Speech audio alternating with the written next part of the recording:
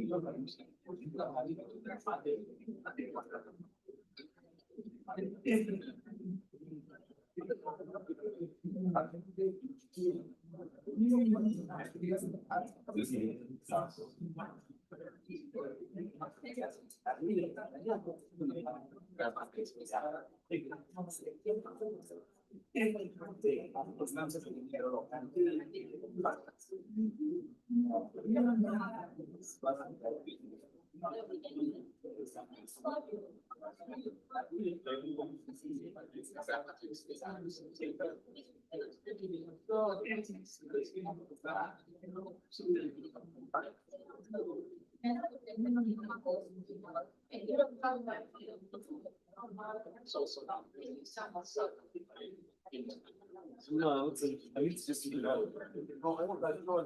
was thinking I'd put someone talk to social work.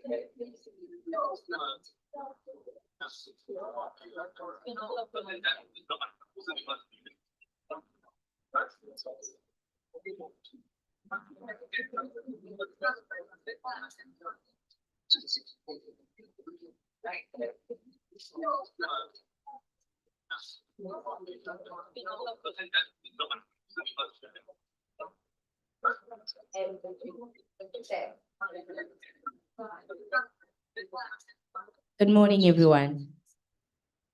We are on the mark. It's 10:55, and the program, according to what I have, is meant to start.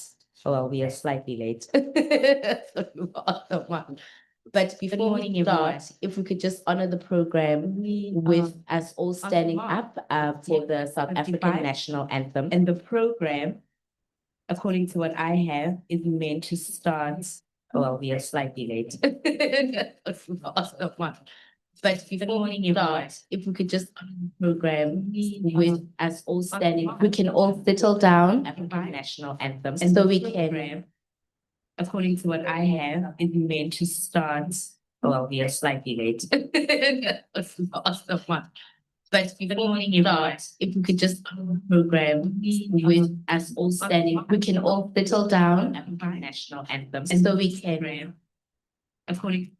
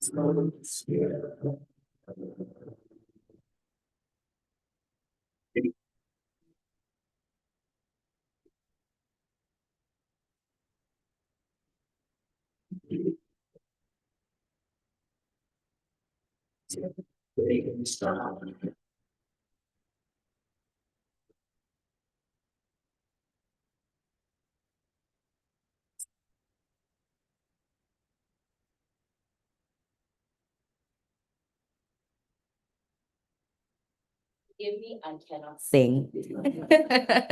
And on that note, I'd like to welcome Prof. Olu just to give the opening and welcome remarks. Can we please give him a round of applause?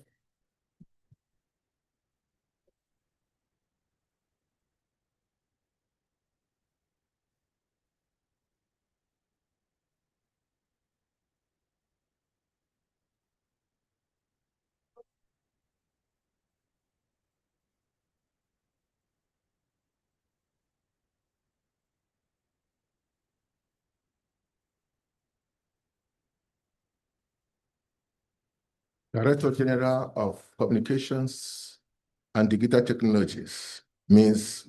Nokubela Jordan Diani, Chief Executive Officer of South African Domain Name Authority, ZATNA, Mr. Molehi Wesi, Chairpersons of South Africa Internet Governance Forum, Multi-Stakeholder Committee, Ms. Luvo Gray, Deputy Chairperson of South Africa Internet Governance Forum, Multi-Stakeholder Committee, Ms. Lati Laka.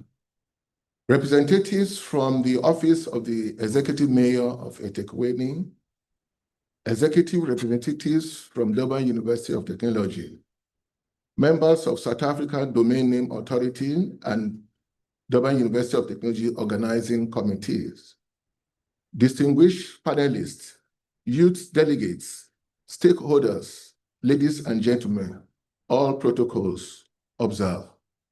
Good morning to all. I am pleased to extend cordial welcome to all participants of the 2025 South African Youth in Internet Governance Forum. This important event is held in the KwaZulu-Natal province of South Africa, and on behalf of Durban University of Technology, I thank you for attending this colorful event. The Deputy Vice Chancellor of Research, Innovation and Engagement, Professor Fulufelo Nemavola, extends warm greetings. He is unavoidably absent from this event because of a work-related conflict outside the province. This important event is titled Empowering the Next Generation, Youth at the Art of Internet Governance. Here, as we celebrate 20 years of digital transformation in South Africa, the National Internet Governance Forum, through the ZAIGF 2025, is reviewing its digital transformation progress in the context of the World Summit on Information Society. This review is a key milestone that aims to reflect the digital future of South Africa and contribute to global digital policy discourse. Hence, the South African Internet Governance Forum has created a platform for inclusive, multilateral, and multi-stakeholder discussions on internet governance issue within South African region. It seeks to establish a coordinated framework for dealing with internet governance challenges, bringing together stakeholders from government, civil society, business, and academia. It acknowledges the transformative roles of youth in coordinating, in cooperatively creating an inclusive, equitable, and sustainable digital future. Ladies and gentlemen, the internet has transcended from connecting multiple computers and printing machines to agglutinating billions of people worldwide and everything to realize the model of Internet of Things, edge, cloud, and crowd technologies with significant regional variation in usage, where South Africa has recorded close to 75% of internet users. The modern uses of the internet are diverse and pervasive, encompassing data communication, information access, business transactions, education delivery, entertainment business, media business, electronics commerce, social networking, online shopping, and remote working. The internet is a lever for the future digital economy and intensive artificial intelligence application. In fact, the Japanese solution to the 17 United Development Goals came up with a framework of what we refer to as Society 5.0, which is a combination of advancement in 5IR and, of course, Education 5.0. Through this, we believe that 4 important indicators have emerged. The first one is relevant skills. So we expect youth and everyone who survive in this future that we are about to experience must have one relevant skill. And then when you have relevant skill, you should be able to do the job well. And of course, if you can do the job well because of the relevant skill, we expect you to increase productivity. And if you increase productivity, then you can get good wages or salary. Of course, digital economy and artificial intelligence are the backbones for this kind of society to emerge. And of course, government policies and regulations will also play a very important role. Nevertheless, while the internet provides boundless opportunities, it inherently comes with manifold security challenges, particularly with the proliferation of Internet of Things devices, digital access, cyber attack, and urgent need for policies that protect rights while fostering socio-economic growth. This forum is a testament to the potency of multi-stakeholder partnership, unifying government, academia, and private sector, civil society, and mostly the voices of the youth to co-create towards addressing the multifarious challenges of the internet. Youth are adaptive. They are adaptive leaders, change agents, and of course, mostly connected generation of digital innovation. And our recent experience has shown that the future of Africa, obviously, is in the palms and the hands and the body of the youth. Ladies and gentlemen, we cannot afford to ignore certain critical questions to ruminate on at this important event. Hence, it is important to find answers to the following question within these 3 days. How can we ensure that the internet becomes a domain for free expression, safeguarding and providing numerous developmental opportunities? 2, how can we prepare young people with the relevant competencies to drive this highly changing digital society? And finally, how can we reduce the apparent chasm between internet policies and the actual practice to minimize regional variation in accessibility and effective usage? This event provides opportunities for engaging with policymakers, debating pressing issues, and showcasing meaningful results. However, more importantly, it should serve as a launch pad for real action that speaks louder than voice. In conclusion, I want to thank the key partners, ZADNA, the DCDT, and the ZAIGF Multi-Stakeholder Committee for making this event a big success. I want to encourage our youth delegate. This is your wonderful event. Speak confidently and lead fearlessly. Finally, Ever Invested Technology is proud to host you. Best wishes and enjoy the event. Thank you.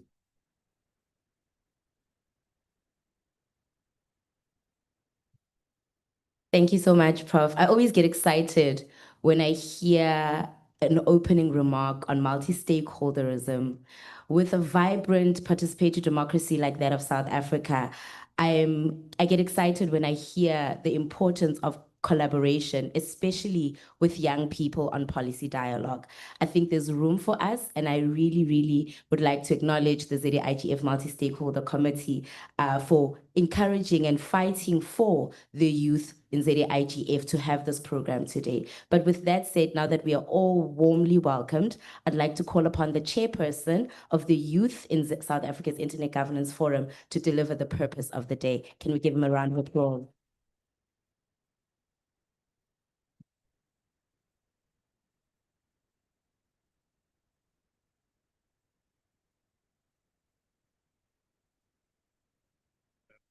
Thank you very much, Tsulu. Good morning, ladies and gentlemen, especially those that are online. Testament to how far we have gone as a country in connecting, all South Africans. And to all the delegates, the policymakers, the innovators, the students and digital dreamers gathered here today for the second annual South African Youth Internet Governance Forum. It is my honor and my duty to welcome you to this critical gathering under the theme, Empowering the Next Generation Youth at the Center of Internet Governance. Allow me to begin by acknowledging the presence of our very esteemed guests whose support for this cause strengthens our collective efforts. Our very progressive and youthful at heart Director General of the Department of Communications and Digital Technologies, Ms. Nongubela Jordan-Kyani, the CEO of ZADNA, Mr. Molehe Wesi, the Executive Dean of the Department of Accountancy and Informatics at DUT, Professor O. Olukbara, and the Chairperson of our Multi-Stakeholder Committee, Ms. Lati Hlaka. Ladies and gentlemen, we are deeply honored by your presence. Thank you for your leadership, DG, and commitment to youth digital empowerment. The purpose of today's gathering is to elevate the South Africa's youth in shaping how the internet evolves, and not just as a tool of communication, but as a force of economic transformation, political participation, and cultural liberation. This forum exists to create space for youth dialogue in the future of how we govern the internet in South Africa and beyond. Number two, it is to equip young people with the knowledge, the tools, and networks to influence the policy processes that govern our digital lives. Number three, it is to bridge the gap between government, academia, civil society, and industry by putting youth at the center of the multi-stakeholder model. And lastly, ultimately, to craft a youth-informed agenda that ensures the internet remains open, it remains inclusive, secure, and empowering for our generations and generations to come. Today is not just a conference, ladies and gentlemen. It is a call to action. It is a signal that young people would no longer be left out of the rooms where decisions and key decisions about their digital futures are made. Globally, internet governance is facing a new wave of geopolitical tension and contestation, from the growing splinternet that we all know about to digital sovereignty debates and AI regulation. Nations are scrambling to define their digital borders. The United States and China battle for tech supremacy. The EU sets a new standard in privacy and AI ethics. Meanwhile, Africa is often treated, and in fact, we treat ourselves as a passive consumer of technologies, not as a co-architect. But where does South Africa stand? We must reject the role of policy takers and become policy shapers. We must be the African voice, pushing for equity in data governance, for fair access, and frameworks that reflect our people's lived realities. Digital colonialism, ladies and gentlemen, must be confronted head on. If we don't govern our digital spaces, DG, someone else will, and they will not have our best interests at heart. There are current trends in the South Africa, and I think which the youth need to take note of. Internet governance is no longer about infrastructure. Those days are gone. It is about who gets seen, who gets paid, and who gets silenced. Here are some pressing, trending topics, DG, which I think need, critical attention. Algorithmic power. Algorithmic power has become a political tool used by those who are influencing the globe on how we interact with one another. Our online experiences are shaped by very opaque systems built from our shores, far from our shores, in fact. Yet they influence our politics, they influence our culture, and actually our self-worth, how we actually see each other and see ourselves. Platform responsibility, from podcasts spreading misinformation to social media trends fueling hate, we are seeing a growing demand for accountability in content regulation. I think all of us as young people have interacted with the trending topic for the past 3 weeks of MacG and a lady who he said some very vulgar words. If that platform was regulated, we would be able to hold accountable such people because these platforms are becoming bigger than our public broadcaster. Data colonialism. Our personal data, ladies and gentlemen, is extracted and it is monetized by companies headquartered elsewhere, leaving our youth as digital laborers in an unjust, economy. Artificial intelligence and the future of work. Automation is rewriting job markets. If youth aren't involved in policy, AI policy now, we will be casualties of tomorrow's joblessness. And let's talk about the state of our youth online. We are the largest users of the internet. We are the fastest adopters of new technologies. We are the biggest content creators on platforms like TikTok and YouTube, but also the most digitally excluded, especially in rural areas and townships, and the most underrepresented in internet policy and regulation spaces. And I think this platform is important in our ecosystem because it brings to the fore the voices of young people in the internet ecosystem as the biggest stakeholder. Our voices dominate the internet, but when it comes to setting the rules of engagement, we are invisible, young people. We are not there. We're not participating. It is unacceptable that our participation remains symbolic. It's time for our involvement to be structural. We need to influence policy. If the internet is the new terrain of struggle, ladies and gentlemen, then the youth must be organized and informed fighters. Policy is not just some distant technical thing. Policy is power. And when we do not participate in policy making as young people, we are surrendering our digital futures to chance. And chance has never favored the oppressed. We must ensure that youth are not just consulted after the fact, but are co-authors of the frameworks that will govern the internet. AI, digital IT systems, which we are possibly going to be introducing, cybersecurity, and content regulation. To the multi-stakeholder committee, our role is not just ceremonial. It is it's constitutional to the integrity of the internet governance framework. The multi-stakeholder model can only work if it ensures meaningful participation from youth, from civil society, from academia, and from the very communities impacted by these policies. DG, I think under your leadership, we ask that this forum becomes a permanent and recognized institution in the national IGF calendar, that youth are not just participants, but become platforms of influence. I close with a call to action. Let us institutionalize youth participation in all internet governance processes. Let us build capacity through youth fellowships, mentorships, and funding. And I think I like what we have done for this year with all the remote hubs across 3 provinces, is it, Solo? 5 provinces, which is something that has never happened before. I think we should give the multi-stakeholder committee and all the stakeholders a hand of applause. We need to demand African representation in global governance structures. Let us shape our digital economy to shape our people and not just the platforms. We must not be passive recipients of technology. We must be its architects, we must be its regulators, and we must be its owners. The internet we want is youth-led. It is feminist, it is decolonial, it is safe, it is inclusive, it is open, and grounded in African values of justice and solidarity. Let this be the moment history remembers when the youth of South Africa stood up and said, we are not the future, we are the now. Thank you very much.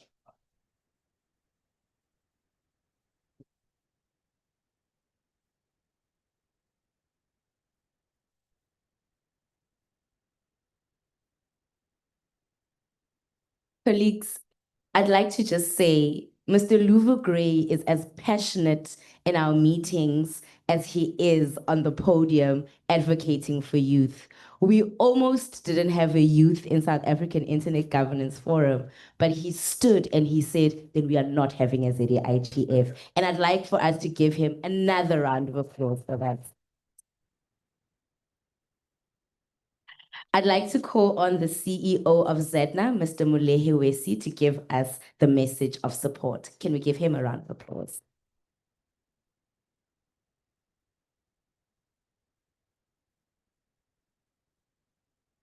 Yeah.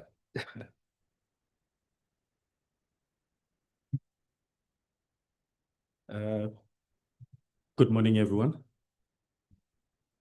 I think it's simply put, one will rise on the already established protocols. Well, how do you follow what Mr. Gray has really put very clear? But I think one is to now pivot their speech, you know, because he's really touching on some of the points that I think myself and many other speakers that you'll have a privilege of listening to and engaging are going to talk about. But by way of introductions, my name is Molehi Wesi. I have the pleasure of being the Chief Executive Officer of the South African Domain Name Authority. Simply put, our function is one of those that if it doesn't work, you'll know about us, and I understand why you don't know about us, meaning that we are doing our job quite well. So we regulate the internet in South Africa, meaning that everything that ends with a .za is under our regulatory auspices and function. We do many other functions, and one of them is that we have a pleasure of being the Secretariat of the South African Internet Governance Forum. That's why you see us here and coordinating this event with the Department of Communications and Digital Technologies. Now, I think colleagues and delegates, what's important to note is over and above what has been said by the previous speakers is the function of platforms like these ones. Many of us in this room, even though we might not be, you know, forthright in accepting it, we are beneficiaries of similar platforms that we created to empower youth.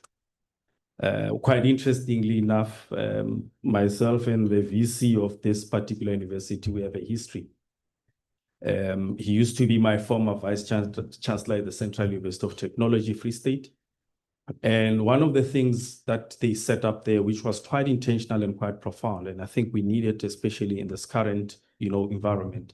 They created a fellowship for both empowering leaders in operations from academia and also breeding the new stars, as they call them, of academia in terms of research and teaching and learning.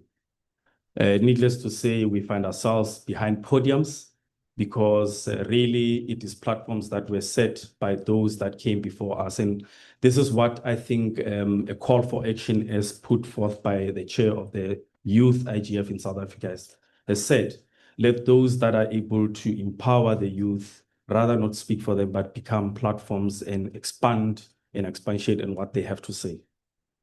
I think this becomes quite critical, DG, Executive Dean, and colleagues in the room, is to say, you know, we are faced with a challenge whereby we have high unemployment rate in the country, we have issues with poverty and so forth. And I would sound a bit contentious and say we are literally on that moment where everything, if one is not careful, it's a tinderbox for a revolution. Because you have a highly educated young people who are unemployed, who are angry. And you have all of this thing whereby content that young people consume via these channels, in particular through the internet, is not owned by South Africans. So as much as we have the voice and we have the platforms, someone else has access to that information and owns it. So really, it's a tinderbox just waiting for that spark. And the same tinderbox can actually be converted into opportunities where we really empower youth to become content owners. I think most of us relish the young people that sit on YouTube channels and say, hi, welcome to my channel. You also want to do that simply because it's an empowerment tool, it's an empowerment platform. So we need to start viewing the internet and all the opportunities it provides as such, really as that particular tool to unlock and really empower youth to ensure that we really deal with the issue of unemployment. I think mainly a lot has been spoken to, but one thing that I'd like to touch on is online safety and cybersecurity.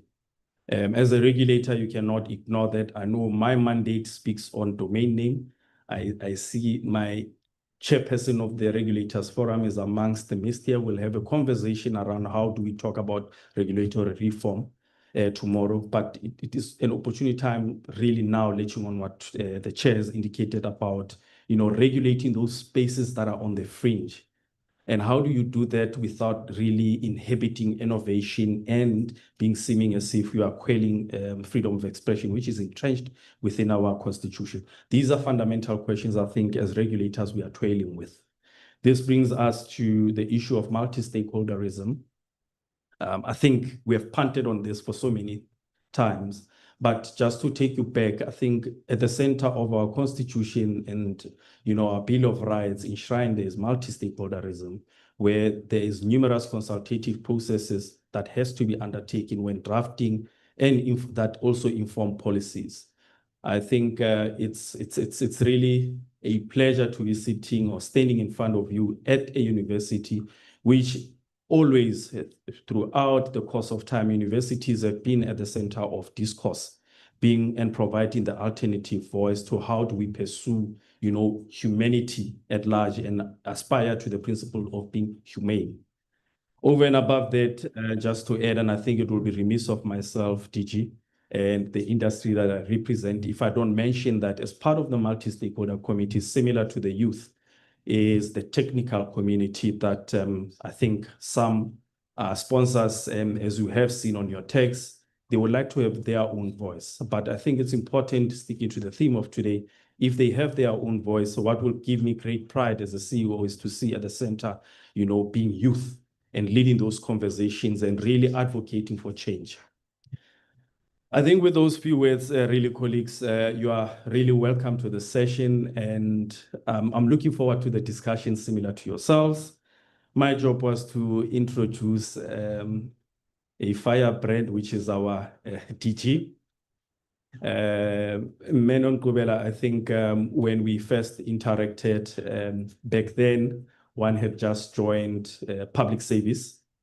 One of the things that stood out for her really from my side was a simple fact that if you say you are going to do it, you better do it and do it good. That has always been her mantra, and it still remains a mantra till today. She expects a lot out of us, and really she has really called us to action, myself, my team, I think the executive team, and including the multi-stakeholder committee, to see beyond this particular engagement, it grows and we come out of here with actionable programs that I'm hopeful through our partnership that I'm so looking forward to with DUT, we will, in one form or the other, come back and execute them with yourselves. With those few words, colleagues, please welcome the Director General of the Department of Communications and Digital Technologies, Ms. Nonkobela Jordan.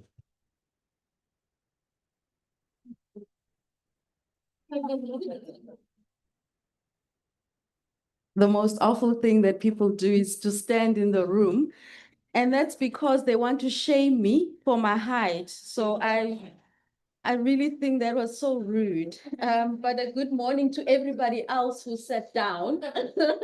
So you can see me walk up. It's a pleasure to be here. Prof, thank you very much for opening the doors of your esteemed university filled with talent. And I'm looking forward to many more engagements with TUT and the youth. Program Director, the future is bright under your leadership. Thank you very much for steering the ship this morning. I don't want to mention your name in case the people online start wanting to poach you. I'm still fighting with the CEO on the same. The chairperson and the deputy chairperson present, of the chairperson of the multi-stakeholder committee, as well as she holds the chairship, deputy chairship for the ZAIGF. We are also again in the warm hands of female leadership, female power, young female power, Prof. I'm happy to hand over the reins to the sisters present here. I'd like to also recognize the representative from the municipality present, the Office of the Premier. Thank you very much for your continued support and greetings to our sister leader, Dr. Mkhize. I know that she's busy with many other programs. I'd like to also recognize the CEO of DUT ZAIGF, along with the CEO that are recognized of our regulator, or there are many regulators in the room. So the regulator, the independent regulator, Communications Regulatory Authority of South Africa present. I saw her from the screens. There she is, Shine. And I see she's next to a counselor. So greetings to also the counselor. Women Power Today. The representative, no, I'm coming to the gentleman, don't worry. Representative of civil society, academia, private sector, and the gentleman in the room. Our youth, championed by the very fiery leader. And again, we are in very capable hands, Lubo. I'm ready to hand it over. You want the policy, tell me. You can write it for me, give it to me, and I will just, sign it off.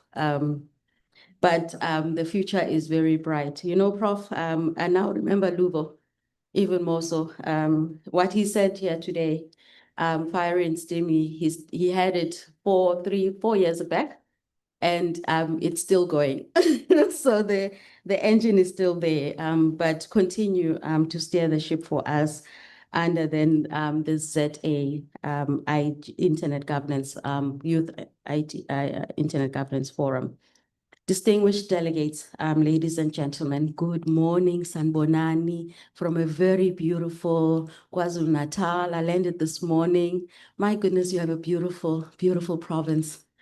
Sure, you have a beautiful province. We love the tranquility of it, the culture, the rich culture of this province, the people, the beautiful people. I'm a yellow bone from the sea. I can see the sand. The salt really works. It's rich in history. It's rich in tradition, as we know it. It's rich with regards to leadership and its people. Thank you very much for hosting the Internet Governance Forum for South Africa in your beautiful province.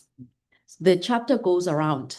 I was sharing earlier. I think our first IGF in 2002 took place here. It was at the ICC, and many years, 2 decades later, you still open your doors, showing your commitment to this multi-stakeholder partnership and creating a platform and voices for everyone on an equal terrain. So thank you very much to the Office of the Premier and the leadership of KZN. We are gathered here not only to discuss the future of the internet, but to shape it together. And that's what the multi-stakeholder is all about. And I'm also happy that I came to address the Youth Internet Governance Forum and not the formal Internet Governance Forum. That is the constituency of a prof and the likes of us. I was told that I'm young at heart, but I chose this one to allow and to listen to the future, to listen to the voice of what you have. I think what the other distinguished persons who spoke here were saying that the internet is more than just a tool. It started off being just that. I've been privileged to have met the founders of the internet, And when they explain what it was actually supposed to have been a military communication platform. And it has now evolved to what it is today. It is a space of opportunity, expression, and more than anything else, innovation.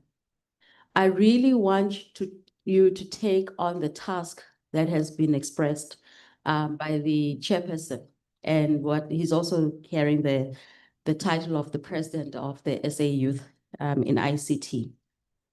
To then say, gone is the day when we become consumers of the internet or become consumers of technology. We have so many possibilities in our hands, so many possibilities that are sitting right here facing the people, all the people online. And it is for you to grab it, create innovative solution that is going to be responsive. You have, first and foremost, 62 or 64 million market. I don't call it a population, it's a market.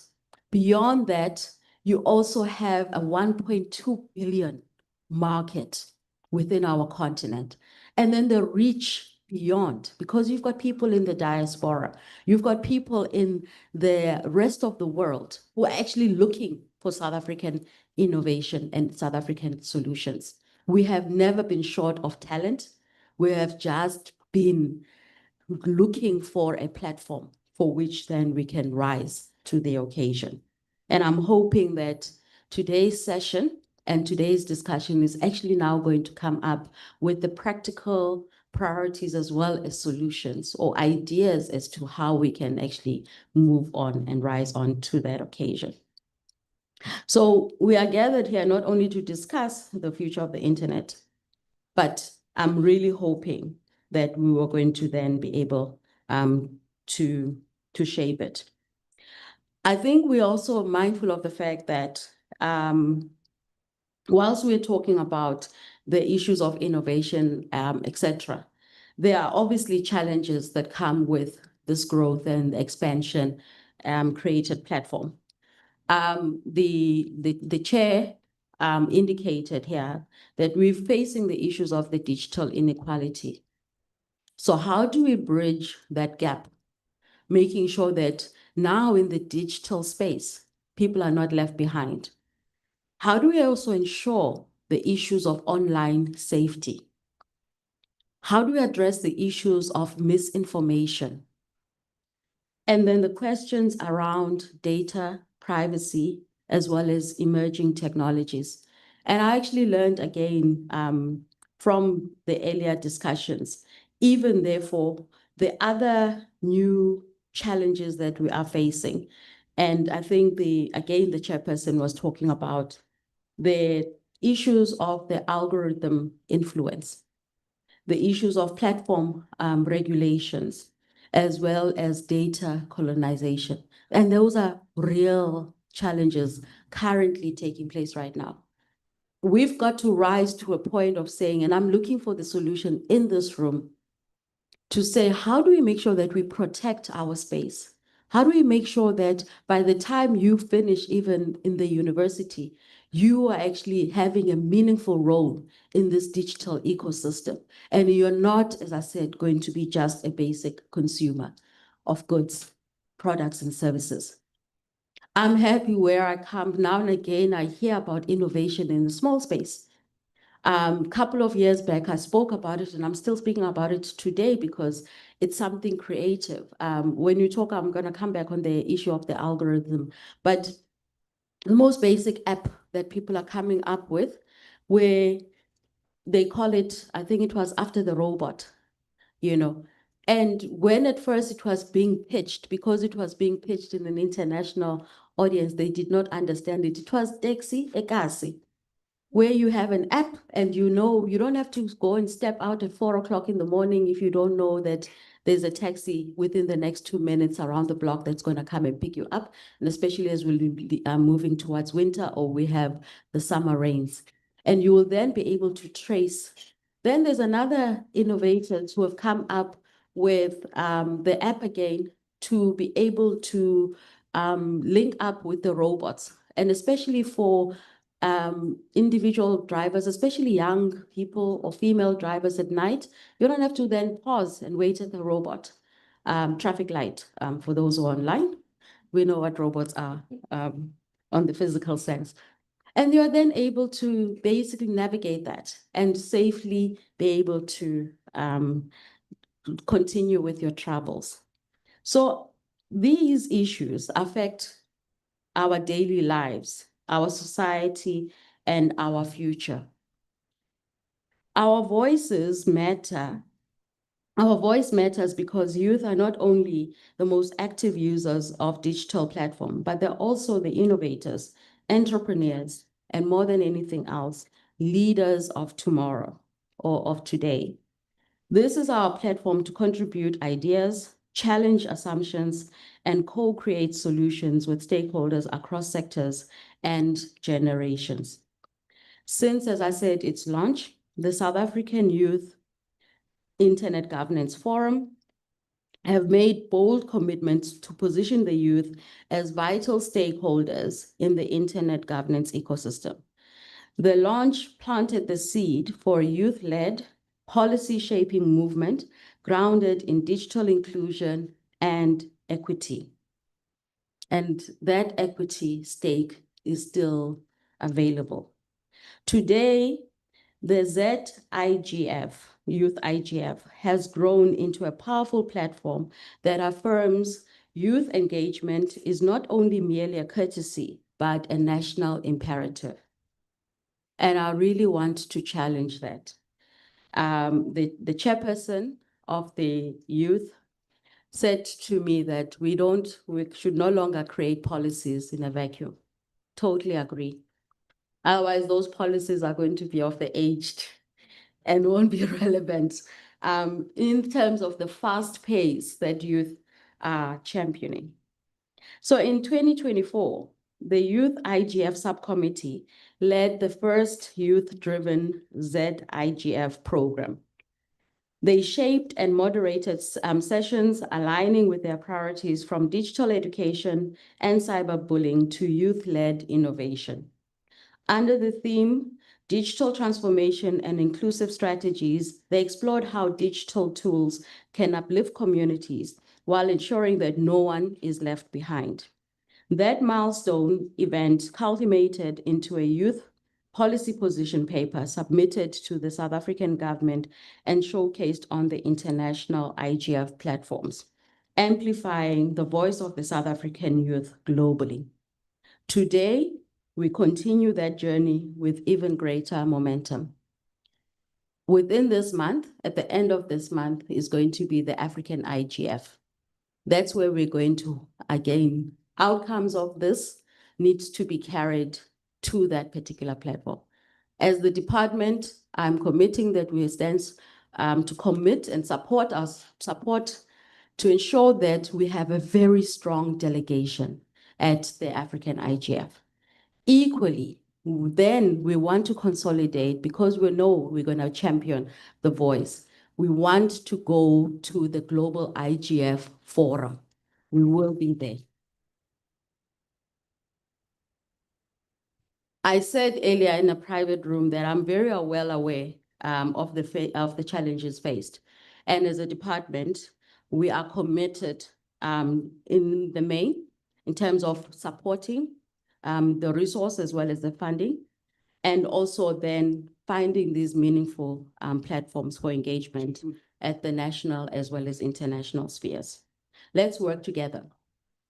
I'm committing as the department, as well as other structures in government, to then for us to make sure that the agenda is not just going to be on this day or the next 2 days, but we'll carry it throughout the year.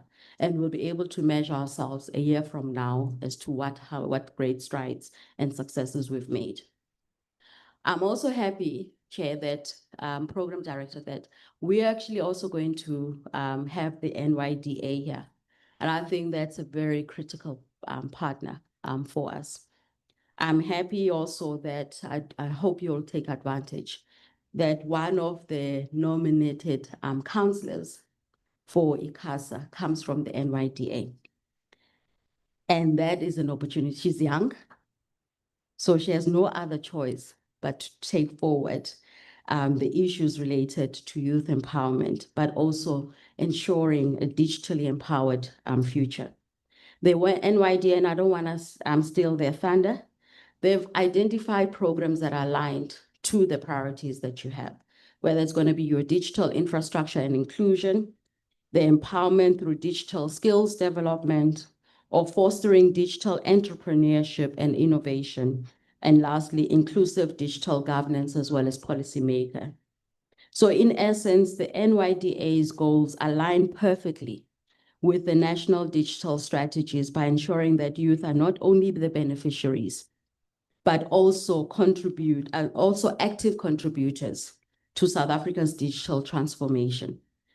By focusing on the digital infrastructure, skills development, entrepreneurial support, and inclusive governance, the NYDA helps create a robust ecosystem where technological innovation and social inclusion drive the nation's progress.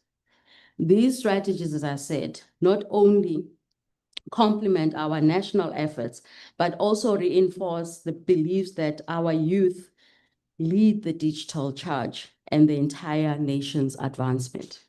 The goals of the ZAIGF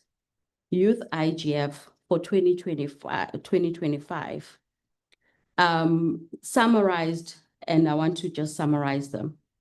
They basically speak so well in terms of shaping the internet governance policies. So under the theme, empowering the next generation, youth at the heart of internet governance. And I really want to emphasize that at the heart of internet governance, nothing without the youth. So the forum will then focus on amplifying youth voices, bridging the digital divide, promoting digital entrepreneurship, and strengthening multi-stakeholder collaboration. And I think the various discussions that are going to follow from this are actually then going to really shape the outcomes and recommendations. So this year's chapter of the South African Youth IGF is not just a discussion forum. It is a call to action.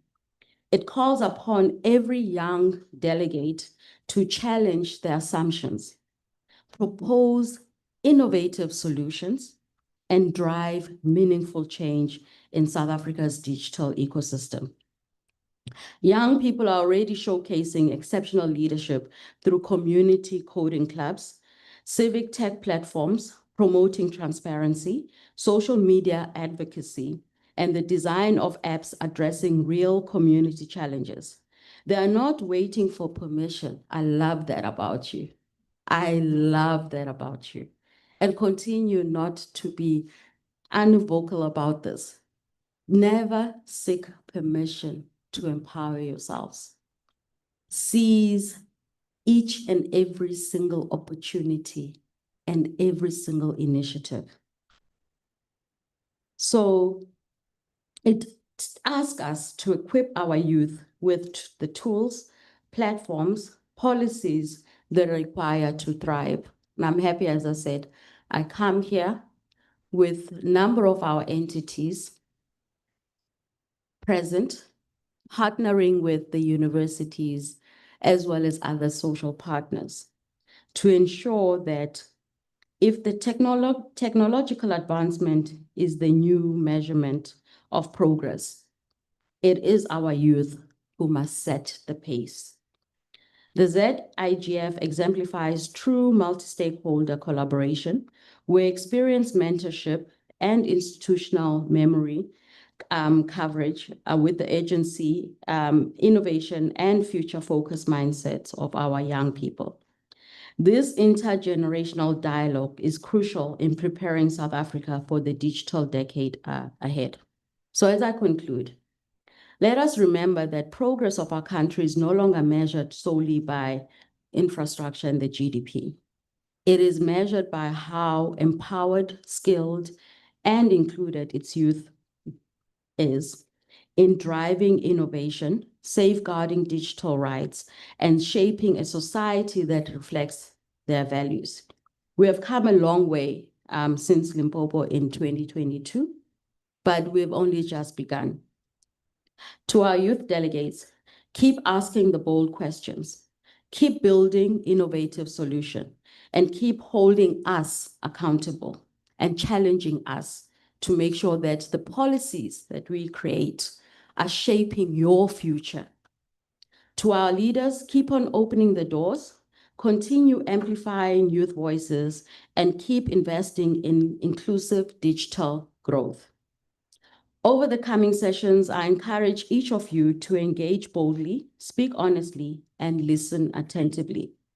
Let us use this space not just to learn, but to lead. If there are two words that I would like to leave you with, it's called choice and change. Choose to make an impact. Choose to build a South Africa and an Africa that is technologically endowed and a driver for the digital future. Choose to make a change and be that change. Change the world. Together, we can ensure that the internet remains open, safe, inclusive, empowering all. Together, let us build a digital South Africa that is resilient, innovative, and led by your generation and the next generations to come after you. Thank you very much.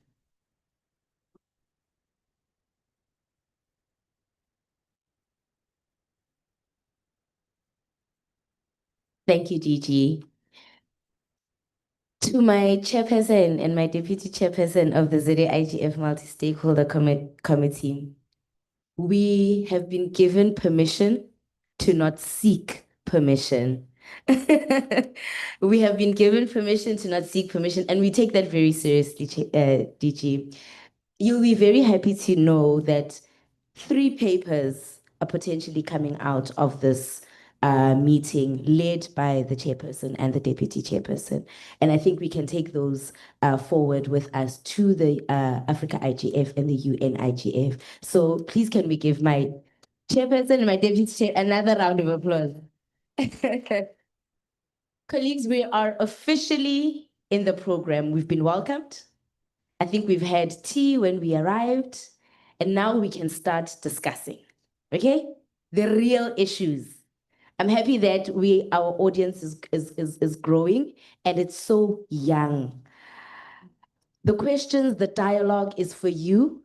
As said, there is no policy that needs to take place without you. It's for you, therefore it's by you. And with that, I'd like to call on the moderator of the first session, this high-level panel discussion, Youth in Digital Policy Ecosystem. Can I call on the moderator? I think, Busi, you are the moderator, and you can introduce your panel. Can we please give her a round of applause?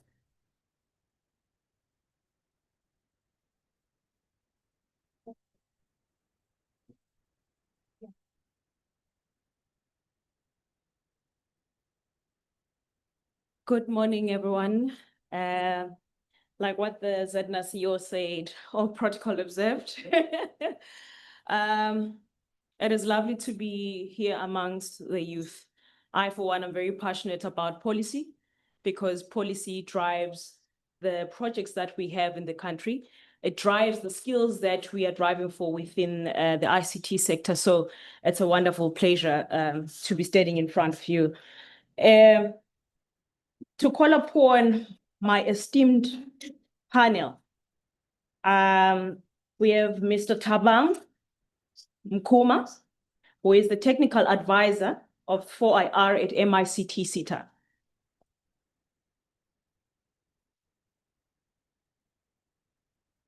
We have Ms. Kimonelwe Patoli, the CEO of the National Youth ICT Council. And for the NYDA, we have Ms. Dimakatso Masiteng.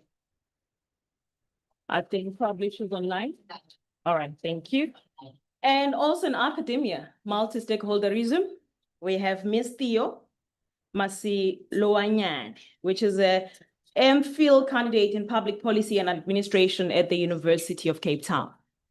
I think the two colleagues are online.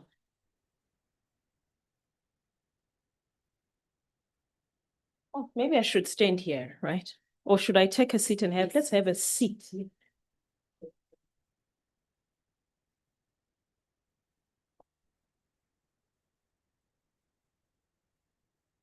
Mics can be very daunting.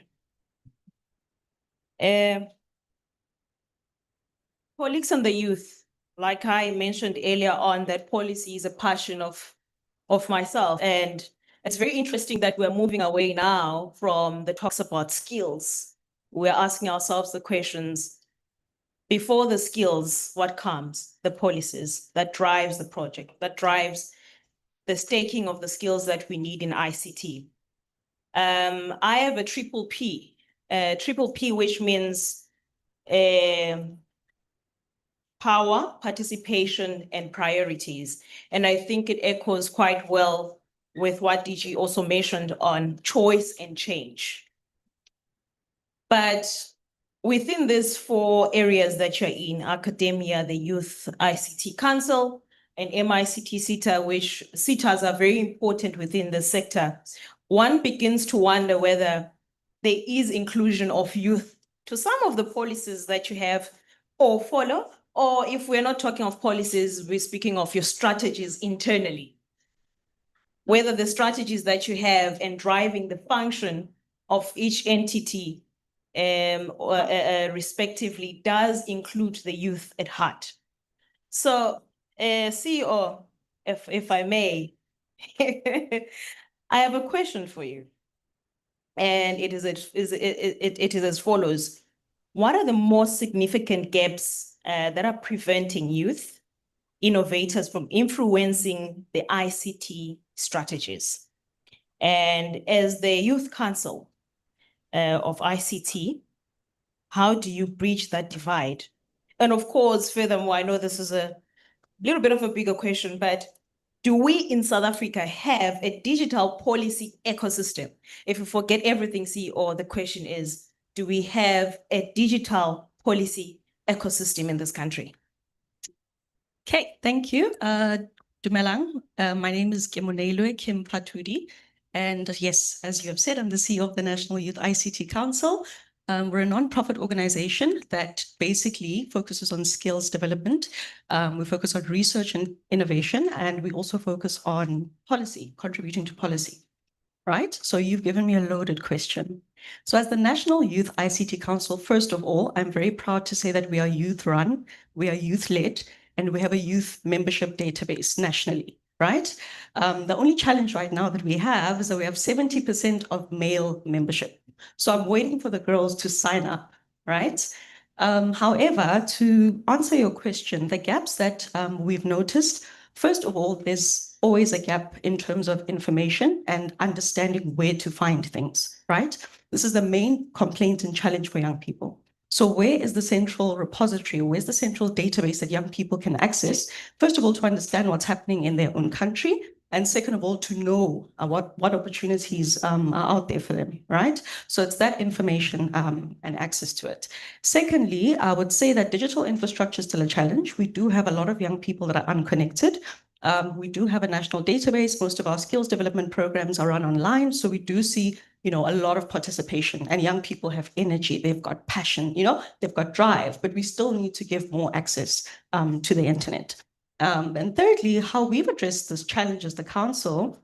So what we do is for policy directives or policy frameworks that come out, we actually have a call to action for young people. We encourage young people to read these frameworks and contribute their thoughts, their suggestions and their voices. And from that, we consolidate and we send it back to the department in that sense. So that's how we've addressed, we've tried to address some of these challenges. But of course, I think in terms of an ecosystem, as South Africa, we work in silos, and it's a big challenge, right? It's it's an honor to be in some of these rooms because you get to understand what's going on. But for instance, a very big discussion that's been happening is around Starlink and whether or not Starlink should come into the country. Young people don't have accurate information around such issues where they can apply themselves and contribute properly. So I think as a country, we still have a lot of work to do around building an effective ecosystem where young people's voices are not only heard, where we're not having talk shops, where we're not, showing up and we've got posters, but there's actual action and there's measurable impact that has been made. Thank you so much, CEO. So we do have an ecosystem, but we're working in silos. And I think we need to encourage, again, the multi-stakeholderism that we've been hearing earlier on. MICT SITA is one of the key players within the digital ecosystem. From your strategy as MICT SITA, how do you encourage the youth to benefit from a policy perspective, not just as beneficiaries? So we are now looking at beyond the grants, beyond the skills development. From your strategy, how does it look like for the youth to be involved, or how do you encourage them to be involved? Okay. Thank you. Can you guys hear me? Oh, okay, sorry. I'm a bit loud. So yeah, thank you very much, Lucy, for the question. But before I answer the question, let me borrow from the well-known definition of democracy that says democracy is government of the people, for the people, by the people. And in the context of this conversation, it's important that if we as young people, right, are the future of of this country and in terms of digital policy, it is therefore important that that policy is influenced or even shaped by us, for us and of us, or if you like, just the normal democracy definition in a sense. And it's important that policy is shaped by us and it speaks to the issues that we face in a sense. And coming to the question that you've posed, in terms of the MICT SITA integrated digital skills strategy, we were quite intentional to call it an integrated digital skills strategy because it integrates other government strategies or policies that are in place so that we don't move away from what already exists. For example, the DT National Digital and Future Skills Strategy, which also places an emphasis on youth in that very same strategy. So our strategy is more so youth-centered, if you like, youth-biased in a sense, where all of our programs aim to empower young people, but also broaden the participation of young people, even from a policy formulation or even a policy implementation point of view. But maybe just to add on your question, because you've asked me about the formulation process and the implementation, but also what we tend to forget is the policy evaluation process. Because once you are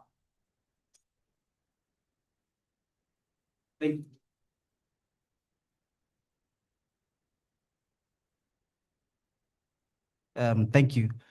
So yeah, our strategy makes provision for all of those policy processes, from a formulation point of view or policy design, policy implementation, but also policy evaluation. So we have what is known as 4IR advisory committees, which have 4 work streams. One is education, research, as well as labor, but the 4th one is the policy, where we bring in experts from industry, experts as well from academia, or even young students as well, from the academic space, or even young entrepreneurs as well, to then help shape policies in policy formulation. But also, these policy work stream is actually the very same work stream or advisory committee that developed the integrated digital skill strategy,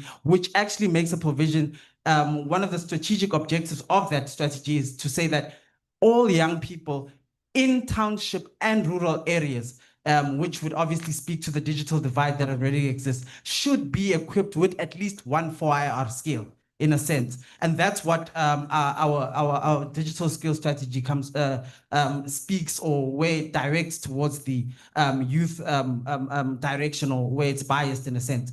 So there have been other platforms that we've recently introduced as well, just to ensure that there's we broaden the participation of young people from a conversation point of view, engagement point of view, through our research symposium, where we have research chairs across public universities in South Africa, where young people are not only given funding for conducting research, but they are also empowered to innovate, come up with young innovative solutions that could actually benefit civil society or have some sort of social impact in a sense. So those are some of the initiatives that we as the MICT have introduced to ensure that there's participation from all sectors of society.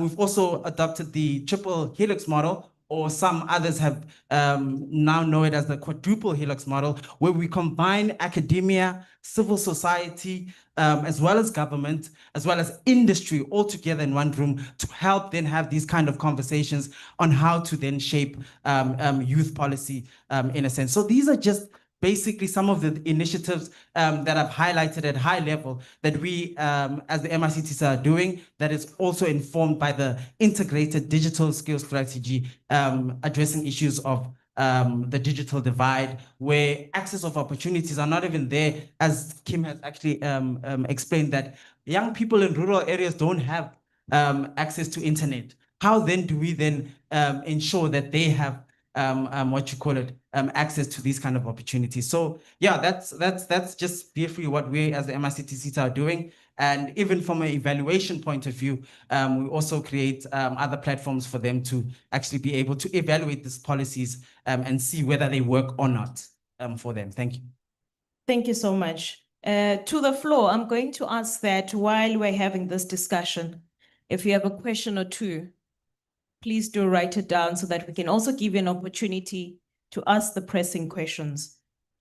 To Miss Demakatso Masiteng, I don't know if she's online. Yes. She is. All right. The question for her is that, given the intersection of youth unemployment and digital exclusion, what is the NY Demakatso? Yes. She is. Apologies, if you can just repeat the question. As you were talking, there was like some other sound which was intercepting. I don't know whether somebody else was In the muted on the meantime, other while side. we quickly fix the technical glitch right there, do we have any question from the floor? All right, we do have one. Can we have a revolving mic? Thank you. Good morning. I'm Charlene Shea Makwara. I'm part of the Arms Lab. And my question is for you, sir. You've highlighted the importance of democracy and youth empowerment through your organization's work. Could you elaborate on how young people are actively being involved in the policy making? For instance, are there youth representatives such as SRC members participating in policy development events or consultations?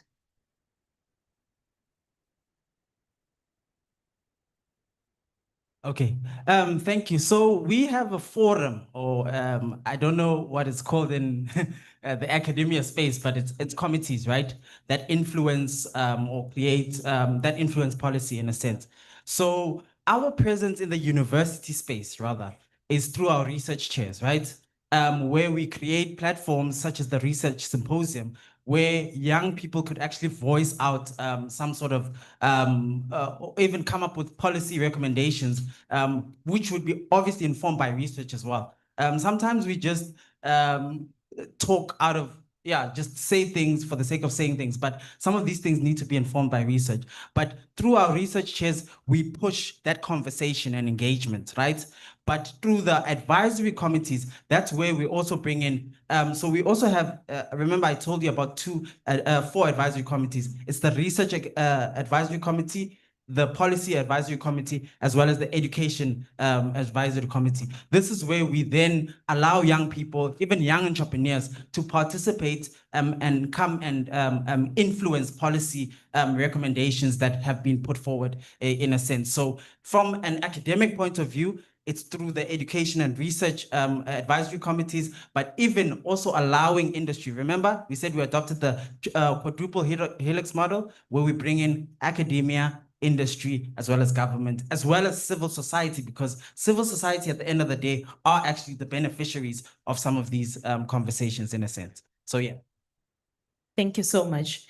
That is very helpful. And I think I've identified a gap. Maybe that's an area of research as well, to say we do understand, we do find people within the academia, but what about those that are not within those circles of civil society?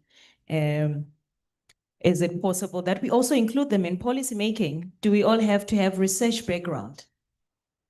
But don't we all use internet?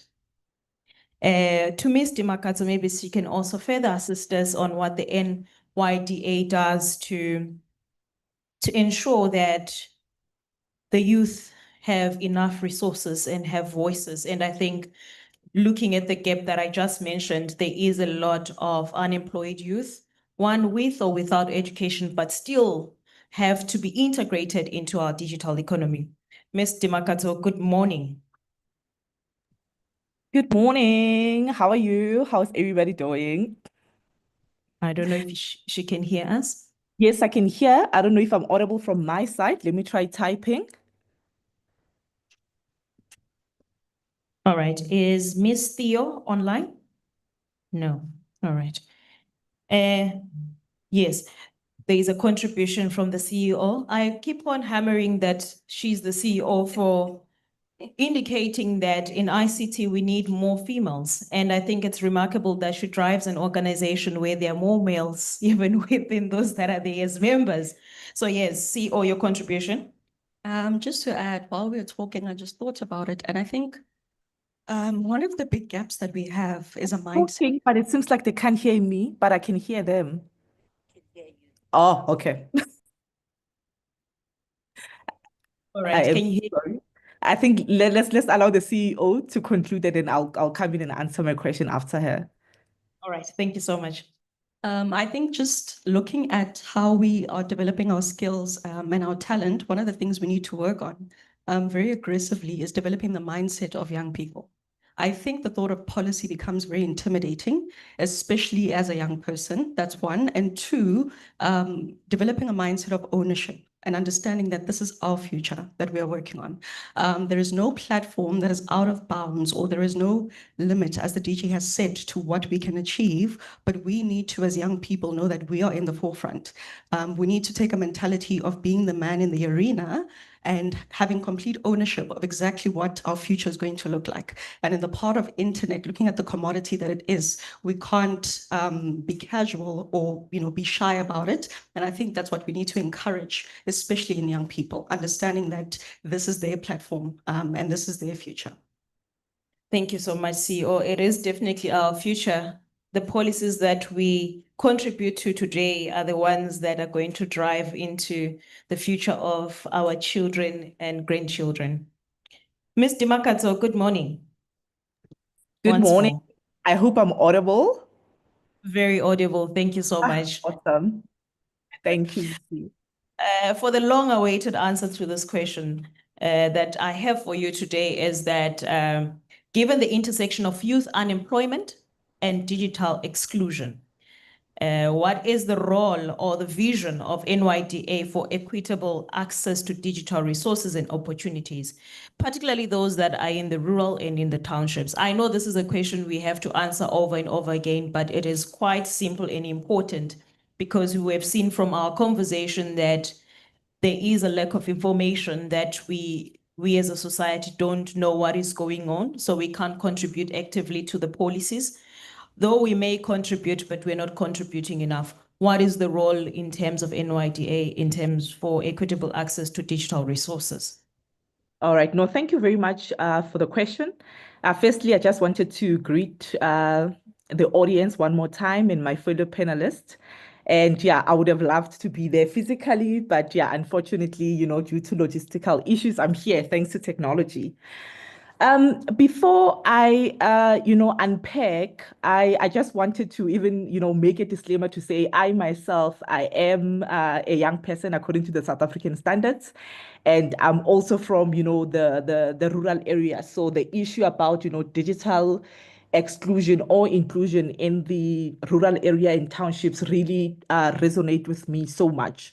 So looking at the NYDA and the work that we do, firstly, I just wanted to remind the audience that, NYDA is a National Youth Development Agency. So I often like to emphasize on, youth development, because when you look at youth development, you look at all the spectrum that eventually develops a youth. But right now, since we live in the digital era, it then becomes a priority for then, NYDA to also focus in that particular space. I will start this way, firstly, us as the drivers and champions of young people, I think it was in the previous financial year where our integrated youth development strategy was adopted in Parliament, whereby it was striving and sort of like advocating for the NYDA to be part and parcel of certain government institutions to make sure that at least, either in their APP or in their policies, youth is represented accordingly. I'm also happy to report that in terms of policy and strategy, currently we are working on a rural development strategy that will be tabled and hopefully finalized in the first quarter of this financial year. That policy is looking at this exact matter to see how can we do more in underserviced rural areas. Because yes, as the NYDA, we do have a national footprint, and we do have rural provinces, like for example, your KZN and your Limpopo provinces that could be looked at as rural provinces. As much as yes, we do have programs there, but now is about, in a lack of a better way, how rural and how deep can we go? So recently, for example, in Mpumalanga, we do provide and go to rural areas and, provide digital skills. We were running a very nice program through our partnership where we're doing 4IR training. And I think as my fellow panel members have alluded that, we do these trainings, but, sometimes due to lack or limited resources, what then happens, after? We have trained Dimakadzo from Skukune, that's where I'm from. But then once we leave, can Dimakadzo be able to sustain? Because remember, as I said at the NYDA, there are multiple programs that we provide.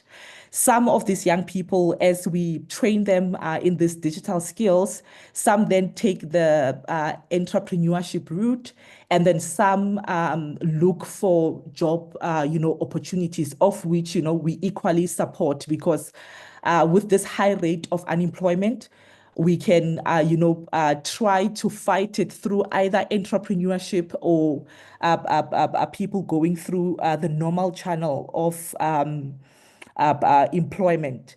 So really, as the NYDA, we see the digital exclusion as a direct contributor to unemployment. And as I said, especially to the rural and township areas.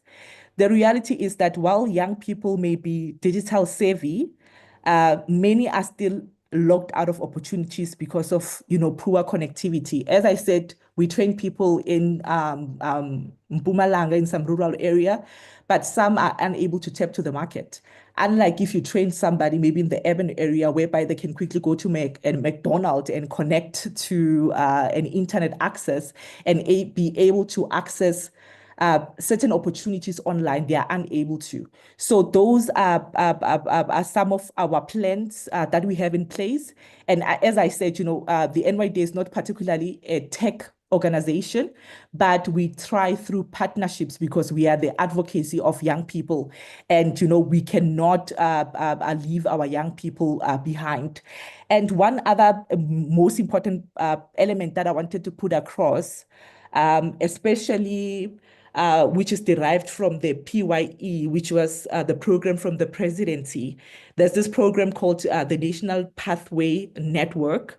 So I think our young people can even just Google it there, whereby all these institutions, including our private sector, we are trying to build one network and one platform where our young people can be able to access all the opportunities within the country.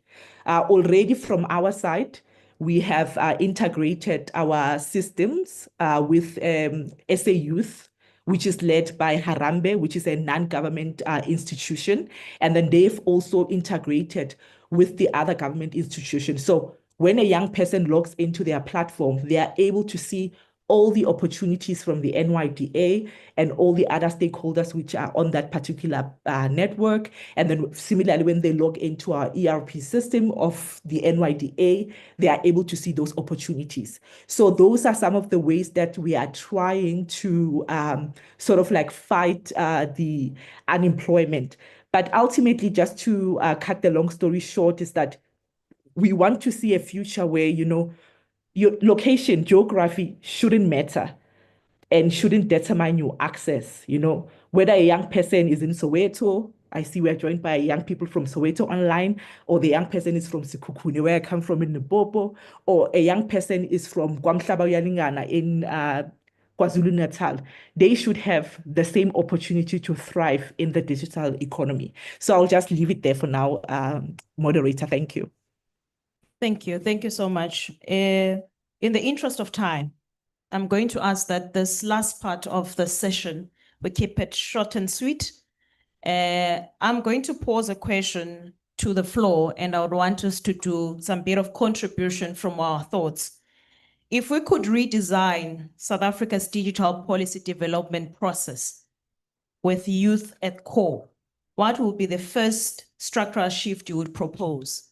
So we've got ICT youth saying, we are here, but we've got mail, but we have a problem of information. We are here, but there are gaps in terms of research. Sometimes we don't get enough people. NYDA says we do have mechanisms of bringing access to certain infrastructure that is important in terms of ICT, but the question remains, how would you redesign these policy frameworks? As youth, because I'm also youth. So I'm giving it to the floor, and I think DUT, I saw a lot of students passionate, and I would really like to have those contributions from yourselves in terms of how do we drive policy. I know it from law, he knows it from tech, she knows it from ICT Youth Council, but for you, what is it that we need to change? I think DG gave us permission to say, let's give contribution even if we're not given permission. Can we have the evolving mics? Is it revolving or evolving? English. Any takers, contributors? I know, I can't have one contributor. Where are others? There's a hand there. Thank you, sir. Yes. Greetings, Madam Facilitator, and to everybody present. My name is Atul Padalkar. I run a business accelerator called BizFarm, and our focus is mainly on helping small businesses undergo through digital transformation. So I think from a policy perspective, the one opportunity that we have is there are many service providers who are selling fiber, who are selling 3G, 4G, and so forth services. And I think they are pretty much obliged to make at least some amount of the bandwidth available at low cost or no cost. And I think if we are able to open up that kind of bandwidth or spectrum to those who we can identify very specifically as youth, as disabled, as people from the designated groups, then I think we should be able to open up bandwidth pretty much easily. But that's only solving half the problem of connectivity.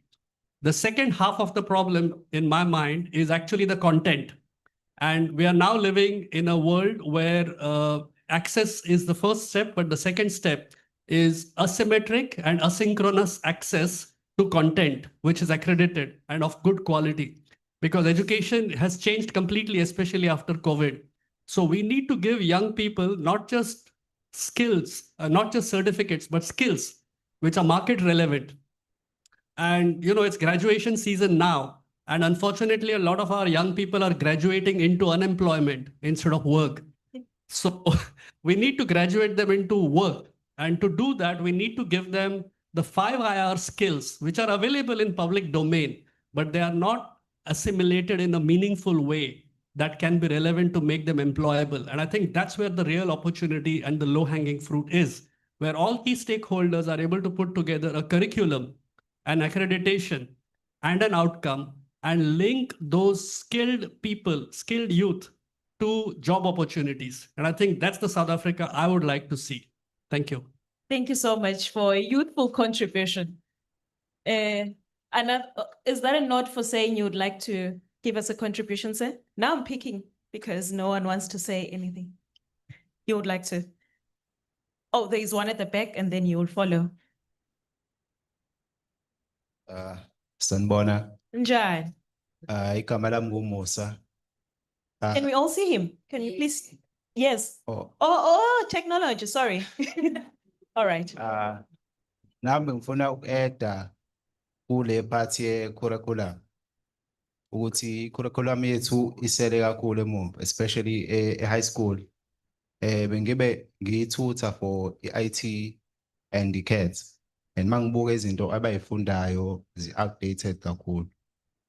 Azi noma abantu abasiphethe bafast kangakanani uku-update i-curriculum. Masingazama uku-update fast, mhlampe i-skill singaphakama iskill se-youth. Ngiyabonga. Okay, thank you. So we've got a policy contribution again there. I made a promise saying one front and then I'll come at the back again. The young lady right here. Oh, she has changed her mind. You can't.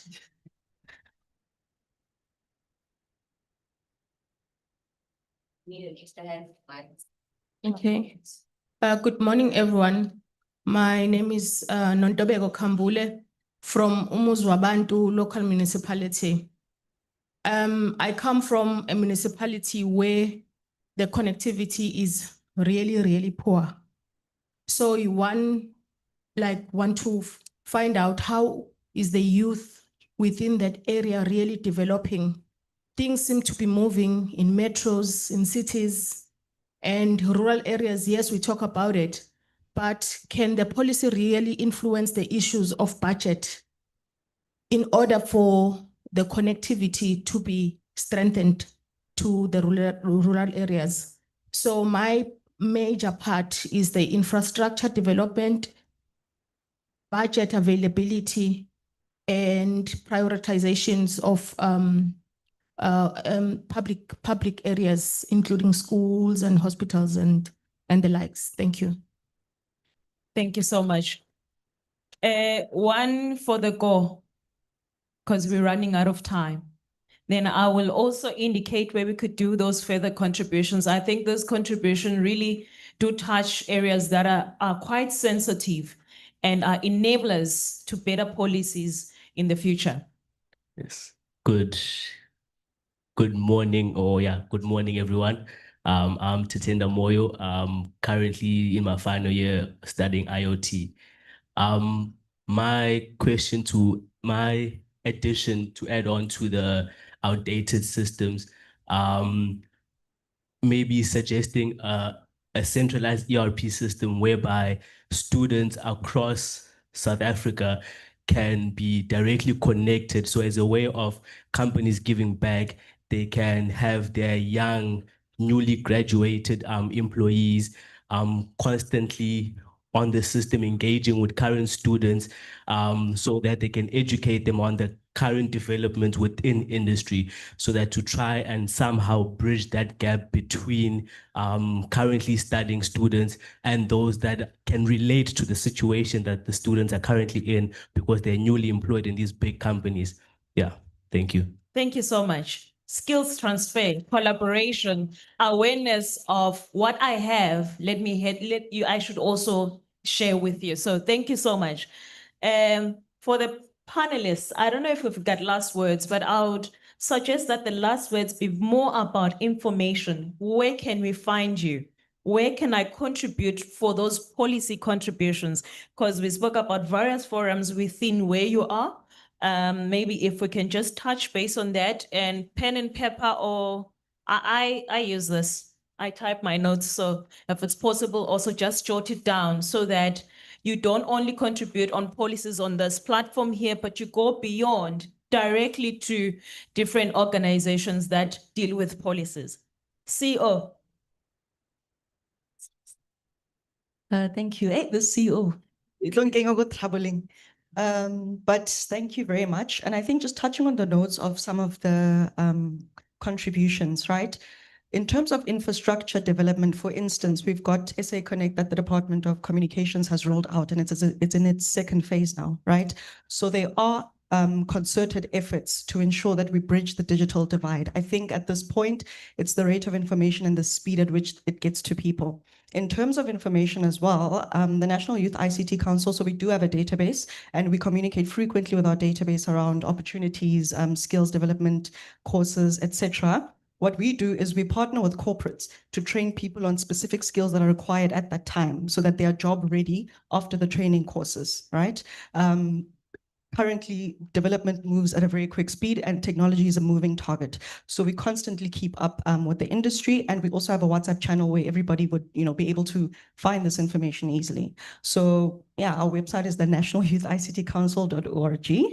If you do want to sign up as a member, you're more than welcome to, and you can follow our WhatsApp channel for more information. I do also want to say that in terms of skills development now in South Africa, we are trying to make South Africa a global source for tech talent. So our partnership with the corporates are deliberate, and it doesn't matter what background you have. It doesn't matter whether you've got a degree or not. Straight out of high school, we start the training. So yeah, that's it. Thank you. I'll be brief. I'll touch base from where Luvo said that the voice of young people needs to be exemplified. I agree with that, but also it needs to move just from beyond us just giving a voice. We really need to be implementers and influence these policies and make sure that we really touch the lives of our young people. The second thing is that one thing that we really need to do is make this policy space very attractive. As it stands, it seems like a boring thing for intellects and all of that stuff. We really need to make it an attractive space where people just voice out their opinions and thoughts that could actually help us make substantial impact in a sense. In terms of where we are found, we as the MICT CETA have a presence across various universities through our research chairs. In fact, we have our research chair that is actually led by Prof. Olu here, right in front of you. So maybe if you want some opportunities and access some funding as well, you guys can just maybe visit our research chair. If you're in other universities as well, just ask for the MICT CETA research chairs. We have a presence in almost all of the universities in a sense. You can also find us on social media, on all platforms, social media, Instagram, whichever one that you can actually think of. We are there because we are an ICT CETA, so we really need to lead in terms of that. But feel free, I'll also be around here. If you have any questions, I'll be available to assist where possible. Thank you very much. Last but not least, Ms. Dima, I don't know if you. Thank you so much. No, I've been following nicely, and I think mine will be short as well because I think the CEO covered me with the SA Connect that DCDT is currently implementing.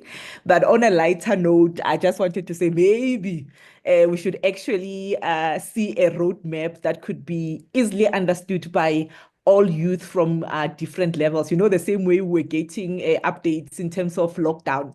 200 days in lockdown, maybe we could have an update there on SABC saying 50% implementation in KZN, so that I think, you know, people can remain hopeful.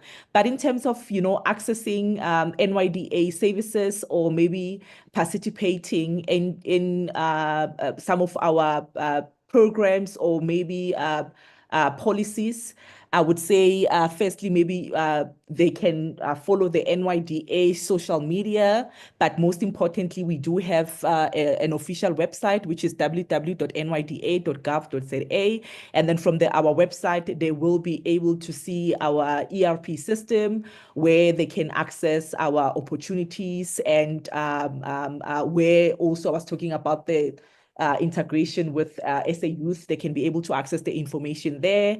And then, yeah, we have a toll-free line that they can be able to access. So the toll-free line was specifically designed for people in rural areas who don't necessarily have internet access, but who would like to tap into our opportunities. So all the information can then be found on the website. Thank you very much. Thank you so much. And thank you to the panelists. I'm going to request for the Secretariat that may we see these contributions that have been made today. I think the policy shifts that were contributed in terms of the budget, in terms of the curriculum, in terms of sharing the bandwidth with service providers, sharing of various databases that have got information. I think also the contribution that has been just made by Ms. Dimakato, that we need a roadmap. I think if I had to read one of the papers from today, first thing is, where is the roadmap? And I think this is also a further encouragement to us, the youth, that let's not stand on the terraces. Let's get into it and be the policy makers ourselves. I think opportunities are available. It's just that also we need to understand that technology is ever evolving. What you saw yesterday is not what it is today. So we need to always find information, ask if you don't know, and seek and you shall find, they say, right? So thank you so much, ladies and gentlemen, for your contributions. I don't know, Program Chair, you'll direct us in terms of whether we have still enough time for that question. Thank you so much. Thank you. Follow up. It's a follow-up question. Okay. Can I maybe ask you to reach out to our panel members and engage them on the side? I do know that we are slightly behind schedule, and there's meant to be a tea break for everybody so that you guys can go out, mingle with the panelists, and then come back for so we have a very vibrant program. So I wouldn't encourage you to come back, but just step out, catch a breather, drink some tea, and then come back into the auditorium for the remainder of the program. With that, colleagues, we can not close the program, but we can take a break. Maybe come back at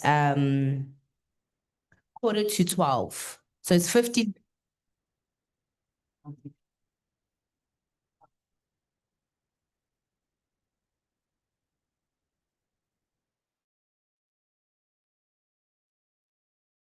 I need to bring this closer, right?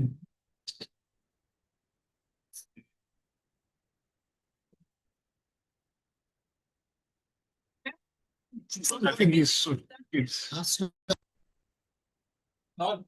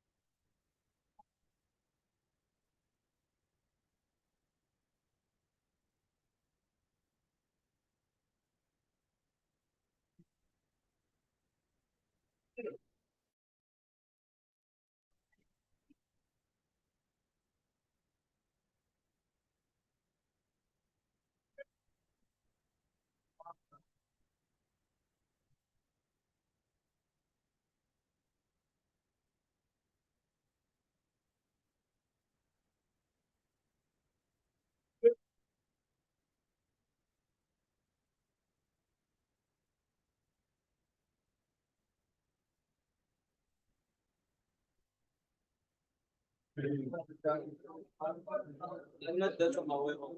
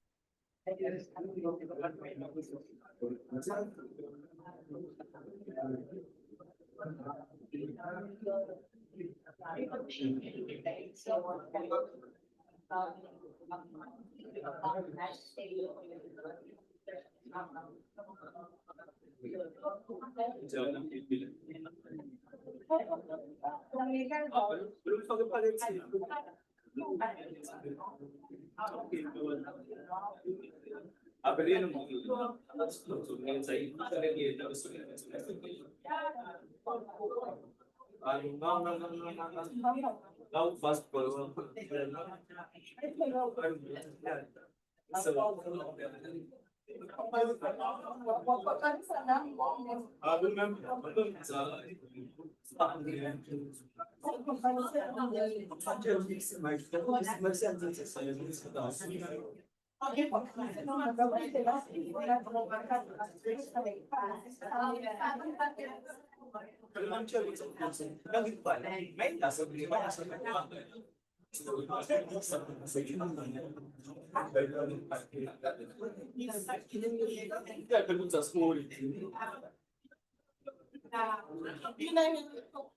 When you're old and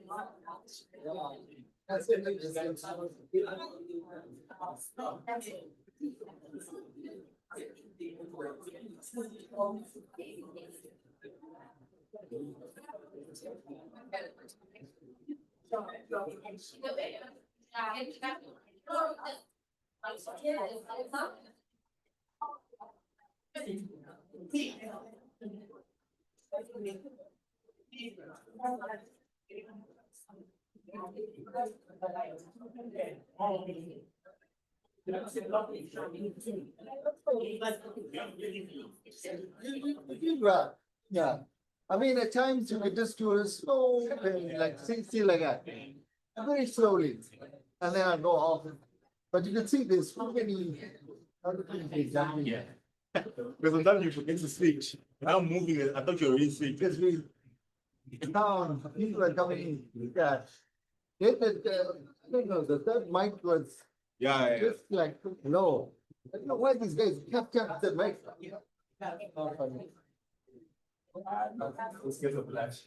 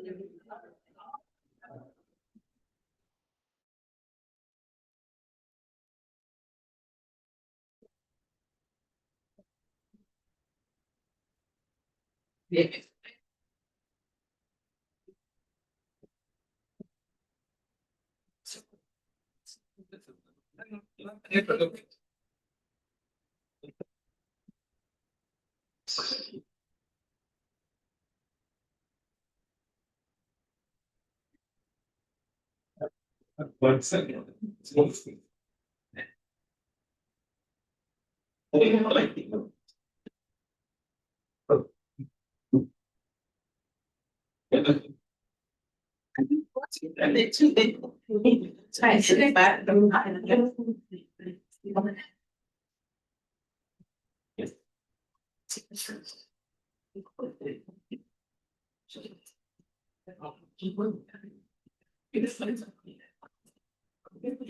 I'm a Sunday.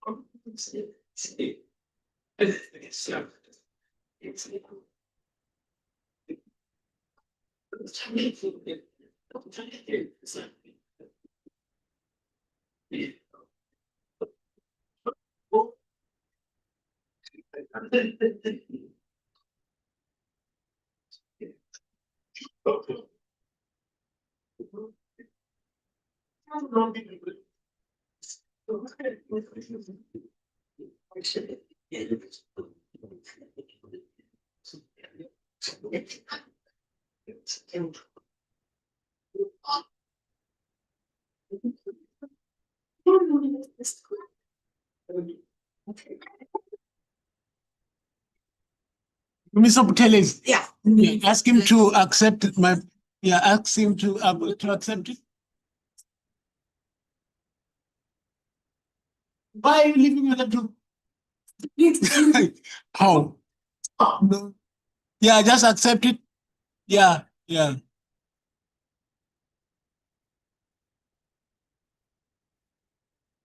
Now, here he is. So now you have everything. You can share your screen, you can do everything. That's fine. Then that's, so I'm gonna stop that the sharing of that. Or you only promote them once they. I'm promoting them now, it's fine. Yeah, I can demote them anytime if they don't behave. So is this one here? What's your name? I said I need your name. So I just promoted. It's me now. Now this is the second time. This is Google. So they are going to show. Because there is an app here and an app there. So me, I'm done. So to me, so I have. So who else? Who's next? Who? Finish.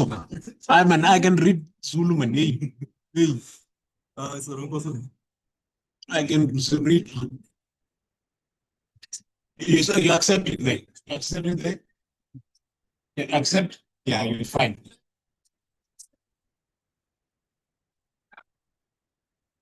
Perfect. No, it's in the. Yes, okay. So yes. No, but they showing it there. Not the video. They showing the app. So and they starting now. Starting now. What are you doing? No, there's an item before that. Yes, the presentation. Let's see. They use the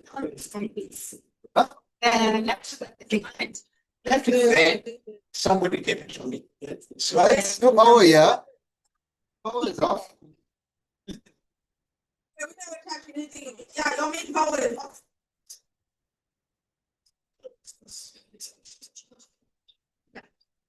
No,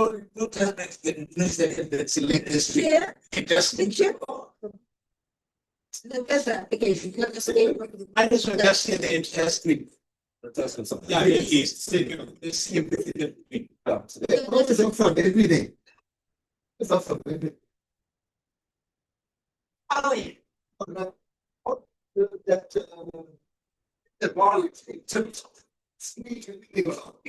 Let me talk about John.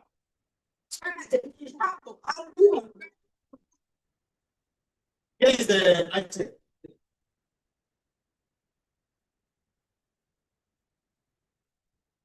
Now is the power of the first. No, they should start the particular because there's power. There's power. Yeah. That's what it takes. You need to just check out that. You got the battery shot? That's for kids. That's it. Oh, he got batteries yet.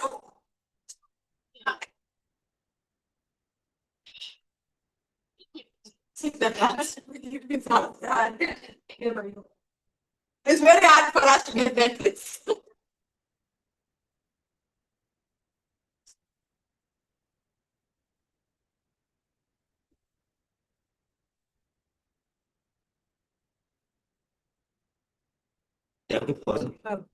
Yeah, thank you. Over the camera. Come to the. I came from my shares. Oh, very nice. From Postbank. And I've started a savings account. Started a savings account, very good. Tabo. Tabo, I can't see Tabo, Deep Tabo. Like, we should really have it. Maintenance, like, Before. Tabo.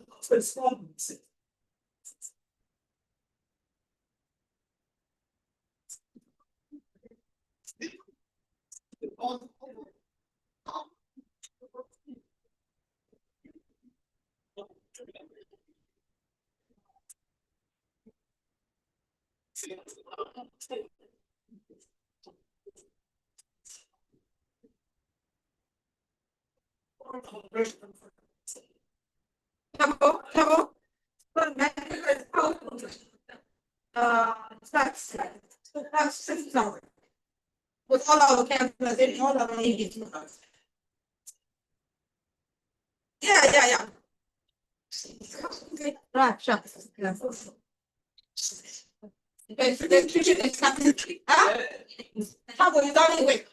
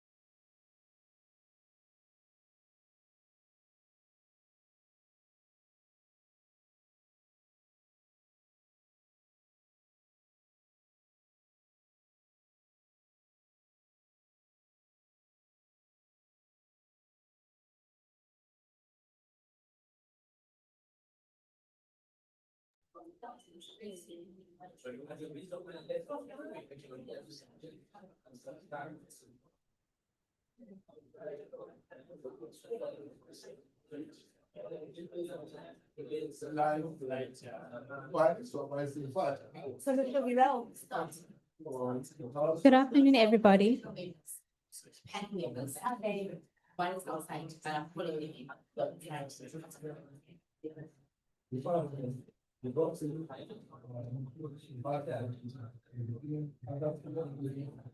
Good afternoon, everybody. Welcome back to the session. I am very, very grateful to be taking part in meetings. It's not easy, as you can tell, to be the one that comes after the food is served. Very often that means the job has been done. So just in light of the proceedings, let us allow for a little disruption as people move in and out of the room. I do believe we've got some co-programs happening as well at the moment.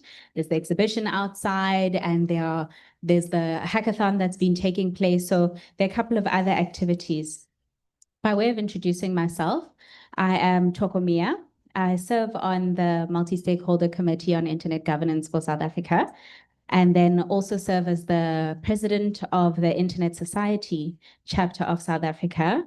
As was mentioned previously, we are co-hosting remote hub facilitation. So there are 5 satellite events happening in conjunction with this one, taking place in Nkandla, taking place in Durban CBD, taking place in Cape Town in Langa, and then in the Northern Cape in village town of Jankemp, near to Kimberley, as well as in Gauteng at the Safe Hub campuses. So ISOC has been a proud sponsor of these initiatives and a long-term sponsor of both ZADNA as well as the internet governance and internet as a whole in South Africa.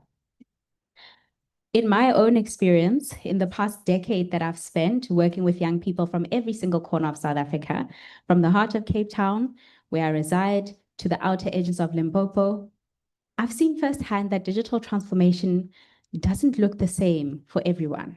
And the importances of it don't look the same either. Whether the focus is on artificial intelligence and ethics, whether the focus is on accessibility and connectivity, or whether the focus is on digital public infrastructure, awareness, training, and resiliency thereof, or e-governance, digital transformation means different things to different people. I think, however, we can agree that as a youth forum, for us, what's important is staying connected in an ever-changing connecting world, combining academy, pedagogy, combining the internet, as well as the tools and artifacts that sit on the internet to put together the representation that we would like to see as youth, as participants, and as forward-thinking leaders of this digital transformation. Most recently, the buzzword has been fourth IR. We're looking at how do we ensure that our future workforce is capacitated. But I think most importantly, as I'm standing in the room of those people, we're thinking about how do we ensure that we become a part of that future workforce, that we solidify our role and function within that space, and that we're able to say, you know, whether it's Y2K or fourth IR, we're going to have our say, rubber stamp it, and determine what the future is going to be in building equitably accessible, representative, and transparent agency around connectivity, digital technologies, and governance. We want to ensure that the choices we make today about the topics of internet governance, whether they are in infrastructure or regulation, or are able to determine not only the path that we follow, but the path that we chart out for ourselves.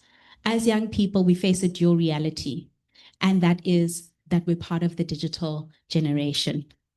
We're often described as digital natives, but it becomes difficult when that description is 2 times in the painful effects of either not being able to afford or having to enforce yourself into an apathy about what is a very exciting time, but due to the digital divide, facing a mirror and looking at an amplified inequality gap that continues to grow.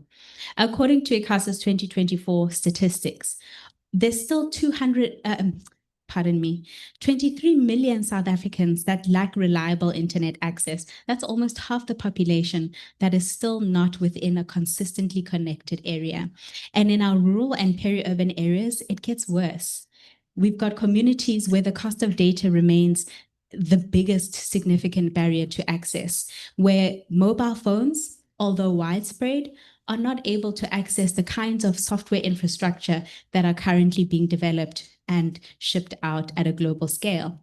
We need both access to computers as well as access to fiber networks, as well as advanced digital skills training in order for us to make a very distant reality, a dream, come true for many. So with that, we cannot talk about digital transformation without talking about justice. And while young people will want to walk kilometers to get to the digital transformation, entrepreneurs working extremely hard to get through the work that they're doing, students completing assignments in rural areas, township women, entrepreneurs selling online through e-commerce, and advocacy. Various advocacy models and functions going through the internet and social media as a norm. We need to ensure that there isn't just a lack of innovation, but that we also invest into the space, that we invest in inclusive policy and regulation around creating a resistance, a resilience, and a culture of creativity that is already in our young people, but they just need access to the internet in order to do that. But what's going to happen? We know when you give power and access to young people, you're going to have social media. Matters of internet governance, for too long, the rules that shape the internet have been at the hands of people who are not the primary users of that internet. And it masks the realities that are faced on the ground, especially from a South African youth perspective. It's critically important that we as an Internet Governance Forum change that we bring together different parties, bodies, civil society groups, private sector, government, and the very leaders that are enforcing and allowing for policy to take place onto the forefront of this conversation. With our technical community, we have to work together to create the kind of principles, community, and frameworks that govern the digital world so that it works for us, so that it works for the future that we want to see, and our children and our children's children. There is no catch. The youth must be the token participants in these spaces. We must be the leaders, we must be vocal, and we must talk from a South African perspective about what it truly means to be online, what it truly means to be governed, protecting ourselves through cybersecurity protocols, standards, and norms, but then also through the way that we interact with the internet, whether it's protecting domain name, systems, and processes, whether it's being aware of how those work and being able to spot and identify those that are not safe or those who are promoting illicit activities, whether it's also promoting who gets to speak on the internet and what information is proliferated, who gets protected and who gets excluded, as well as that, our data. Ensuring that we remain sovereign, that we remain able to protect ourselves online whilst also preserving the participatory element. We want to create digital economies that empower, not exploit. And so it's very important that we allow African realities to be a part of this discourse. I think with that, I'm ready to introduce our next panel. And I look forward to the issues that we're about to discuss here in the lived experiences and values of young people and being able to understand for whom is this digital transformation. So with that, I would like to invite onto our stage the chairperson of the Multi-Stakeholder Committee, Mrs. Lati Chaka, to the high-level panel discussion on the power and peril of social media in internet governance.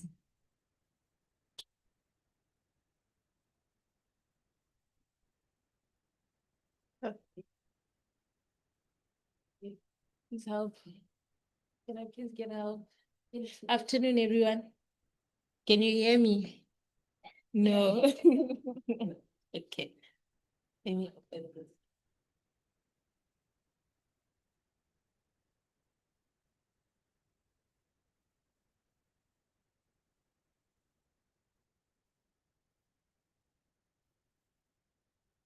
No. At all. There we go. Yeah, it's perfect now. Thank you. Is it fine? Can I proceed? Testing. Can you hear me?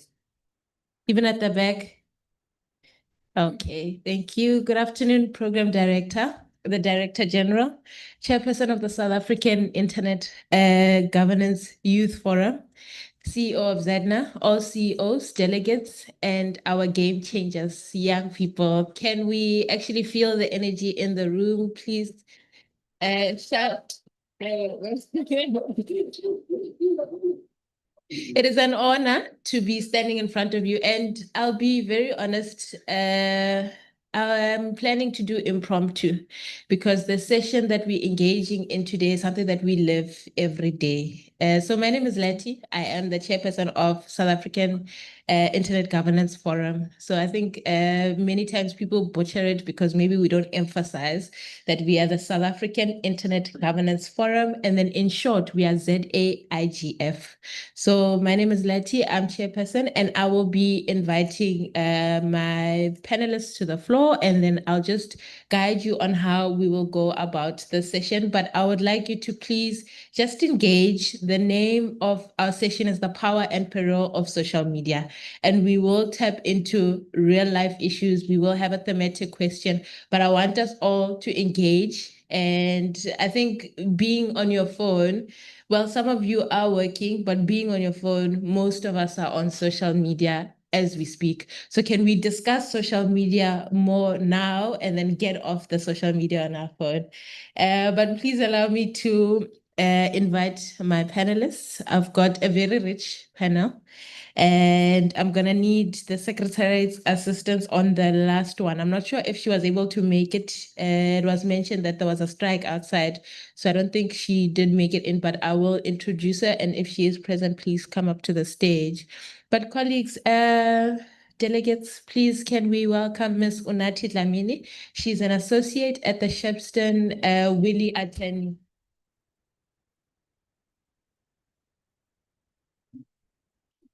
Can we please welcome Mr. Ephraim Tlhako? He is the acting CEO at the Film and Publication Board. Okay. Can we also please welcome Mr. Sandile Nene? He is the ADDG, Media Development Policy, Marketing Model and Analysis at GCIS. And then I just wanted to find out Dr. Emsa, was she able to make it?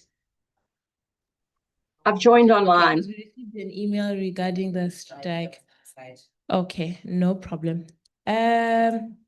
Okay, so I'm gonna give you a description of how this is going to go. And I think maybe we just also need to understand legislation. I don't know, do you want me to sit? But it's fine, I prefer standing. Okay, maybe we just need to also understand legislation and what the Internet Governance Forum is. And maybe I'll explain my background when it comes to the Internet Governance Forum. I was first introduced to the Internet Governance Forum and the multi-stakeholder model in 2017 when I joined the Southern African Internet Governance Forum under SADC. And my background is completely different, and I hope this inspires young people. Where I'm a qualified commercial pilot, but I find myself in the internet governance space where I represent the users. I use social media on a daily, and currently we've got a lot of things that we're not happy with. And at the same time, as young people, we are accepting that this is how things are done. So I think we need to be policy makers. And I think I'll also bring in a bit of my legal background, because I am currently studying to be a lawyer. So I want us to engage. I need us to understand how legislation is made, how it comes into play, how policies come into play. And I think the panel that we have is very rich when it comes to that. And before we actually start to tap into the power and peril of social media, I'll tell you now, we've got a few cases that are currently ongoing. There's one that is very popular, and I think the chairperson of the South African Youth Internet Governance Forum mentioned it. where there's a case with McG and me, Dlamini. And I'll be very controversial in this session. And I hope my panelists will engage with me. I hope they'll allow me to go that route. But we can't ignore it because it's at the portfolio committee, it's going to parliament. And it was also mentioned in our multi-stakeholder committee where we will be submitting a paper through the DG to the portfolio committee through the secretariat, where everything that will be discussed today will go into that paper. And we don't have much time, but please allow us to delve into it. And the rule will be that everyone, well, if you do have inputs, please can you bring in your inputs? We've got the case where the question is, should they regulate podcasts? So we need to acknowledge the power of social media. So we've got entrepreneurs who are doing well on social media. We've got people who are able to gain employment. There's also the issue of content creators that are meant to be paid of social media. So those are the different things that we've got on social media. And I don't know, I think being a user, I'm the best person to be in this panel. But at the same time, I'm not too big on social media, hence impromptu. I want us to engage. I want us to also speak to our regulators. I want us to also speak to the legal side of multi-stakeholderism and what it means to be part of these proceedings. So I'll kick it off with giving to our panelists, where I've got a question. I want us to maybe just explain to our audience before we start and before we delve into the power and peril of social media. Can we maybe explore how legislation and policies are developed in South Africa? How are they implemented? And what does it mean today if we were to submit a position paper? Or what does it mean today if someone was to give their input? Maybe I'll start. Maybe ladies first. Okay, ladies first.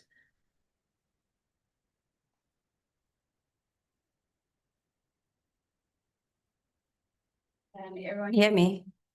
Okay.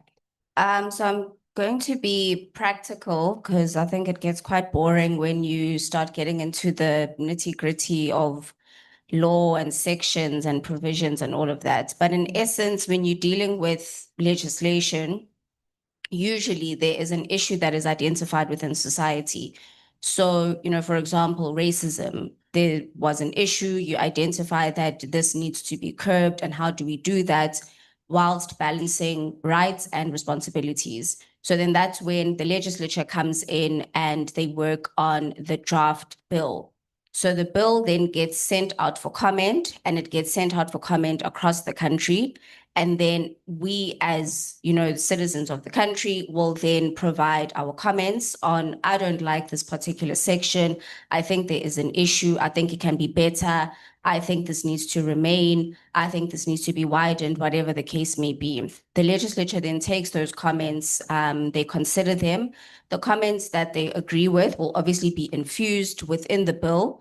And, then the bill goes around, everyone essentially either gives it a green tick. Once it receives a green tick in terms of the majority, it is then passed as an act.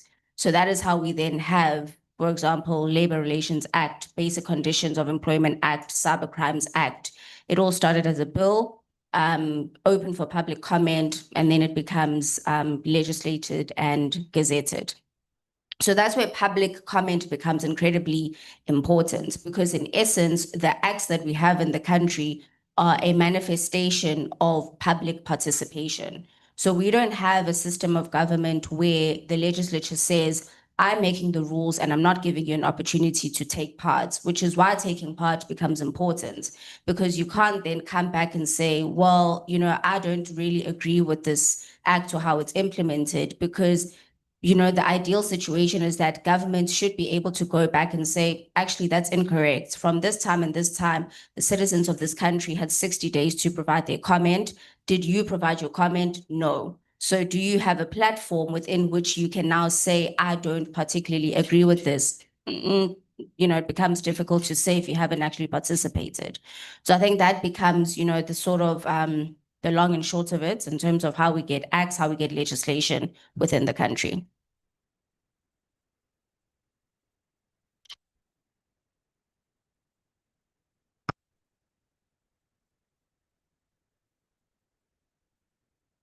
Okay, am I-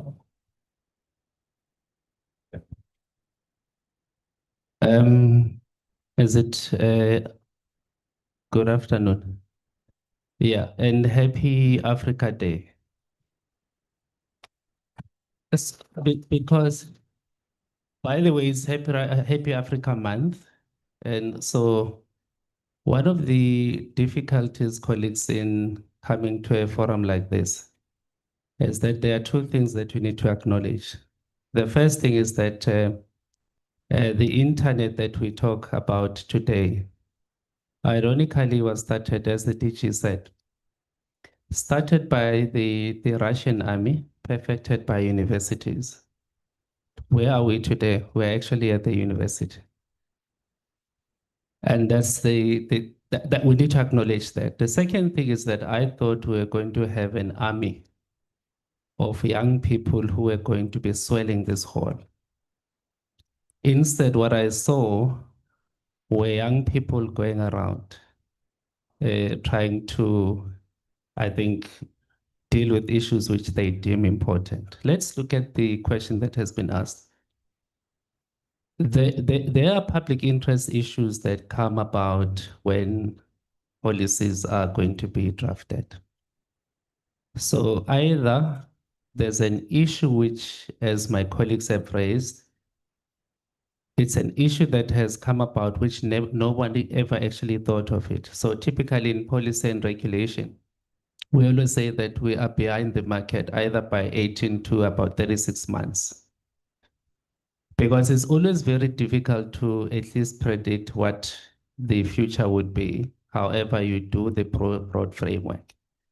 Now, either you would have parliament doing it or members of parliament sponsoring, government or citizens. Remember, colleagues, in terms of the public participation laws in the country, you can write a policy and sponsor it to say, you would love for parliament to look at the following things. You are allowed to do that. What has happened now, which is different in the past, is that we used to jump from what we called at the time a green paper, which was a statement of intent.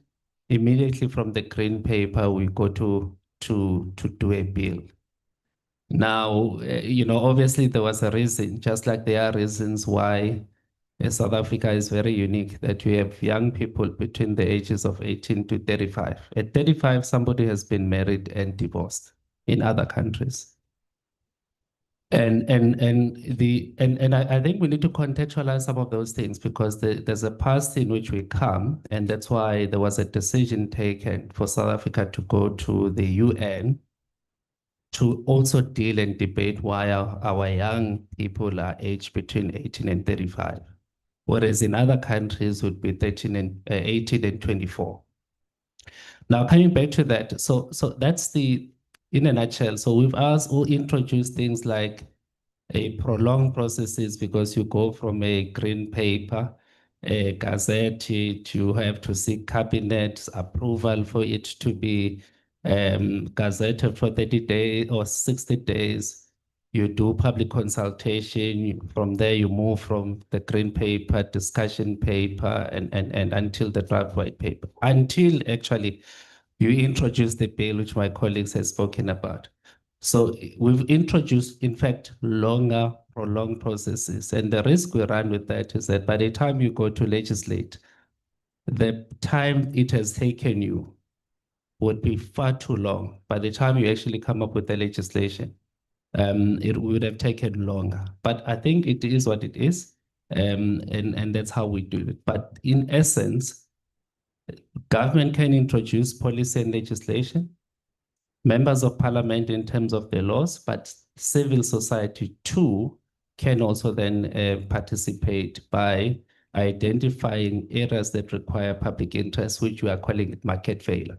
Because the reason why you would not have, or at least you would not have done that legislation, or at least somebody would not have done it, is because the market would have failed, just like government sometimes fail when we don't have policy. When we don't have policy and legislation, we call it a government or policy failure. Thanks.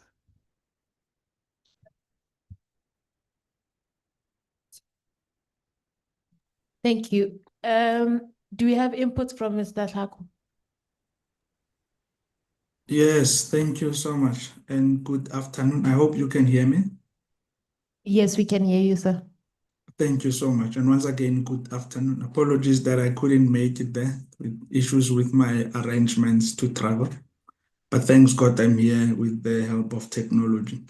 So yes, just to add on what my colleagues have already said is that the digital space, unfortunately, that we're finding ourselves is that it's very dynamic. It's evolving at the higher pace.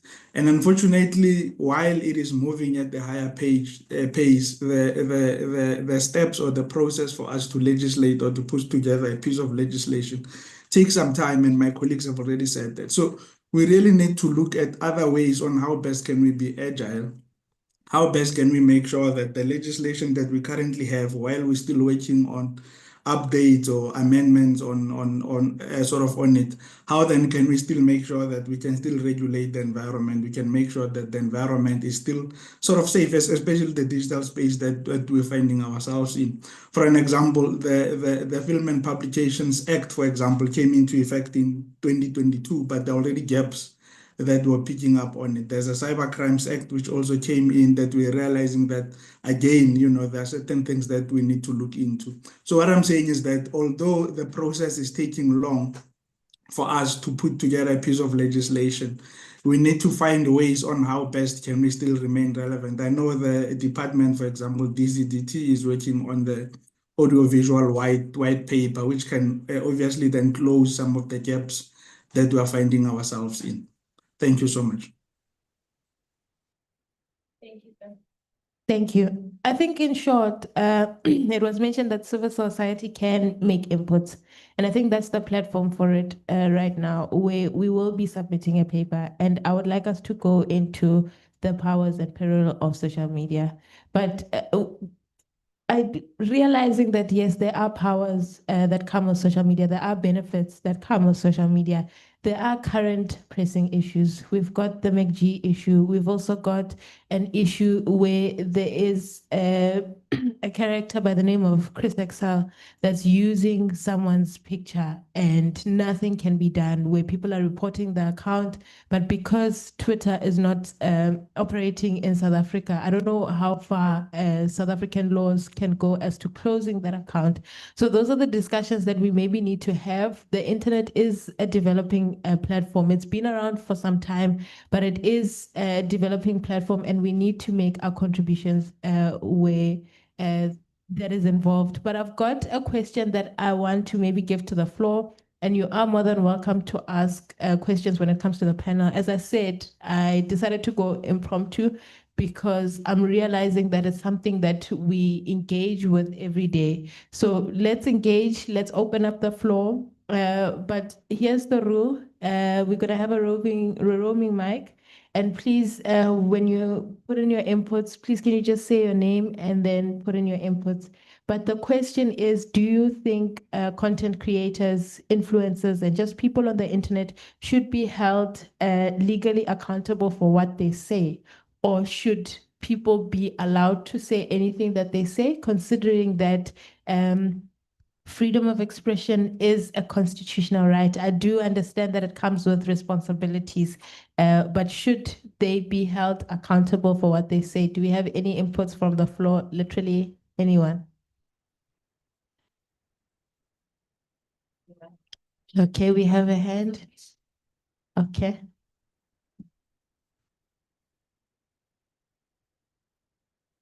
We've got two hands.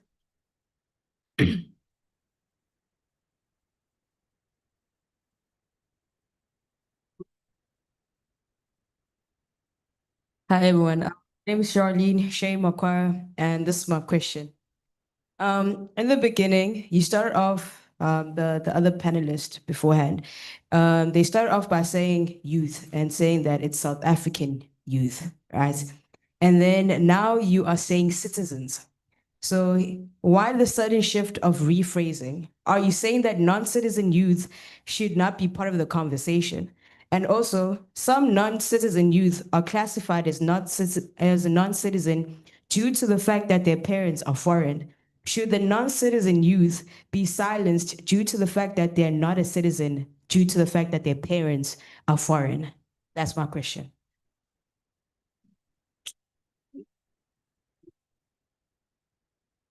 Are you in the SRC? What's the next question? Yes. Good afternoon. My name is Medulegi Sitole. She asked the question whether social media creators should be held responsible. I would say that to a point, not really, because in South Africa, we have the freedom of speech. So it just depends on which platform they might be at currently. I might make an example that if a content creator is on SABC, they are small children watching SABC. There are also adults watching SABC, but when you go to Instagram, it doesn't have an age restriction policies whereby now a content creator is allowed to actually express some of their views they have, even if they might be against most of the viewers on the channel or people watching. But I would say that different platforms we would want to monitor. For example, national TV we would want to monitor, but social media platforms are external platforms whereby they actually should express their views on those platforms, because now they are bringing a new audience to it. However, when we are watching TV, SABC, it would be very wrong for them to express every opinion they have, because now their opinions should be censored, because the small children watching, we got different age groups watching, and different opinions vary, and there are also political people watching all of those views. So I might say it just depends on the platform that one person is actually expressing themselves on, but to a point, they should be allowed to speak freely. Yes. I don't know if we have any other inputs from the floor. But I think you touched on two things, that one goes to legislation when we talk about, not legislation per se, but the Constitution, when we talk about freedom of expression. What are the limitations? Because now there's freedom of expression, but it's sometimes you infringing on someone else's rights to dignity by the things that you say. You're free to say anything, not exactly anything. And I think I'll give it back to law. But then there's also the issue of regulation and certain platforms not being monitored. And that I would like to give back to Mr. Tlaku, where the Film and Publication Board started somewhere. So should we also be starting regulation of us? And I think I'll give it to my panelists. Unless we have a question on the floor. Yes, we do have a question. And then please, can we note the questions that they've asked on the floor? And then there was also a question that I think I would like to address outside of the sitting. But at the same time, the first one that you mentioned was the issue of youth and citizen, and I hear the one of citizen. But if you ask me why I changed from youth, it's because I always sit in a very awkward position where I am part of youth, but somehow I'm sitting as the chairperson of the South African Internet Governance Forum and not the youth one. So I think we're living in the future where young people, we have that platform already. So the other part, let's address it outside, because I think it's outside of the session that we're hosting, but it's a very good question and I can discuss it with you. We have a question, can we? Can I just come in there without getting into the details? I think what you need to remember is words mean things, and that also counts for legislation. So when we're dealing with legislation, papers, bills, they're not just open to youth. So it would be incorrect to say that a bill is sent out for public comment to the youth. A bill is sent out to citizens of the country. So that's, when you look at wording, I think the previous panel, and I think in essence, the forum is focusing on the importance of youth, the technical term, looking at the age of young people being digital users. We are focusing, or that particular question was legislation, and it would be incorrect for us to say that it's sent for public comment just to youth. So I think that's where the difference of the wording comes in. I do agree with Ulati in the subsequent part of your question isn't, I don't think, appropriately dealt with in this kind of forum. I think just to respond to the second question as well is, I think you know, the question that you've asked, Lati, is actually quite nuanced because when we're looking at it from a legal framework, everyone is legally accountable for what they say. Influencers are not any different. What we should be asking is, why are people not taking them to account? The law is there. I can sue you if you are defamatory. I can sue you if you're racist. I can sue you if you're sexist. The acts are there. The law allows for that. The question then becomes, why are we not doing that? And the contribution about the platforms and, looking at the different platforms like SABC versus Instagram, the standards legally are actually the same. You can't go on Instagram and perpetuate racism. That's not allowed within the South African context. The issue that we are having as a country is social media mirrors our values. We are the ones that are platforming problematic behavior. And it's now being mirrored, and then that's when we have an issue.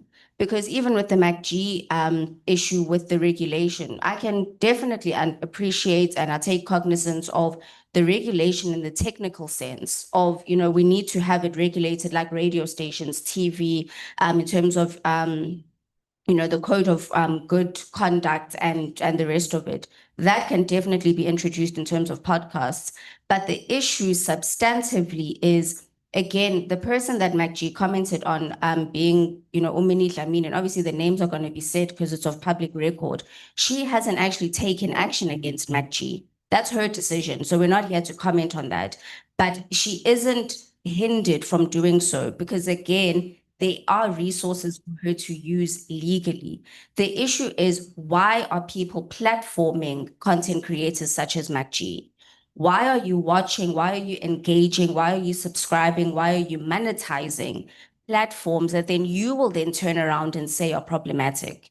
Because you can take every podcast to every, portfolio committee that exists within this country. But if you're still going to listen, you're still engaging, you're still monetizing, they're still benefiting. So they're going to continue because they know that the conduct is winning.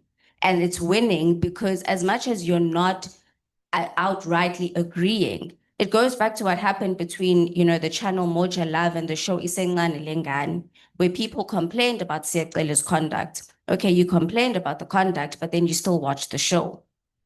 So then what is the issue here? Is it his conduct, which you agree is wrong, but then if it's wrong, why are you furthering by engaging?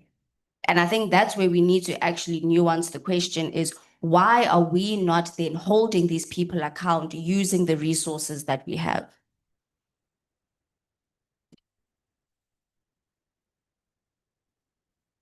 I think as much as I agree with you, I'm also of a different view.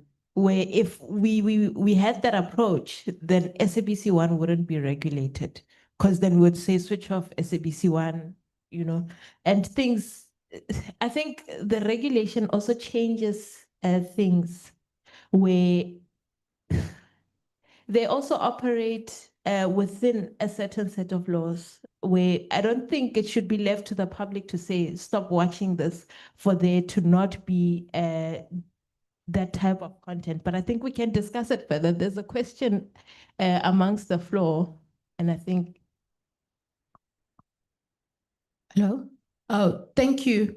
Mine is more of a comment than the question. In terms of the Constitution, many rights they can be limited. Only one right that is absolute, that's right to life. So with those limitations, it means that people can actually account based on those limitations. That's the first one. And the second one is dissemination of information. I've been complaining that I'm coming from a rural municipality where we lack connectivity. So we are lagging behind receiving information. So the government needs to do much more in terms of sharing the information, more especially on policy formulation, on implementation of the policies as well. Because what I have noticed is that South Africa is very, very good in terms of identifying the problems and coming up with the policies and coming up with the legislation. But in terms of the implementation, it's very lacking in terms of the budget, in terms of monitoring and evaluation to ensure that the policy that has been created, in fact, we are ensuring that the objective is achieved? Thank you. Thank you. And I just wanted to pass over to Mr. Tlhako because there was a question on the floor regarding why they should be regulated social media platforms where SABC1 is already being regulated. So maybe from a film and publication board perspective, what is your take on maybe the public wanting it to be regulated or not wanting podcasts to be regulated, podcasts and social media? Thank you so much. So I'm not necessarily going to talk about the podcast and the MacJ story, but just generally on social media. The role of the FPB, and this is legislated in the Film and Publications Act, is that public can then complain to us where they are picking up prohibited and harmful content. So prohibited content and harmful content are defined within the Act. So public can then lodge complaints with us. We can then either issue those platforms with takedown notices. So there is that regulation in terms of the content that is distributed within the social media platforms. And we are empowered as the Film and Publications Board to either issue takedown notices to those platforms to take down such content, or if then there's no compliance, they can then be taken through the sort of the enforcement committee, which can then issue them with fines and then take them, necessary steps to make sure that content is then taken down. And I think this talks to, as sort of one of the members was saying, that children are watching content. So at the core of what FPB's mandate is that we are protecting children against exposure to harmful and age-inappropriate content. And like he was rightly saying, when you go to watching programs either on television or in a cinema, there's an age rating that says this content is only suitable for 13-year-olds or anyone above the age of 13 because it contains nudity, it contains violence.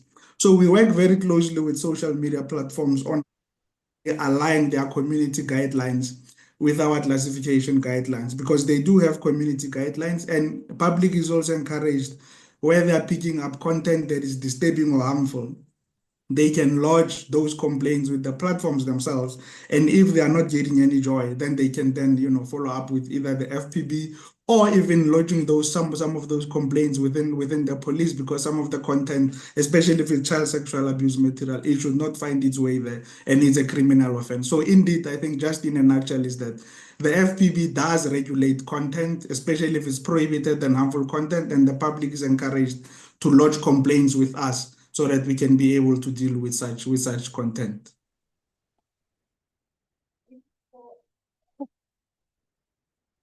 Okay. I think before I go on to the next question, you mentioned that you would not touch on podcasts. You mentioned what you explained regarding social media.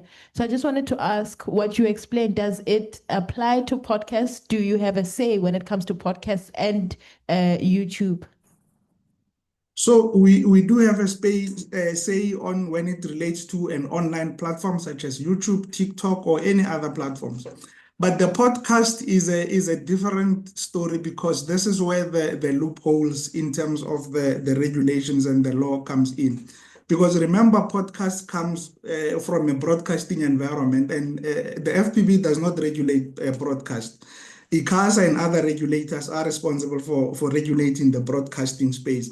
But because there's this gap, there's this loophole within the space, and this talks to what I was saying earlier on, that because the digital space and the technology space is so dynamic, it's so ever-changing, you're finding that there are loopholes within the space, and those that then have the means can then exploit those loopholes. Because traditionally the podcast, most of it, and you will see most of the hosts, for an example, at least the ones that are out there, are coming from a broadcasting space. Most of them are DJs who comes from a radio and broadcasting space, and now they've created such an environment. So there's this loophole, which we are saying, working closely with the department, we can then probably come up with other legislations or laws or regulations, which can then close the gap. Because currently, as we are sitting here, there's that gap between what broadcasting is and what podcast comes in vis-a-vis a normal user-generated content within TikTok, where I can just post a video, which we are saying from an FPB point, if you're posting the video, which sort of is not in line with the regulations, we can then issue that platform with a takedown notice. Thank you. Mr. Nene? Yeah, thank you. I think maybe the bigger question, colleagues, is that what are we and what are the things that we are proud of? And let's unbundle some of the effects around it. South Africans, and by and large, the globally citizens, we love bad news. Good news never sell. And what we've done is that we've now migrated from the typical analog towards the digital platforms, which also includes social media. So what used to happen before, I'll take a point around print media. For them to sell all of our, or at least the audience figures, they needed to go and make sure that they create or run with stories that creates a buying mood. Run with a bad story that's going to give you mileage for a buying mood. Broadcast followed, because what all of us are acknowledging is that at the heart of all of these things is the fact that the founding principles around media in its different definition has actually fallen flat. It's advertising revenues. So what has happened now with social media is that people are repeating the same thing.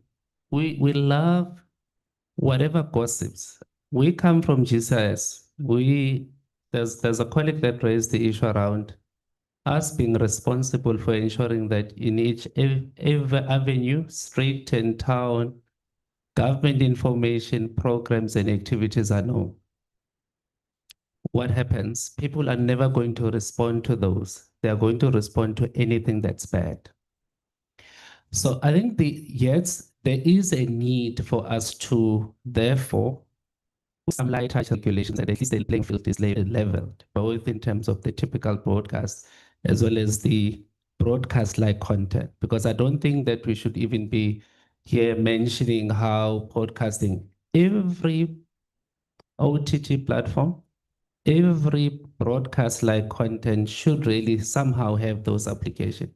It could be issues like languages. We know that there should be language. There's language policies in this country. And areas of content, we should be able to deal with those things. However, having said all of these things, you are not going to police South Africans every day by putting up policies. We are never.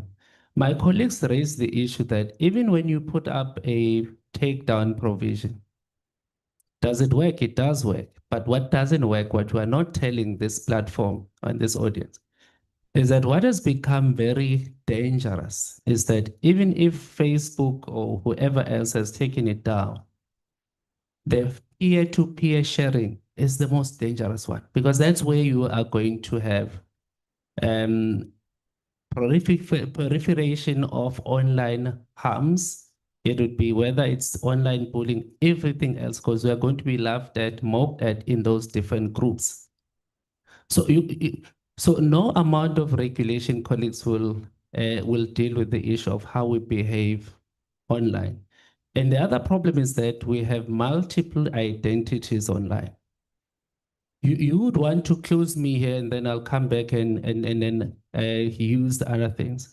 So we need to be able to then deal with legislation, policy and regulation, and also deal with the limits. With that comes the institutional arrangement. If you are harmed by an advertising ad of some sort, currently how institutions are structured is that either you can go to ARB, which is the regulator that administers the advertising code. You can go to BBCSA, you can go to the press code and all of that.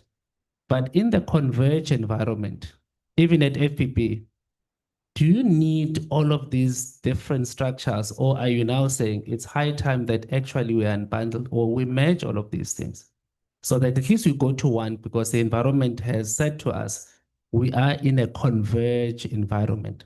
So those are some of the things that at least we need to really be thinking about. And those that are advocating for social media to be free, I think there's no absolute freedom. As long as you are now, your behavior is unbecoming to the next person, that's where you should be able to start knowing that there would be harms. Of course, the other element that you also said, some of these elements, and this is what we need to talk about within the African environment as well, where our own alternative platforms. Are we going to be sitting here and say, young people, as all of us, we are going to be accepting the fact that we are just going to be consumers? Where is this innovation that we always talk about, that it exists within the African context? Thanks. Thank you. We've got inputs from online, program director. Thank you so much, Chair. We do have some inputs from online, and I will go through them one by one. The first is from Sabela Zumu, or from the Internet Society, and he says, unfortunately, we cannot shy away from regulation. Anything that occurs over the cyberspace requires regulation to avoid instances of defamation, amongst many more cybercrimes. And then the second comment from Letsatsi Lekoa says, the regulation must not be gender biased though. I'm just concerned about this issue of MACG and Mini Dlamini thing. I do believe Mr. Lekoa is actually the chairperson of the Internet Society, so ISOC Lesotho. So we're very grateful for your presence there, sir. We have another comment from Sabelo Zumu, who says, the MACG and Mini case is largely defamatory if we are to boil down to basics. The conversation goes with Advocate Dennis Rapomane, who says, exactly, we at Sabelo Zumu touched on the issue. Also, we should bear in mind that legislation influences each other. Right. May we continue? There's a little bit more. So I think it's actually coming from a very regulatory perspective and just understanding the role of governance in the structure. And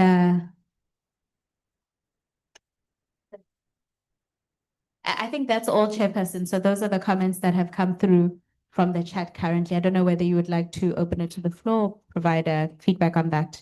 Thank you. Okay, thank you. I think we have inputs from Miss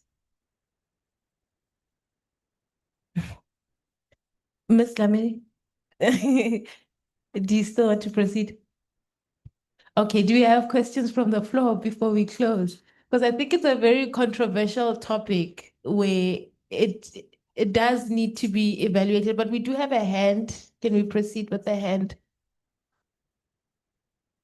Do we have any inputs from the back? Okay, we've got another hand here. So we'll be taking two hands. Can we have the mic?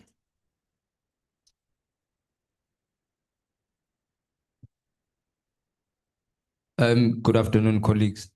I think running away from regulation, I think it would not serve the forum or even the society any good. I think it is very prudent for us to have regulation, because regulation is somewhat like a guide on which parameters are we supposed to be playing on.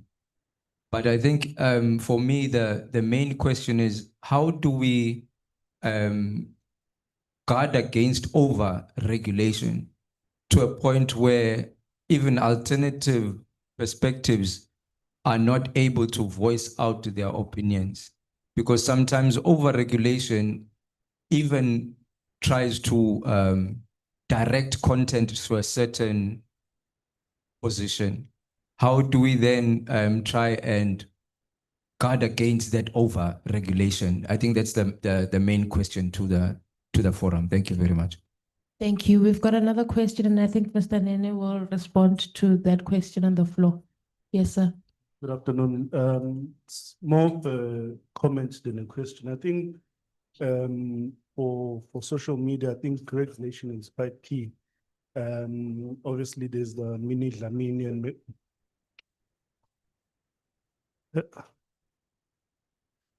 There's obviously, was it all? I was just saying that I think regulation for social media is quite key because I think a lot of users and podcasts get away quite a lot in terms of defamation of character.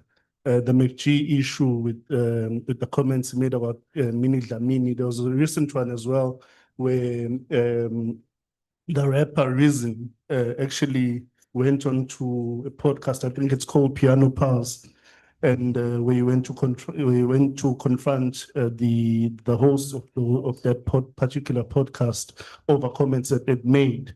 So there's quite a lot that I feel people get away with, and regulation could obviously address some of those issues. And I also agree with the gentleman at the back when he says over-regulation could also be a bit of a problem, because I mean it could border on sort of censorship as well.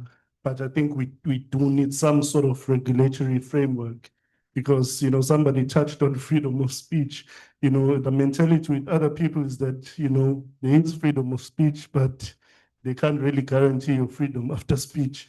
I mean, earlier this year, I think it was on TikTok. There's this famous TikToker, unfortunately late now, and it's alleged that it's due to comments he made about somebody quite powerful. So those are some of the issues that could be there as well. So I think regulation is quite key. Thank you.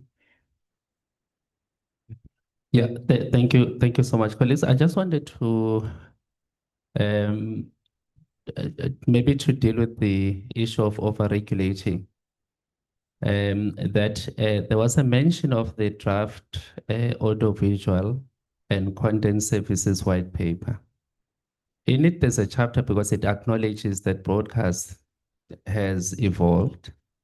It also acknowledges that one of the things that it hopes to do is that it will then provide regulation on a light touch basis. But secondly, that would be on condition that we are looking at two principles. The first principle is that we are talking about scale and influence, because you are quite correct. One of the issues that when we run with over-regulating, we then almost create a space where, or at least close the gap where South Africans or any other citizen can actually start something. So that's why we're saying scale and influence. The other thing, colleagues, is about which we often not talk about enough, is really about how it is that all of us are here trying to assist government to manage complexities. We've got about almost 25 million South Africans who are underserved and underserviced, to the lady that spoke about municipalities. So with them, they're not talking or preoccupied with the story of McG and Miss Minnie Dlamini. So the issue there is about they are still hungry because, one, they still want ICT infrastructure to be there so that they can enjoy the same services that you are enjoying. They still want the cost to communicate to come down, because for us to even enjoy being on social media, the smartphone gadget and must also be there, beside the fact that there's data cost as well. So that management of complex issues is one of the things that we also need to be to guide against. But I take the point. So what we would also then be doing is that I think there's a last round of the draft audiovisual and white paper. When the department does it, it will ensure that at least we mobilize enough colleagues, but also colleagues. Maybe it's high time. I mean, I work for government, so obviously I would have to. The issue is that maybe we need to work with structures like these so that we are able to then put up a notice to say the paper has been gazetted, because how we communicate in government is that you have to go to a government gazette, half of which some people don't even wake up and do the government gazetting.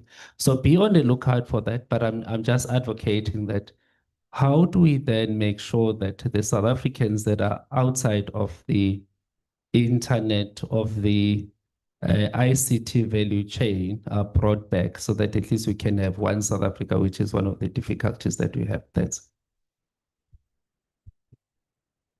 Thank you. I think in closing, if we don't have any questions on the floor, the question would be, how do we manage overregulation? And I think I'll ask to all our panelists, starting with Mr. Tlhako. How do we manage the issue of overregulation, and how do we regulate platforms, social media platforms? How do we regulate podcasts without infringing people's right to freedom of speech? Mr. Tlhako? Thank you. So South Africa is a democratic society where there's a balance between freedom of expression and creativity of those that are either using social media or any platform to express the talent that they have. But as mentioned, I think from the floor, freedom of expression right is not an absolute right. There's limitations to it, and we need to be responsible. Take into consideration, like I said, we're operating in a democratic society, which then balances the rights of all of us.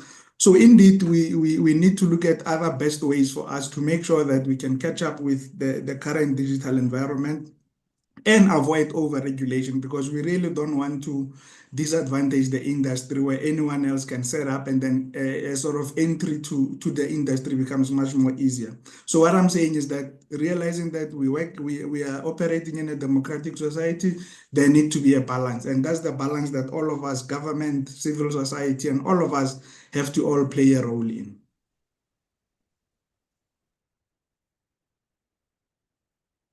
Yeah, thanks. Maybe the best thing for us is how do we localize what matters to the South African context. So if you look at the UK, you look at the France, for instance, all of them have attempted and published regulations dealing with social media.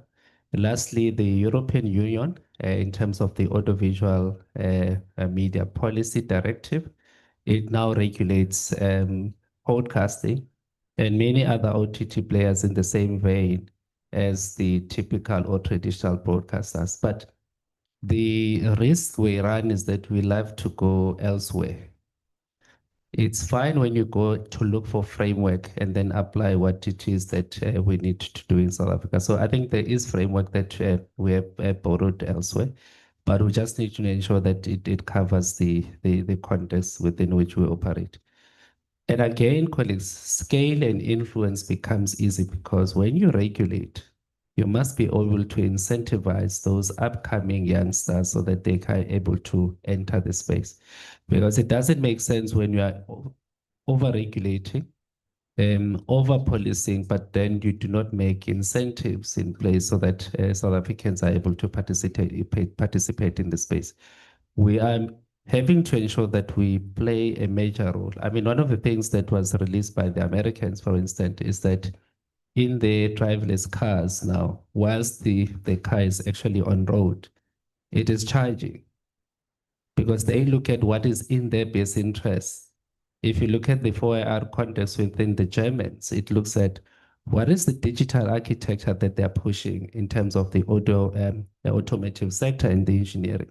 So we shouldn't really run by taking everything. We must take everything as a principle, but then localize it so that we are able to say, how do we deal with all of those things? Otherwise, we are going to run the same problems that we had, that only 2 languages are seemingly dominant in all the media spaces. Thanks. The biggest disadvantage that South Africa has is our constitution. Our constitution has helped us a great deal in ensuring that even when it comes to, the conversations of overregulation, the consideration of freedom of expression will always be there. And I don't think the overregulation conversation, as the gentleman had said, it's going to, blur the lines of censorship, because in whatever it is that you do, whichever institution, government, civil society, film publication board, freedom of expression is a guaranteed right. But just as it is a right, there is a limitation. And it's the extent of that limitation that we need to keep in mind, because the water test or the watermark test for, have I infringed someone's right to dignity is have I impaired their dignity? That's where freedom of expression will then be limited. So I think what's important for users to remember is that I don't necessarily have to like what it is that is on social media, but I need to be able to prove that it has impaired my dignity or the dignity of people similar to me, positions similar to me. And I think that's where we are then saved, because if we didn't have that watermark test, then we could sue anyone and everyone.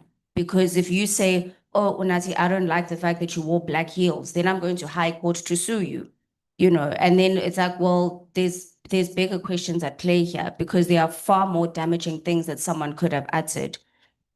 I think another conversation that we can't ignore, and Mr. Nene brought it up as well, is bad news sells, unfortunately.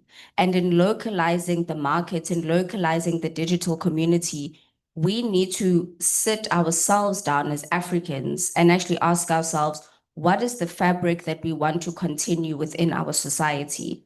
And how do we maintain the integrity of our digital economy?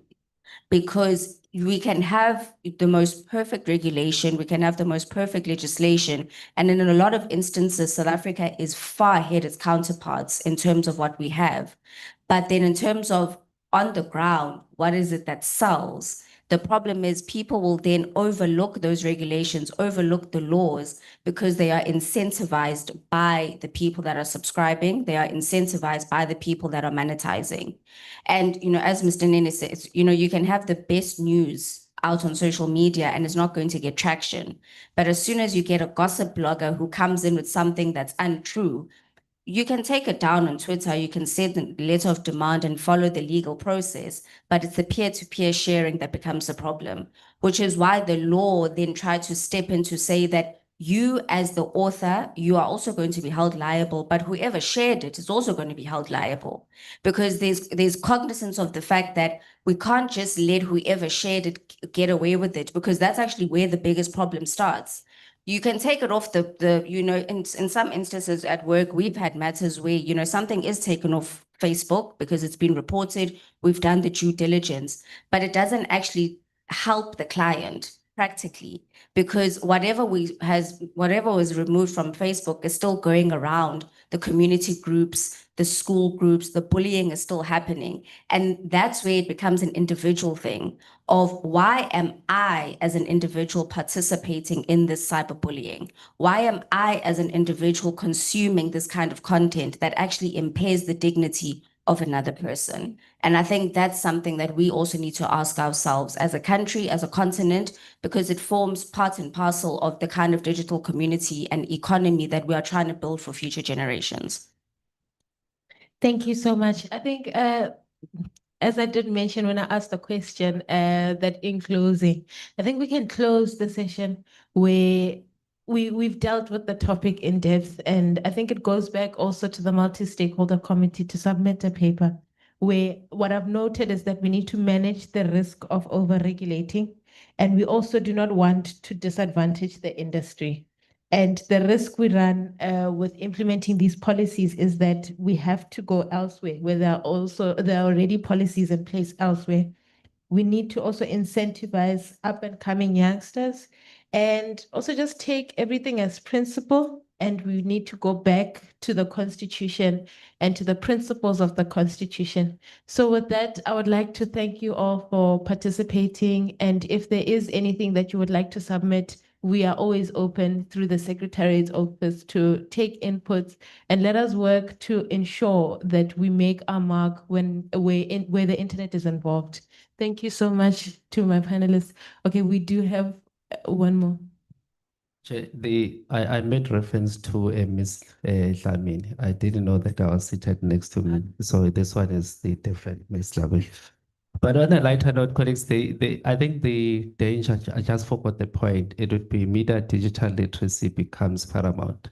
You know, when South Africa was about to host the BRICS countries 2 years back, last year, yeah.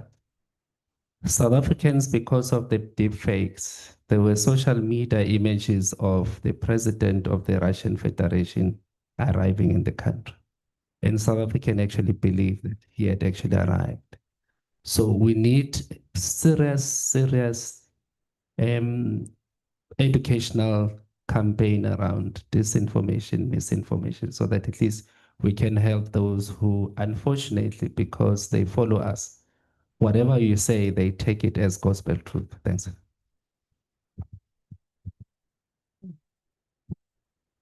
Thank you.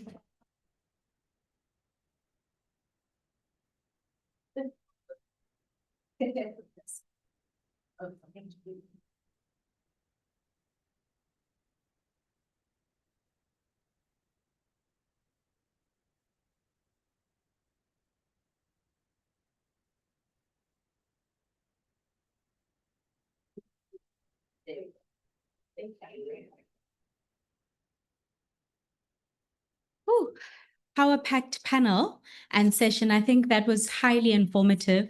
A couple of key points came out that were, quite critical to the discourse which we're having today, which was firstly from the legal fraternity, we heard that it's absolutely important that we as citizens exercise our legal abilities, recognize that we have rights, but also take the responsibility to enforce those rights and regulations in terms of the content and how it is distributed online within the social media platforms. I think we also had an encouragement from the Film and Publications Board to say, there is an opportunity and there are channels, whether through the actual social media providers themselves, through network providers, and also through the FPB board to take down, to issue takedown notices where platforms are distributing content that is not aligned to either values, spiritual beliefs, or where the representation of those values are not directly compliant with the regulations already stipulated. So in terms of enforcement, we have been empowered. We have been provided with the mechanisms to take the necessary steps. And I think that it's important for us to, as one of our panelists was talking, is that there are bodies that are mandated for this process. There are within our social constructs, methods for us to ensure that we not only recognize where age and other expressive content is placed, that we recognize that. Because at the end of the day, content is for a variety of audiences, age groups. I think one of the members mentioned on the floor as well that there's quite a considerable amount of consideration, and what might not be appropriate content for me might be exactly what another user is looking to acquire. So thank you very much, Chair, for bringing onto this platform the conversation that was brought up by the Minister of Women, Youth and Persons with Disabilities regarding podcasting and whether we have in fact reached a time where there may be need for regulation of podcasts. So without keeping actually with the youth theme,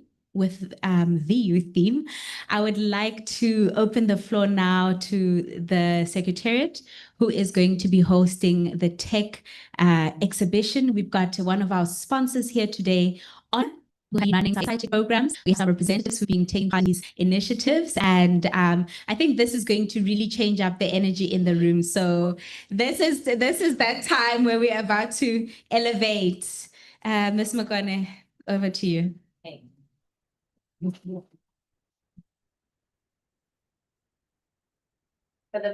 the purpose of energy, can we have a song, like a nice jam, just for the purpose of energy? Because this next session is one of those just for the nice. What kind of music do we like? Ikom. Yes, there we go.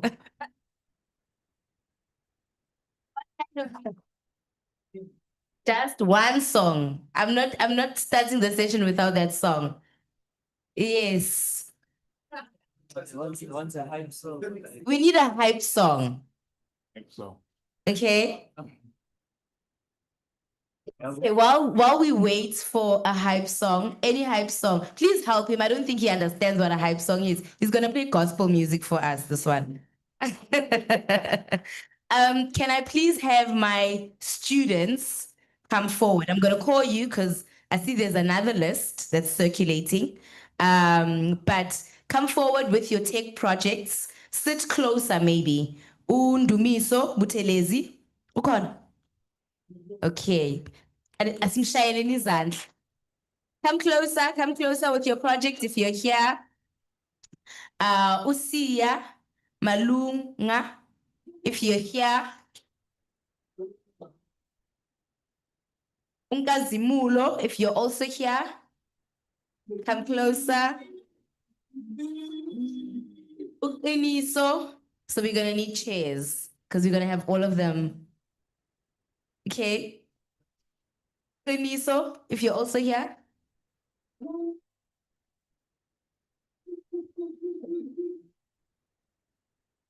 Namile, Konanai. Okay. Can we please have my colleagues from UKZN if you're here? And Unizulu if you're also here, Sondelan. Come closer.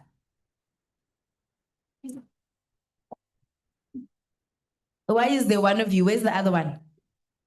Is it just you? Yes, come closer. Okay, no, come sit in the front. Come sit in the front. And then, yes, there are even BRICS representatives here. There's two more that I've just received. Umangoba, ukhona naye? Is Mangoba here? Nkosi. Okay. And then as Tatenda, ukhona naye? Sondela. Okay. Have the tech guys sorted out our song yet? Can we please have that song? And can our honor representative please come forward? Okay, guys, I don't know how long your presentations are. They can't be very long. Cut them shorter. Can we please give a round of applause to our honor rep that is also here? Okay. Can we have that song just to get the energy up and live and moving and, you know, can we just get busy with that song? Even Maskandi, just.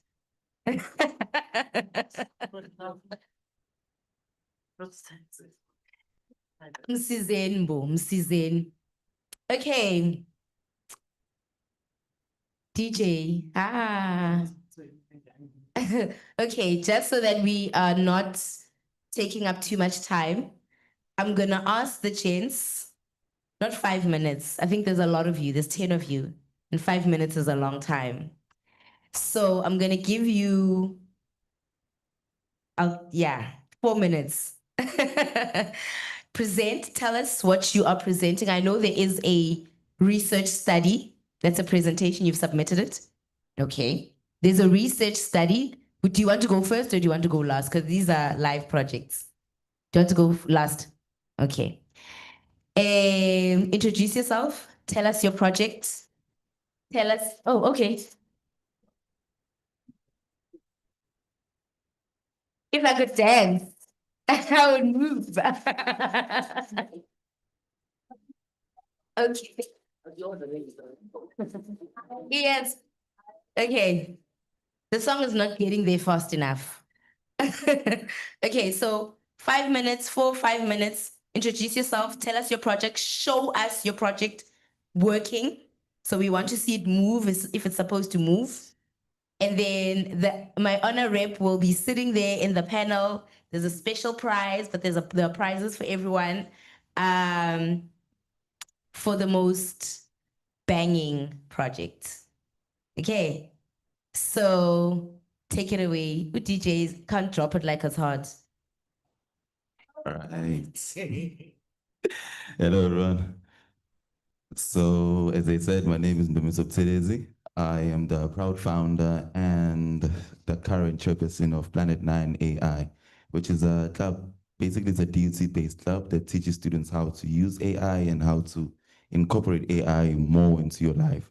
So we focus more on you working with AI than you working against AI, in a sense. So I'm gonna share my screen right now. Hopefully you guys are gonna be able to see it on the big projector over here. I'm not sure whether it's showing or not, but hopefully it is for those people. Oh yeah, you there. So this is the YouTube channel we do. So we have over 100 videos explaining how you basically build apps from C#, Java, Python, all the thing. Sorry. Okay, how should I actually set this up? Imagine, right?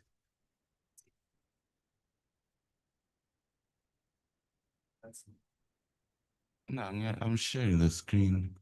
Hopefully they can just see. Like, we can't see it, and we are the important audience. Even when I'm moving. Why is it all the way over there?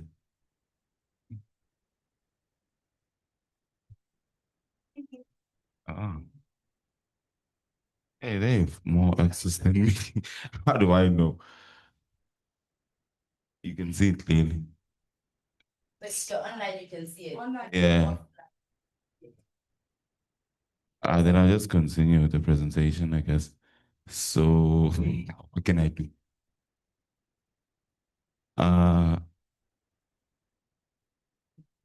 Hey, that's gonna be tough. So it's basically a 8-week program, right? So we designed a platform called Pluto Dev. I don't know if you can see it here, but okay, you're gonna be able to see it on YouTube. Those that are online will be able to see the platform. So basically what happens on the platform is that you're given 55 days as soon as you enter. There's a whole 8-week program you have to complete in that 8-week challenge. So currently there are a few participants we already have. Some are actually in this room. I'm gonna show you guys just the leaderboard section here. Is it on the screen? Okay, then I can. Oh, The camera must. I'm taking chances. This one. So basically, hey, it would be nice if you guys can see it because it's a very nice application. But either way, what we're seeing is the program leaderboard. At the top of the charts is Miss Shay over here, and Shay is actually leading with 150 points. The person in second place is Butle at the moment, 140 points. So basically, how are they getting these points? Each and every single week, I dish out a challenge on YouTube. And if they can complete that challenge within the designated time, they basically can be able to gain points, which if you submit, you get like 10. If I approve you and you submit something nice, you get like 50 points. So basically, it combines both AI and the gamification aspect that we are currently seeing in the 21st century together into one platform where now we can both teach and we can both expand our social media at the same time. So that's it a bit for my platform. I'm gonna give the mic over to Sia Malunga. He's gonna be presenting his mobile application here. I'm not sure if you guys are gonna be able to see it, but he's gonna be using his phone. The black thing here is supposed to represent his phone once it's open.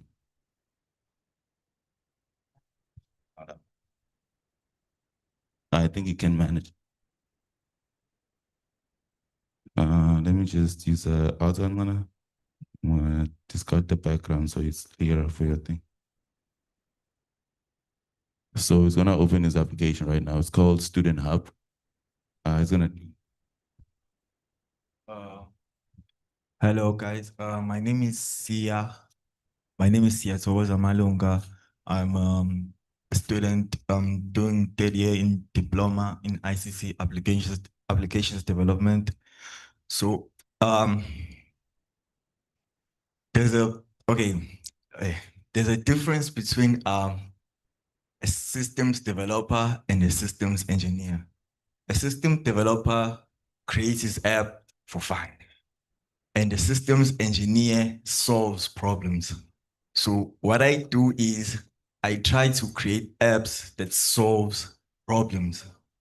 So the problem we currently having here on campus is we tend to forget our student cards at rest, maybe at class, whatever.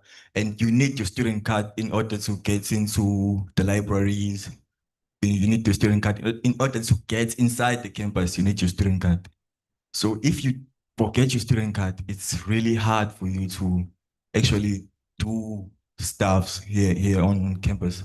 So what I'm trying to do is, how about we have a virtual student card instead? Yeah. So I created I created this app where you can simply scan your student card. Just try to get it up. So it's already scanned and all the details are already on the app. So what's left is to say, just go back. It's saved now, so you can access your student card here. And when you need to access the library, because they need to scan your barcode, you can just simply enlarge. So you can just scan, then get inside the library. Thank you very much. And one other issue is most of the students don't have like a place where they can access the events. Like this event, most students didn't know there's a conference. So inside the app, because it's a student hub, inside the app, I added a page where you can see the events happening around campus or around Devon.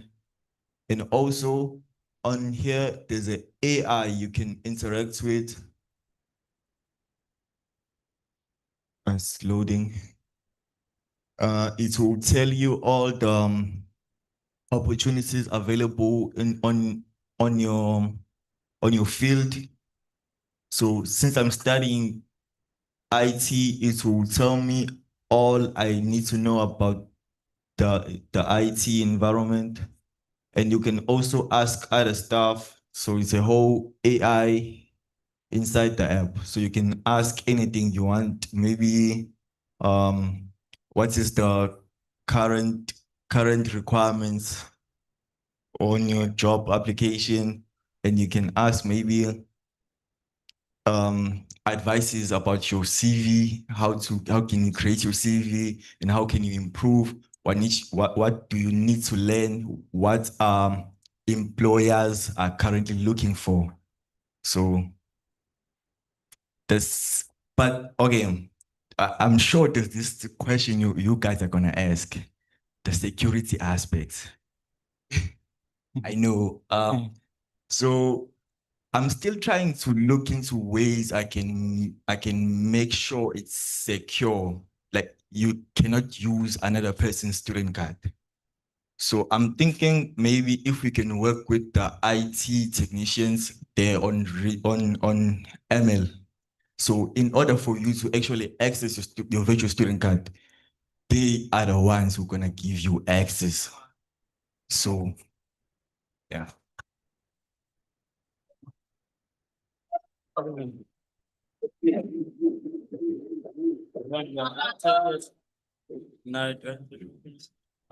Hi guys. My name is Kazmulo Terence Parati. Currently I'm doing my bachelor's in information and communication technology. Doing honors. So this right here is part of my research. I'm doing a research on autonomous cars.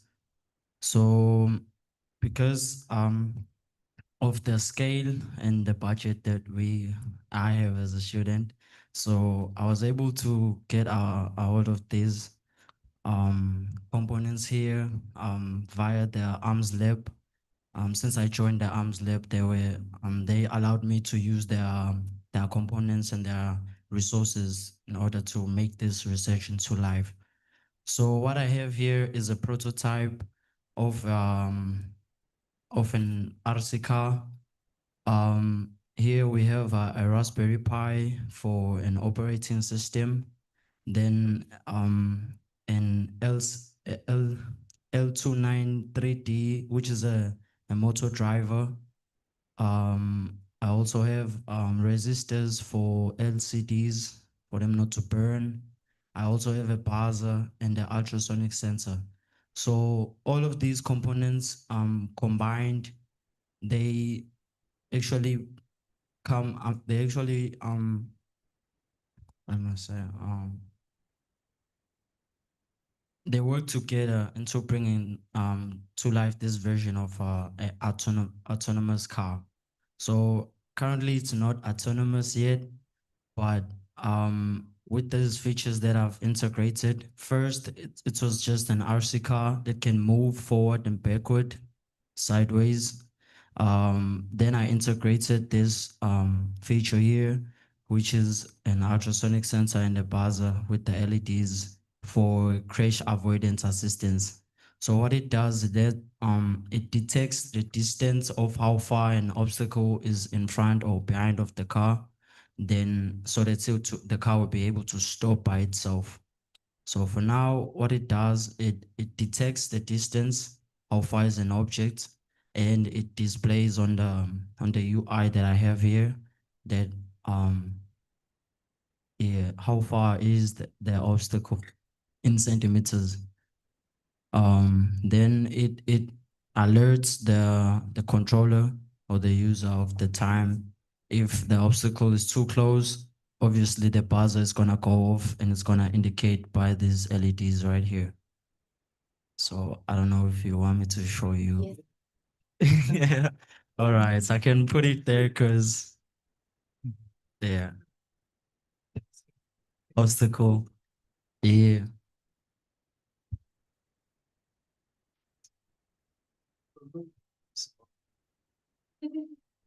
Yeah. It can move slightly, maybe because of the power consumption.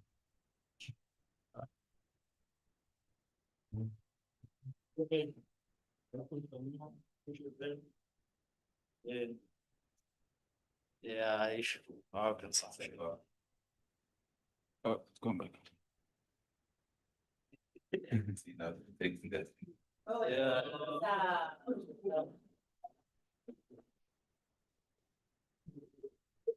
Yeah, still work in progress. Still, yeah. Yeah, I still have a bug with the latency. Thank you.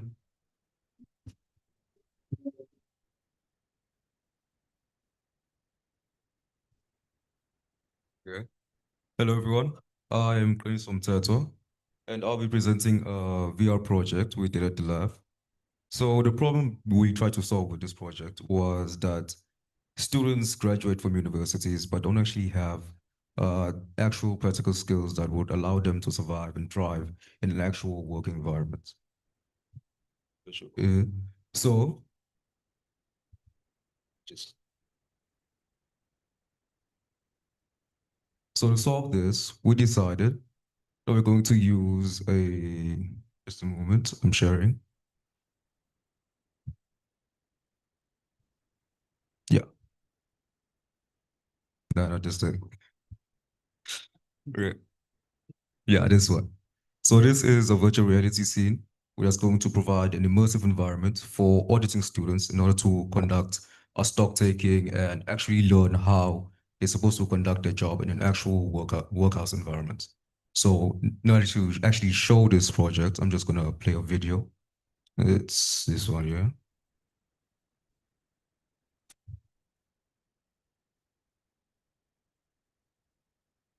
One sec.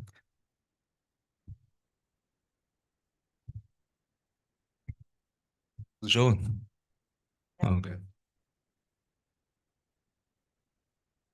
So this is it. There are three stages. The first stage is where the auditor comes into the scene, and then they have to assign everyone in that warehouse. They have to make sure that everyone knows what their task is before they actually conduct the stock taking and everything that's necessary for the task. So right now they're going around making sure everyone is on team B or team A. So that's the first level. The next level is actually separating damaged stock from expired stock and the actual normal stock. So they check the expiry dates, then pick if it's expired, damaged, or just normal. So this is the stock that just came into the warehouse. It's their responsibility to actually assess the stock and see if it's in good condition. So that's the second stage for this VRC. The students are actually going to be assessed on how well they actually able in order to conduct this task. So this is the last stage where they're supposed to count every single stock see if there's any anomalies or something that's not supposed to be there. Like in that example, there was like 2 Cokes in a Mountain Dew can. So they come to this count sheet and then they report everything they have. So right now they're putting in the counts of every single item according to the codes that they have. So now it's 10, 12, and 8. And then they put down the total, 84. Now, here they put down any comments regarding any anomalies that they found. So if it's all good, all good. And then next one as well. They found 1 Pepsi bottle that's not supposed to be there, so they're reporting on that. Everything else is just all good.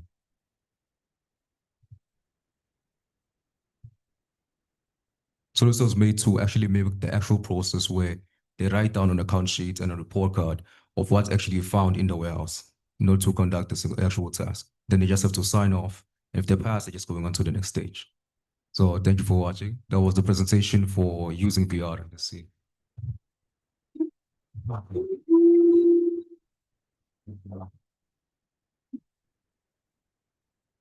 Good.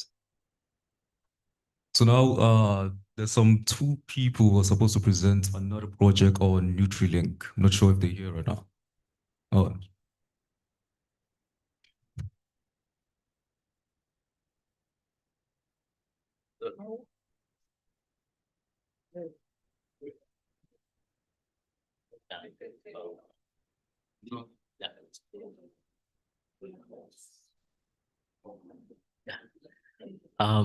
Good afternoon, everyone.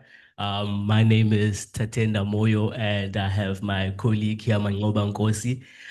So we're going to be presenting a project that we started last year for the F&B App of the Year. So we entered in the hackathon division and managed to make it as finalist out of about 200 app submissions in the hackathon division. Yes. So thanks to the ARM Lab and some of the challenges that they give us, we have continued the app. So NutriLink, we entered it in the division, in the problem statement for food security, right? So the app is built, or it's for food security for university students. That's the segment that we chose to target, right? So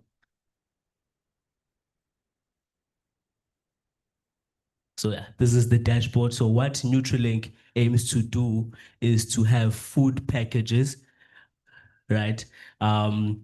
My colleague will also expand on the situation there. So food packages for university students that they can access at cheaper rates.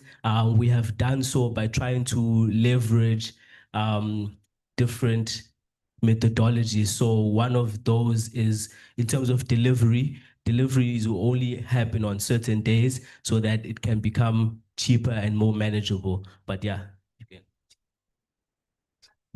can. Good afternoon, everyone. My name is Mangoba Nkosi, and I'll just take out through our app. So as my colleague has already stated, the main problem we were trying to solve here was food security. Most of the apps that we build, we try to build apps that solve a big problem, especially in South Africa. And with this one, exactly, we focused on resident students. So you were first year, you just came into the big world of university, the big tertiary life. First thing you have to do is you have to worry about groceries. What am I gonna buy? How am I gonna cook this? How much is this? How much is that? So I think every first year has experienced that. And we wanted to sort of be that big brother of the first year student. So this is just our landing page. Our hero section basically tells you what this app is about. It's about nourishing success for South African students. So we basically provide packages of essentials, the essential foods that you need, the essential ingredients that you need. So just to scroll down a bit, there's a whole app that shows you how the app works. So it's very easy to use. As you can see here, we have 3 different categories. We have general students, because not everybody wants to eat your future life, not everybody wants to eat your greens. So we have general students where we provide the basic essentials that you need. Please go into the inside.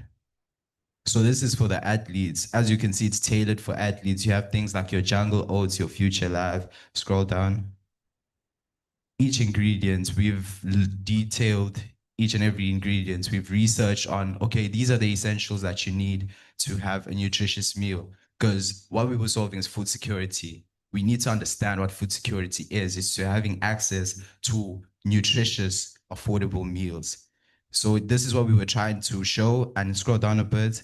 Not only do we provide the ingredients, but we provide recipes for that specific ingredient. So instead of you buying something that you don't know how to cook with, we make sure that you have recipes. What we were aiming to do was we were aiming to have students in the hotel school, you know, culinary school, to be the ones that do these videos because they do practicals for this. We're trying to create a sort of inclusive world.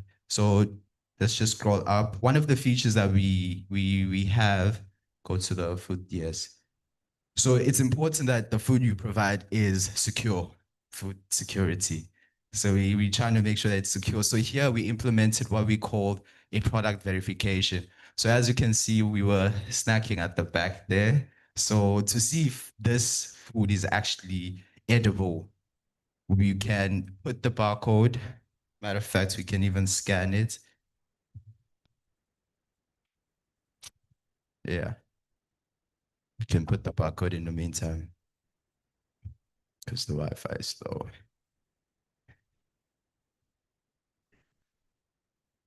So after you put in the barcode, it shows, if the food shows here, that means it's secure to eat and what kind of allergies it has, where it's from, the product itself. So as you can see, it's exactly the same thing there.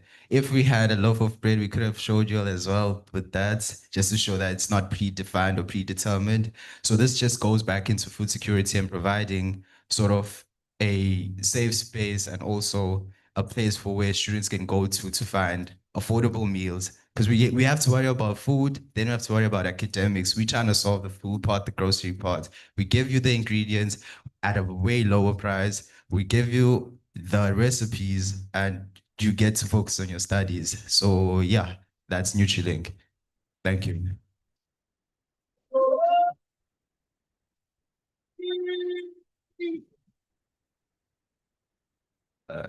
Madam Speaker, can come back.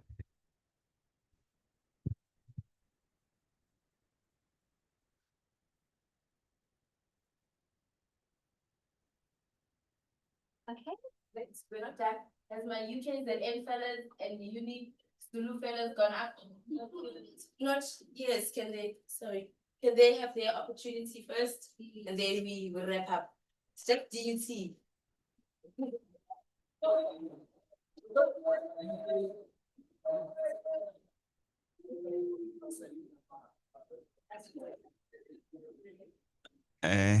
Good afternoon.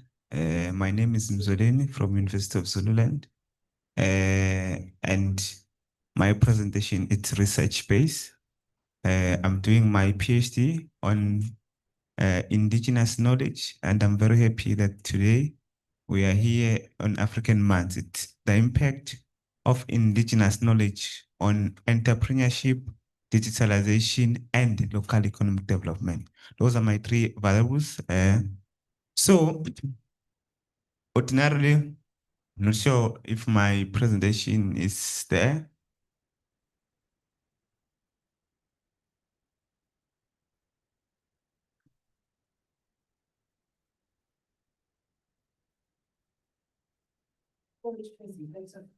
Yeah, we did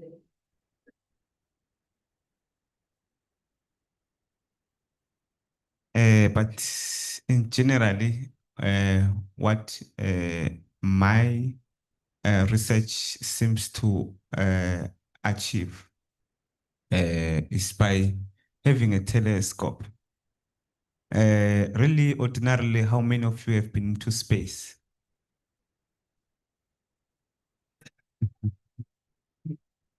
And in that context, how many of you wish to be there?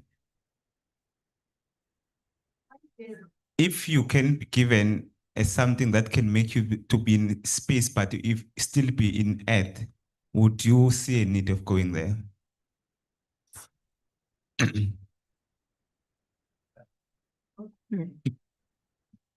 So, ordinarily, like I said, my research is looking at my three variables on the other side, which I independent variable would be the entrepreneurship, digitalization, and local economic development. So in South Africa so far, we've been into Northern Cape, there is one, and the one in Cape Town. And drastically, they've done a lot in terms of trying to capacitate or resuscitate the economic development of those particular spaces. So this was supposed to have been my master's project, but what I had intended was that it's going to prolong me. So now I was done with my master's, then PhD I can take forever. I don't care. So ordinarily, we've identified a space in rural-based municipality known by Umlalazi with a hill. I don't know. Can you please just go to this last slide from this presentation? Can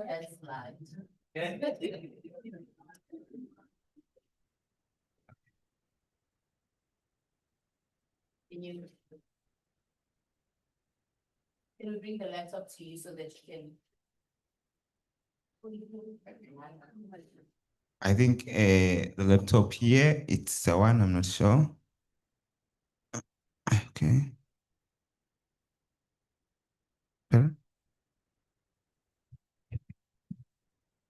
Yeah, I just wanted the last slide to show.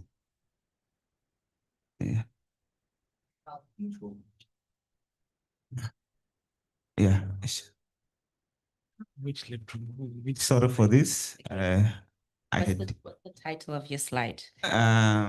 Look up on the screen and tell me when to stop. It should be written tech, sort of, This but it's written tech. Should be this, the last slide says pictures. Yeah, the last one. No. I'm working backwards now. Okay. But if it's not here, just talk us through No, it. no. Thank you so much. I think there was a second email, which is an updated version. I wanted to show you what is it that we ought to have and how does it look like. So the picture had the telescope and just a few of us when we're visiting the Northern Cape one. And also it had the mountain, the space where we intend to have one in the rural-based municipality, the one I said. Oh, this is the presentation. Can you? Okay. Yes. So what we want to achieve, University of Zululand with other universities within the province, they are working toward having astronomy degrees and in the space in the sector as one of the most under used space in terms of our students pursuing those degrees. So it's in a process.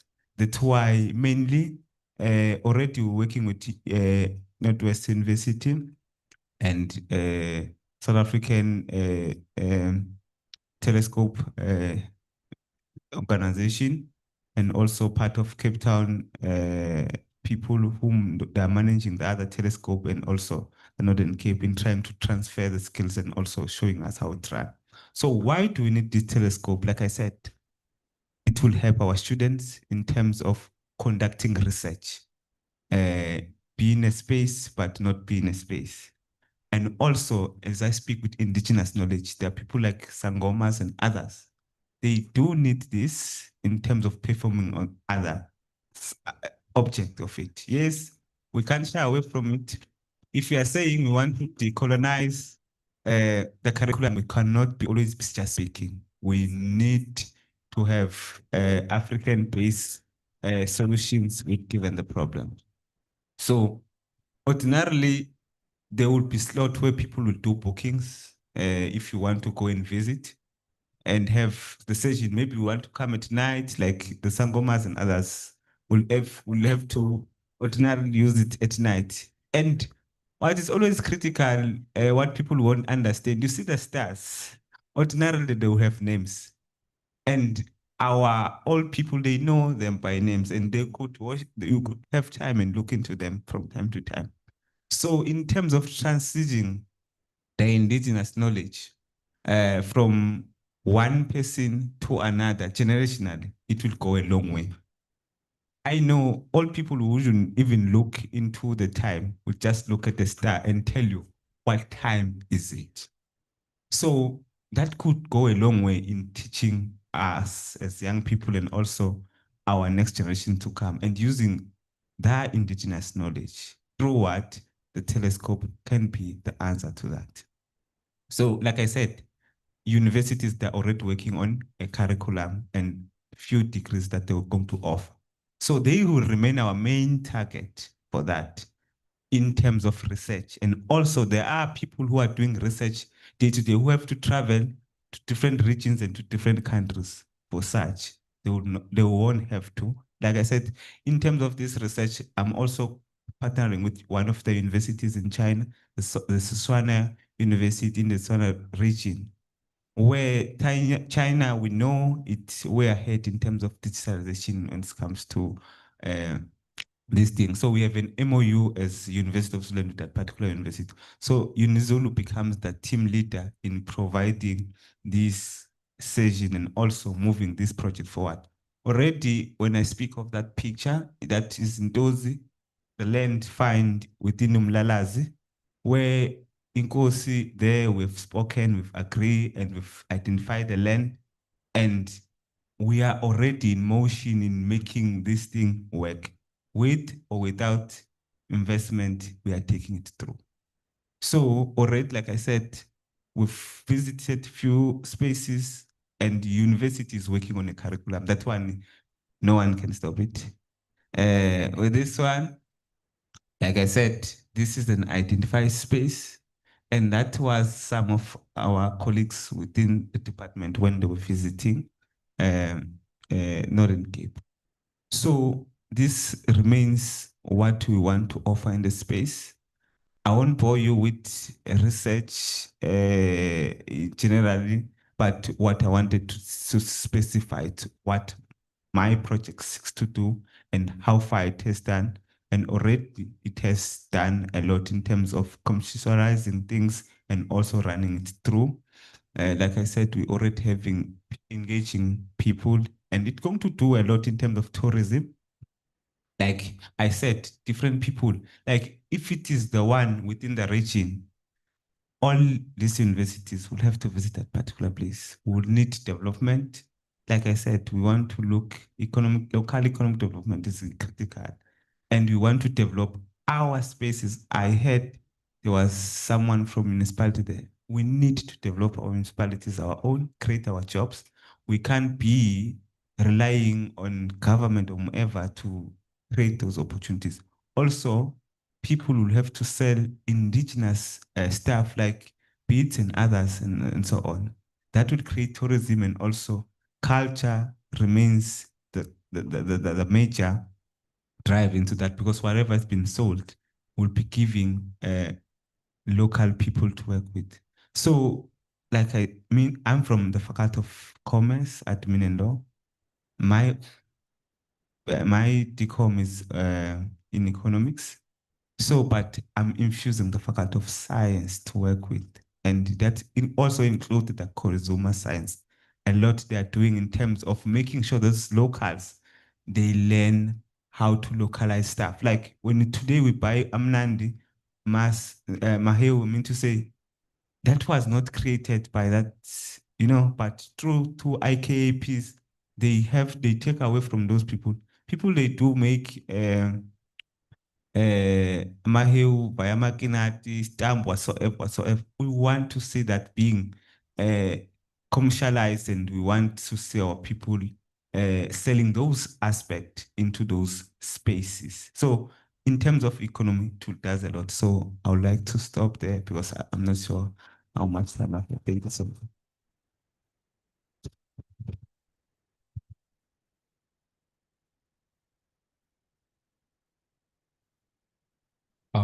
Hi everyone.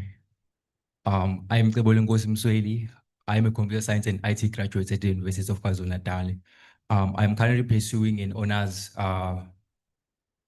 in information systems and technology.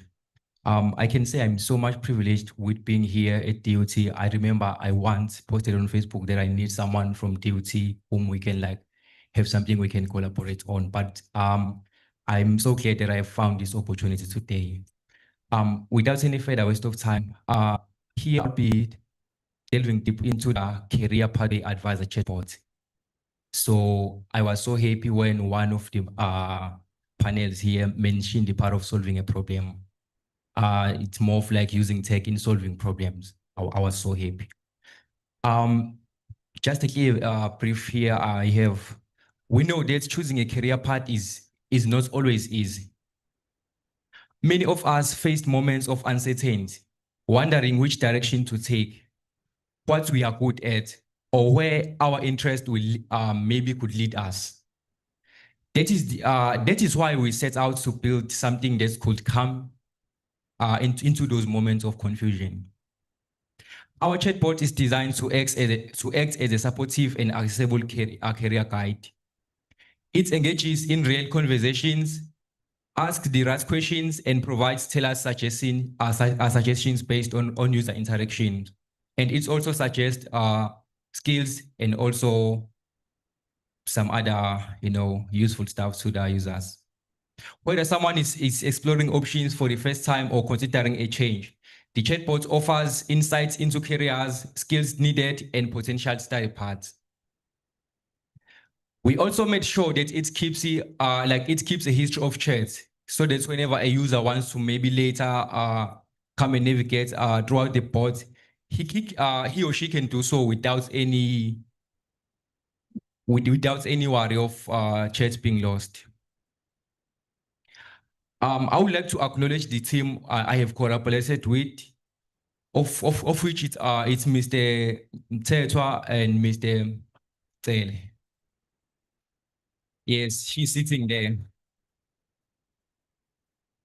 Without any further waste of time, I would like to share the architecture behind the development of the chatbot.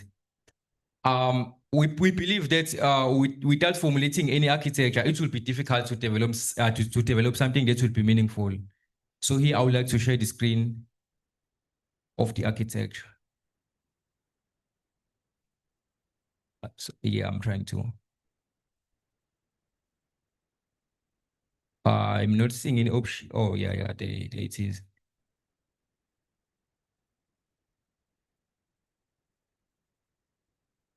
Let me share. Are we all seeing the picture? No. Okay. Date. Oh. Oh, yes.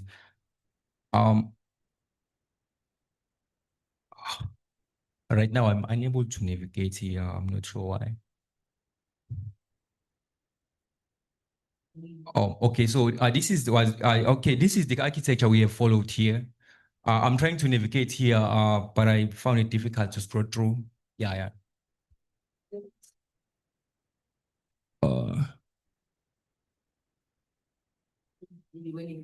It seems like I'm not winning, but then I'll just share the picture of the architecture behind.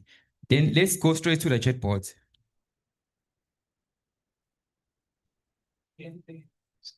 Oh, the whole screen. Oh, all right. Let me stop sharing first.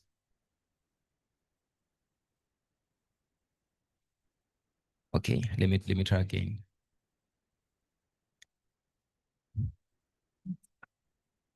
Okay. Okay. Oh, like I'm trying. Not seeing an option. May you please help me here? It's an option. Sure. Technology. Oh yeah. Yeah, yeah. Okay. Oh, all right, all right. Is it showing there? You can. Oh, all right. Let's just go straight to the chatbot.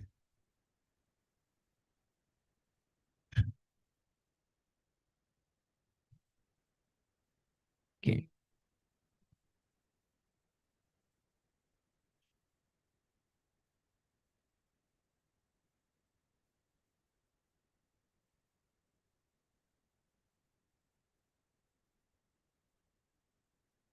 So here, this is the chatbot we are talking about here. Okay, so here we have two options. We have the option to log in if you have already created the account, and we also have the option to create the account here. For the purpose of demonstration, I would like to just create something fast here. Demo at gmail.com. Oh, no, it's a username there. Sorry. Let me say demo. Then it's demo at gmail.com. Just say demo 20. It's the okay. I'm creating an account there.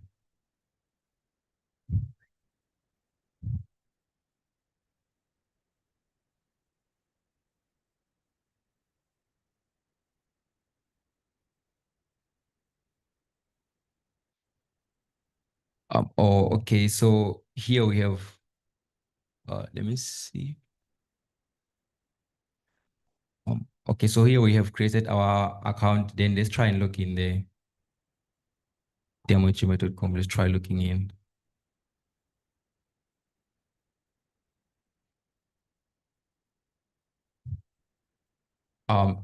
So here, this is the inside part of the career path advice chatbot. So here on the left, we have these functionalities here, of which some of them are not currently working. We are working on implementing their functionalities here. But you do have some other options here, like recommendations and everything. With coming to this site, I always say it is not the case that we don't know what we really want, but it is a matter of not knowing where to start. So here, since we are like trying to grow our youth in knowing more about careers in the industry, we have tried to make sure, or we have tried to collect some of the industries here and their estimation percentage growth. We have like technology there, we have healthcare, we have renewable energy, we have e-commerce and cybersecurity there. Like if you need more details about it, you can press there, and that can provide like a clear start. And also we have this welcome message here, which says, how can I help you? Explore new career paths, get job recommendation, learn and everything. But then I'll be demonstrating the chatbot in two perspectives. Here I have some two prompts I have collected there. So now we have the user-centered perspective, whether it can be a student or job seeker. So we have this prompt here. Let's say we have someone from grade 12, maybe in rural areas, who doesn't know where to really go. Then this is the prompt we are putting in there.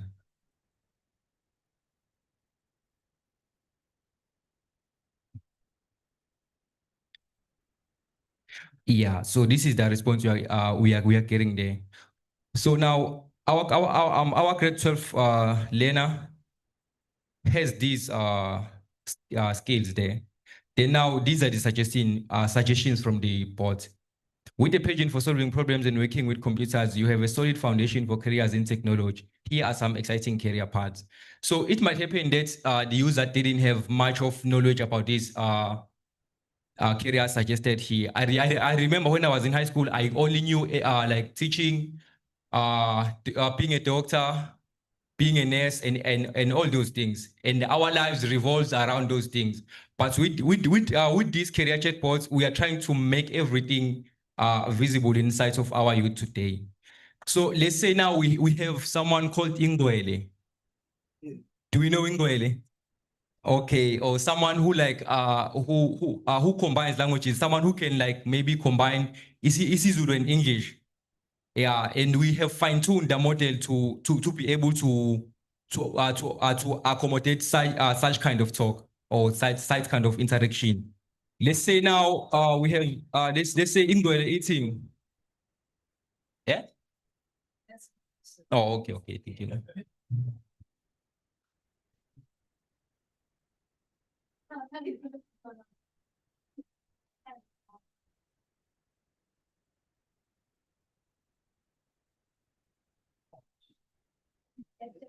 Okay, let's see.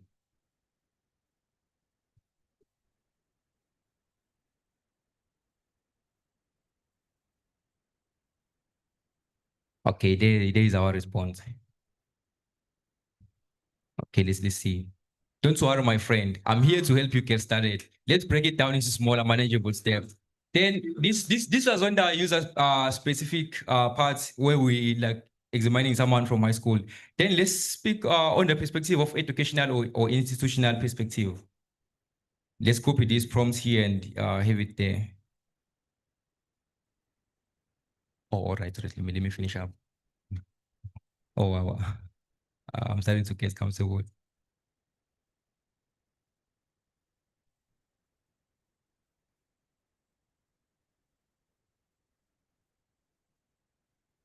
So now, this is the academic perspective. So here we said, what a great question. A career advisor, it's essential to help them explore a vast field, okay? Explore health sciences career, okay, it provides some options there of which I can like read all of them. But all in all, we developed this because we have youth in our, from where we left, whom didn't have much of this access to career knowledge or something like that. Actually, my English is round offing to the nearest 5, but yeah, that is all. Thank you. Okay, we are standing between a panel which is standing between lunch breaks. So let's do this quickly, okay? Slee, come forward. We're gonna give out some goodies to our young tech gurus in the future. Yes, I'll bring them. I just want you to also speak about honor. Yes. We're going to give some goodies, but we're really, really impressed. Lee was asking me while we were sitting there, what can we do to support? So I'm going to give her the opportunity to explain what she meant by that. Put her on the spot. Sanbonani. My name is Linda Uhlembuisa. I'm the Public Affairs and Government Relations Manager for Honor. I know DUT very well. We had a YES program last year. Was it last year? Are they here? My people.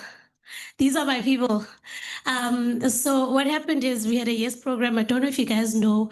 It's a program that the president started that forces corporates to hire young people, give them work experience, pay them a stipend, and then so that when they actually go out into the markets, they've got some kind of experience. So I'm just saying this as background, how me and DUT met. Honor had the resources, but we did not need the students. We had a small office, everyone had a role, but we had the money, which corporates, South Africa has. They have the money. We just need to find ways to get it out of them. I found a way, and I said to the CEO, let's not bring the young people to the office because we don't need them. Let's pay them the stipend, but give them to DUT. So let DUT figure out what the young people should do. Let them get paid, and we've done our part for society, and DUT wins. I think DUT will tell you we have never asked anything from them from that. We just pay. And they just figure out what they're doing, and they are all here gaining experience with the apps they are doing, with the awesome coach that they have, that we talk to all the time just to check up, are you still paying the students? Those are the only questions I'm asking.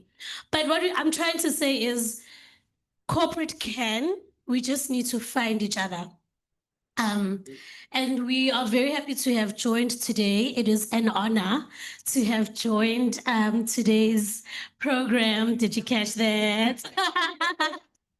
And we wanted to say, guys, we see you. We know that you have the answers to the problems that we have already at Honor. Example, we have our own system where we chat internally. We call it it's our own WhatsApp that young people in China created for the organization. Why? We don't trust the other guys. So we decided, China, let's figure out our own way how we can chat in a secure way. Those were young people in a university somewhere in China. Those were young people who one day sat like this and convinced a panel, I've got an idea. How about this chat speaks in Zulu, right? So thank you. We see you. I hope that you get all the investments. I hope that corporate sees you and invests even in the knowledge. One of the guys was saying, I end here. I don't know how to continue. Send an email. Ask all of us. There's going to be a Slindo somewhere who says, I studied politics. This whole stuff confuses me. I just want it to work. If my laptop is black, I call IT. I don't reboot. I just call IT. That's where the difference is. But if you're sending an email, I'm in government and I sit there with DG all the time and I can say, no, man, DG, I met a young person. Bafigela, Bamala, how can we help? The Premier's office is here and we can say, Premier's office, I've got access to them already. I don't have the money, but I can say, Premier, telescope. You know, what can we now do to this point? So send that email. Someone will pick it up. We'll help each other. Ubuntu bunjalo. Did I say well done to everyone? Well done, guys. That was very, very impressive. All of it, all of it. If I could, you guys would all win the grand prize today. Yeah, no DNA, just RSA. All right, are we ready? What are we starting with? Everyone first. Okay, can everyone who presented today please come to the front? This is our token of appreciation for sharing your ideas with us. UKZN, please invite me to the campus also.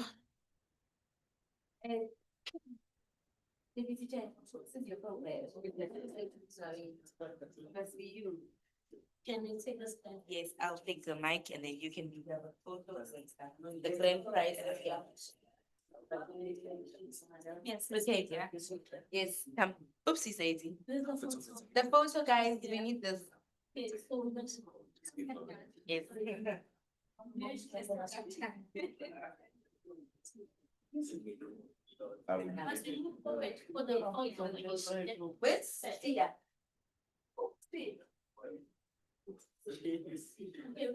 Okay.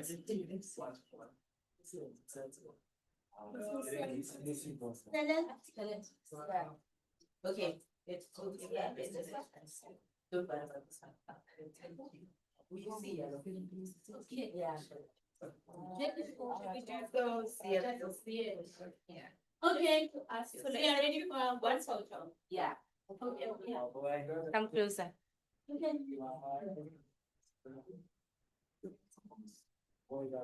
Come closer.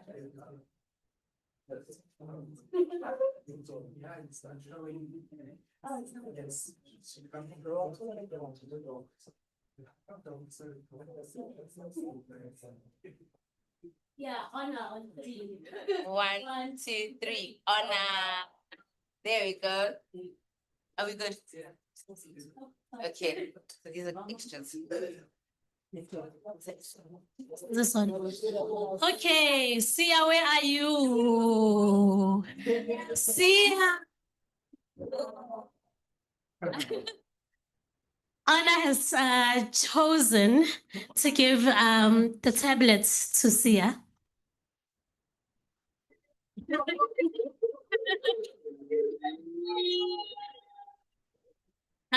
We really, really loved your idea. It's practical, it's immediate.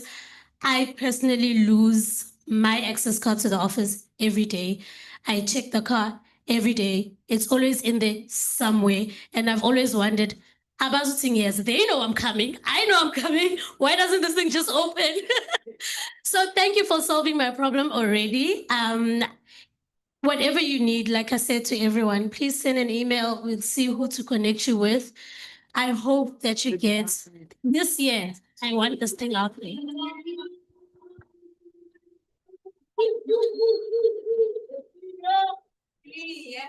I lost my access card.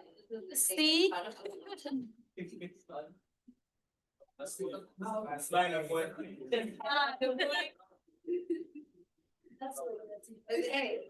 Thank you very much. I'll also go in for but when I ask you to take it out, please.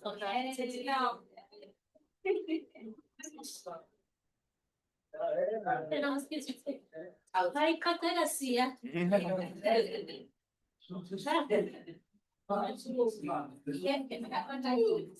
This is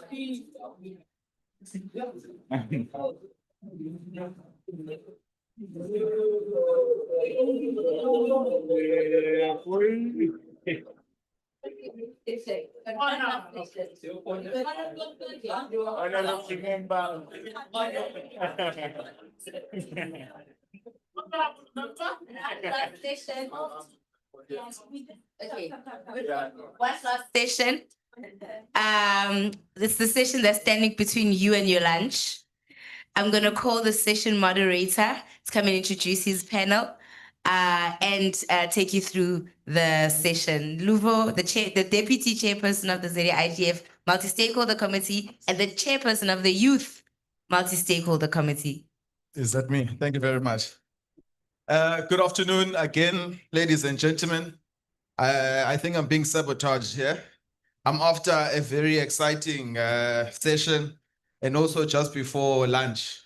I'm looking at your eyes. I was speaking earlier and I was looking in your eyes directly. And I see there's a degree of, of being lowered now compared to earlier. I see that we need to have lunch as soon as possible. So we won't be taking too much of your time. In this panel, we have about 3, and I'm the only gentleman in this panel. I'm the only, to convert it, I'm the only thorn, I'm the only rose amongst the thorns. We have in the panel, we have Ms. Togo Mia, who's here with us, who's the ZAIGF Multi-Stakeholder Committee member and a advocate for internet governance in the continent and also globally. Online, we have Ms. Nomshato Lubisi, Kosingulu from Communication and Program, who's a Communication and Program Strategy Manager for Code for Africa. We also have Ms. Tsepiso Hadebe, who's the researcher at Research ICT Africa. We also have Ms. Mauricia Abdul Chilunda, who's the CEO of Data Works Communications. Are all the 3 colleagues online? Can we confirm that? Temiso's online. Lumshato's online. All 3 are online, confirmed. Okay, thank you very much. Our panel today, ladies and gentlemen, is titled Youth Voices in Global Internet Governance, Road to 2025. And it is a reflection of a critical truth, right? Which is young people are no longer just consumers, as I mentioned before, of the digital world. We are co-creators, we are policy influencers, and we are custodians of the future of this internet that we are talking about. Yet, despite our centrality in digital participation, our voices often remain peripheral in governance spaces, particularly in the global space, not only just South Africa. So as we move towards the IGF of 2025, we need to really rethink how we participate in these processes as young people. And I'm glad to have the room filled with young people so that I can possibly spark, an interest within you so that you can be able to participate in these processes. Because technology, the space that we're in the internet ecosystem, it's not just the technical community. We've got civil society, we've got academia, we've got industry.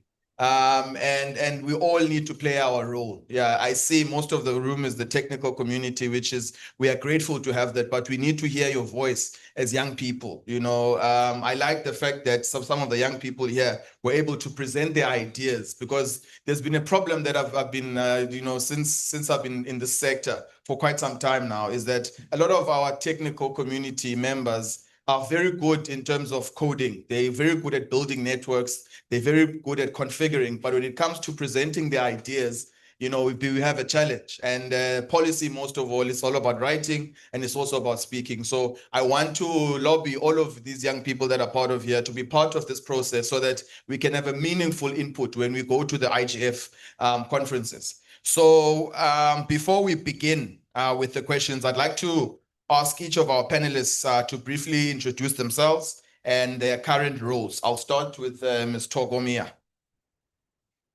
Good afternoon, everybody. The mic is on now. Okay, there we go. So good afternoon. It's a pleasure to actually introduce myself, because this is really the space that I work within. I work in capacity building for youth. So I am the CEO of Girl Hype Coders, which is a digital skills academy for women, girls, youth, especially for persons who come from a background of, you know, underserved communities, whether that is a rural area, whether that is a peri-urban area, or even an informal settlement. So the work that we've been doing has been since 2003. I've been with the company since 2014. And specifically what we do is run programs around capacitating for STEM careers. We have a focus on technology. So working with different stakeholders, private sector, government, to actually run these programmatics. We've got a diverse range of courses, and we are accredited with a number of different bodies. So we are a Cisco Networking Academy, we are a CompTIA Academy, we work quite closely with Microsoft, Google, with Huawei, and various other bodies, including your Vodacoms and your MTNs. So we do have a number of and as well as a mid-seater tier 1 partner, and we're accredited with them as well. So we've got courses that we run in terms of alternative education. We position ourselves to be an entry point for people who don't have an entry point. And that's very much a huge part of the work that we do. Right, so that's my day job. That's why I have to wake up at 5 a.m. and do all the things that a person has to do. And also, I serve as the president of the Internet Society South Africa chapter. So I just want to holler to all the people that are online, because we're not alone today. The Internet Society is basically a group of people who have a vision and a passion for the internet, from network engineers, social media managers, events coordinators, people who train in skills, you know, all different kinds of individuals who just have a passion for that infrastructure, developers and network engineers alike. And so we're one of the partners to this event.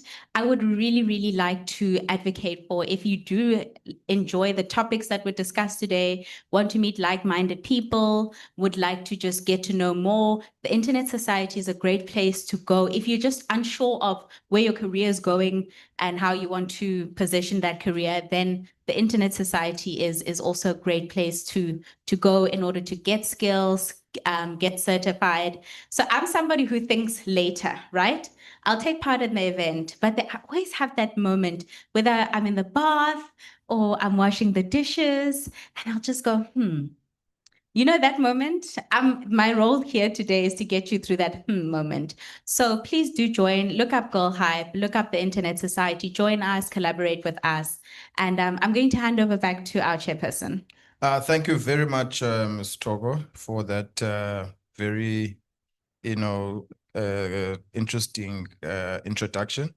You are doing quite a lot of work for the sector, and keep on doing it.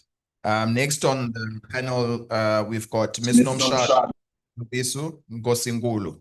Can you please introduce yourself and also how you relate to the topic at hand? Thank you very much. Thank you very much. I really wish I could be there. There's so much excitement I can already see throughout the day. I think the other panelists who are online will agree with me. There's a lot of FOMO there. But my name is Nomshato Libisi, as mentioned, and I'm from an organization called Code for Africa, which is a nonprofit organization that really consists of a large network of civic tech and data-driven journalism that's really empowering communities across 26 African countries.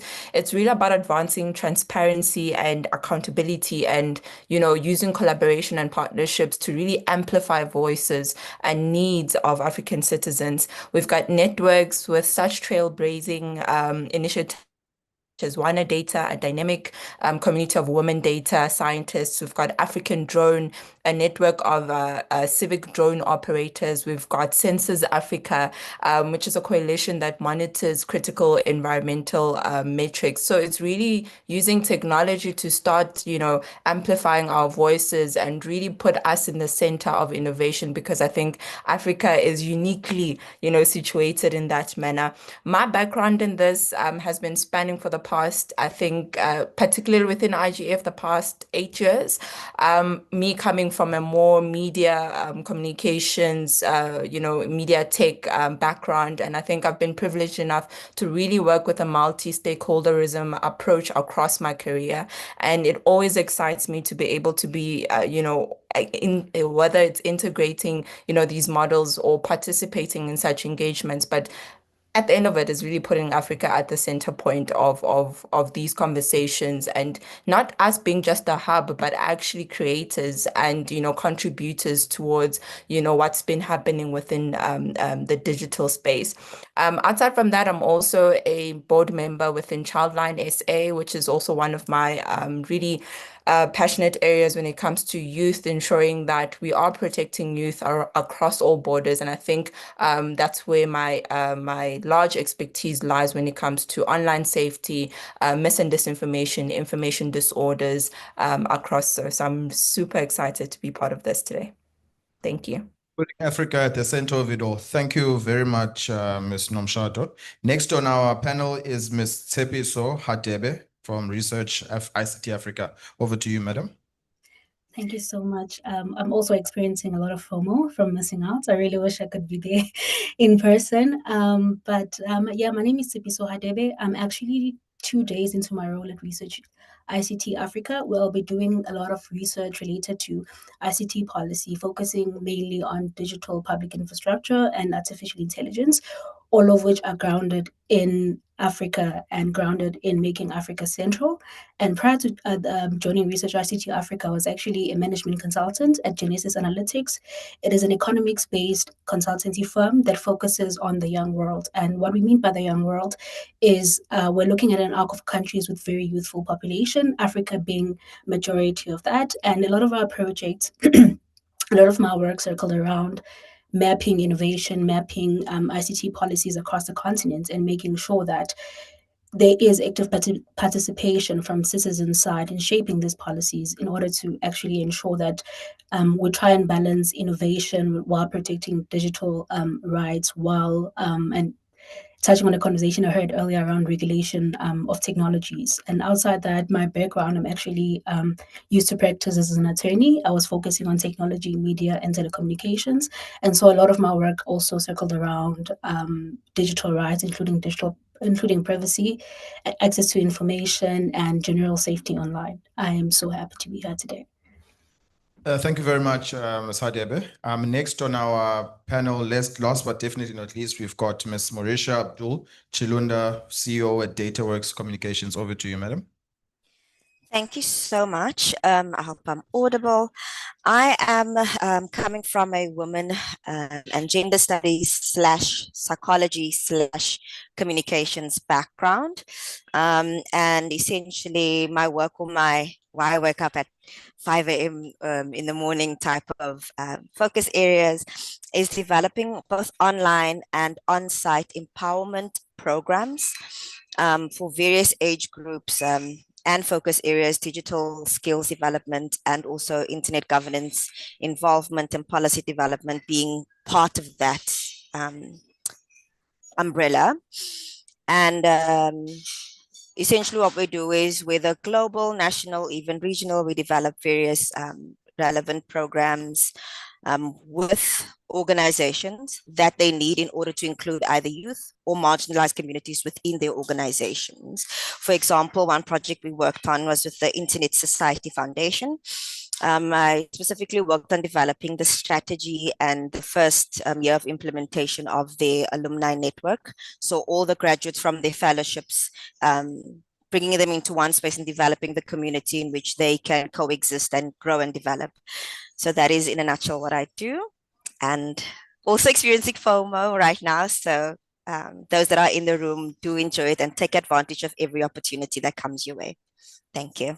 Thank you very much, Mauricia. I'm definitely sure that you will enjoy it on your behalf. So, ladies and gentlemen, to make things much smoother and much quicker for our discussions, I will ask each and every one of our panelists one question, and then I'll flip over the discussion to the floor so that you can have at least an opportunity to ask 4 questions from the floor. The first question will be for Ms. Tokomia. As part of the ZAIGF Multi-Stakeholder Committee, what challenges have you observed in integrating youth voices meaningfully into national internet governance dialogue? Thank you so much, Luvo, for the question. You know what? A part of me wants to answer the question that I know most people in this room deserve access to, right? As opposed to looking at it from our perspective and doing a PR campaign. We could have done that, but we're all in this room. So what I'm going to do is I'm going to talk about the various access points, because I think one of the biggest challenges we have as a Youth Internet Governance Forum is how do we ensure that there is actual participation from young people in these spaces, right? Because as we've seen today, many of the legal practitioners, activists, young technicians, you know, these are youth people. And so that's what I'm going to put my focus on. There are a number of ways that you can get involved. Number one, there is a Youth Internet Governance Forum website where you can contact. Number two, we've got institutions who are stakeholders in this body who run programs like this. Very soon, we're going to host the South African School on Internet Governance. And I implore every single person who's in this room to please apply. It is not an age-restrictive program. It is open to all. And it is certified by, you know, a fellowship certification by us. Please take part. If you would like to form part of the faculty, join us. We're in the process of putting together the South African School on Internet Governance. And, you know, that feeds into a larger national regional initiative structure where we've actually got Africa structures on internet governance. There is the Africa Internet Governance Forum, which has also got the African School on Internet Governance. And the forum is taking place from on the 30th and the 31st of May, 25, but on the 29th of May, if you would like to follow up and you believe that there's more to this conversation that can be had, and especially if you take part in the SIG and would like to, on the 29th of May is the African Youth Internet Governance Forum, which is taking place in Dar es Salaam, Tanzania. We're currently in the planning process for this, so there is room to take part and collaborate and be part of this exciting initiative. I love this space because it offers a lot of travel opportunity. It offers a lot of consulting funds. And, you know, as a young person, there's so many young people that are part of creating a side hustle or side income or some kind of income flow through internet governance through these types of initiatives. I also implore as Mauricia Abdul mentioned, there is the ISOC, the Internet Society, which is funded by the Internet Society Foundation, young fellowships. So there are fellowships, there are courses online that are free that you can run in your own time. They're super quick as well. There's certifications. But because the community is so huge, people from all around the world are aware of the certifications that you have. And then also post-university, you know, of course, everyone wants to find a job, everyone wants to get into that job and earn a good salary, but then look at institutions like Girl Hype to see how you can further skill yourself. The market is always changing. Today, we're talking about AI. Tomorrow, we're talking about cybersecurity. The next day, we're talking about data science. So institutions like Girl Hype offer an opportunity to learn, be part of a community, and grow with people whilst also skilling yourself. I never thought that I could get one thing that was standing in my way is a cybersecurity certification. And I'm almost to completion. I'm actually just studying for my exams, and I'm very excited to be saying that I'll be certified in cybersecurity. I'll be certified cybersecurity practitioner. I also took a course at Girl Hype and have been studying with my students. And that's what I advocate for. Grow yourself and grow the industry beyond university. Definitely get your qualifications, but grow in the community as well, and use that information to feed into the ecosystem, touch points, access points. So those are the top 4 institutions that I would say get involved in with right now.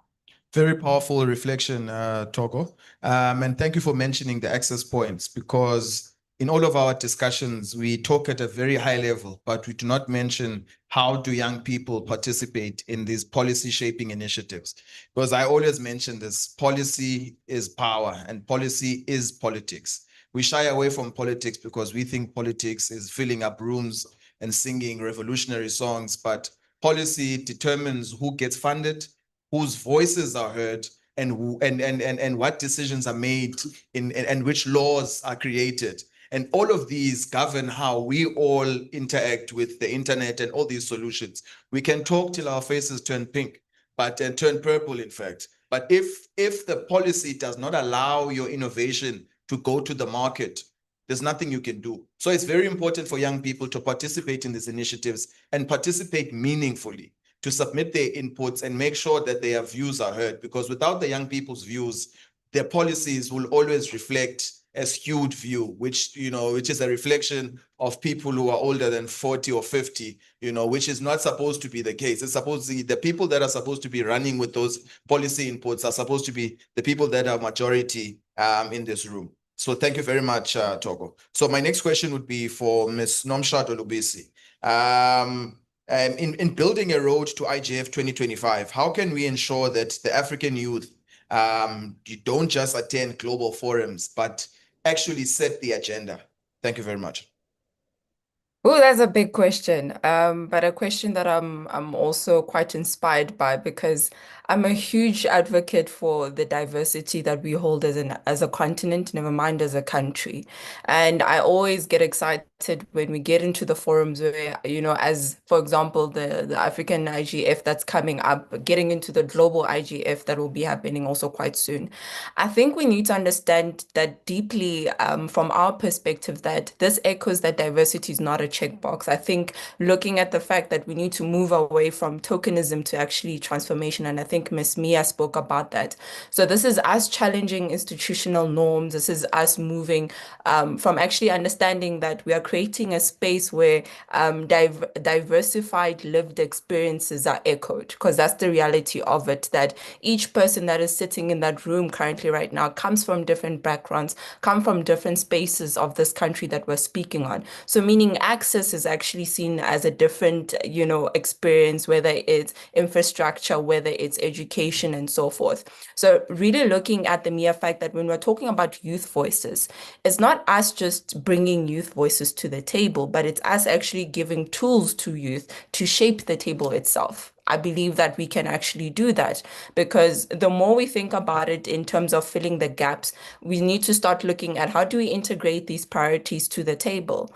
And I'm quite excited that we're talking about collaboration and inclusivity, even when it comes to those voices, because I really believe that the road to us achieving that, particularly even as a country, when we're talking about ZA Youth IGF, is starting to build those town halls, starting to build those debates, starting to build those different, as I said, living experiences. But when it comes to 2025, I think we're at quite an interesting interjunction in terms of we've got a lot of coordinated storytelling that is happening across Africa. But I think from the southern region, there's a lot coming up as well when it comes to strategic coalitions. We've gotten a lot of tech, integration when it comes to collaborating, for example, with the tech companies, holding them to account, but at the same time bringing them to the table. And I think that's what this, event is actually bringing to the table by having Honor there, for example. We started speaking about social media, the opportunities that it brings, and how it can echo voices, but the responsibility that we also have to that. So it's actually understanding that we need to start looking at policy, we need to start looking at acts and legislations and rights as a propeller for our voices to be echoed. There's no way for me to stand on a position to be able to say, I've got a right to, but I don't understand where that right comes from or where it should be going, particularly because as youth, I've got that tech understanding. But at the same time, there's one thing I also want to echo is internet governance has a lot of, I would say, the language rather of internet governance has a lot of assumption of baseline knowledge. And I think this challenges us to move away from, the understandings that we come into a room. There's a lot of jargon, there's a lot of acronyms, and this really, builds us to the assumption of that baseline knowledge. And I think by us starting to collaborate more to ensure that that knowledge is there from the get-go, I foresee a very, exciting future where those voices will not just be seen as check boxes and they are at the table, but they'll be seen as actually co-contributors to shaping that table and ensuring that the innovations that we got to see today, for example, the voices that we got to hear today, for example, are inspiring the rest to actually say that I can also get up there, even though I come from a rural area, even though I come from an area that is perhaps even forgotten in some cases. So there's a lot that I can say on this, honestly, but I just want to end with saying that the reality is the barriers that we're facing are layered. We cannot separate your finance. We cannot separate infrastructure, technical issues. We cannot even separate politics. They're layered. They're intertwined, like it or not. They link to each other. So how do we start disbanding all of that to ensure that at the core of it, we're creating a space, an enabling environment for youth to actually come into the fore and do what they want to do when it comes to the space, and ensuring that we are putting, and I'll echo this until the end, but we're ensuring that Africa's voice is at the center of this, because I really do believe that we're not just a hub, but we are a creator for what's about to come.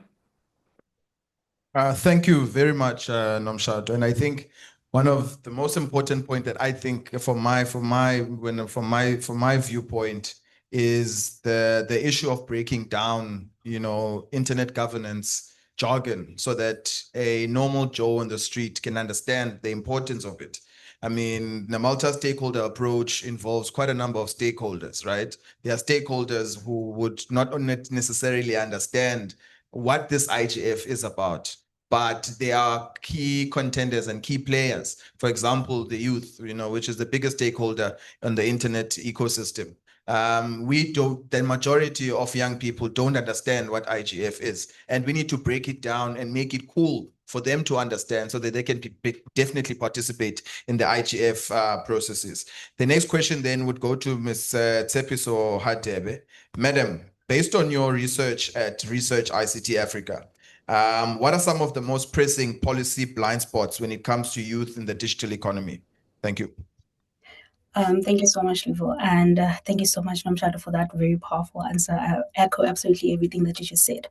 I think that when it comes to, in terms of speaking from experience and the research we've done, there are quite a number of pressing blind spots. We talk about from digital divide to skills and access to looking at not only South Africa, but Africa's role in the greater global regulation, greater global policy in understanding what I can say is the unique African sort of digital context. And so our blind spots lie in that if you will look at some of the other regions, I would say that it is my view that in Africa, we've often sought to look at and adopt some of the external solutions. I would give an example with the GDPR, which is a European data privacy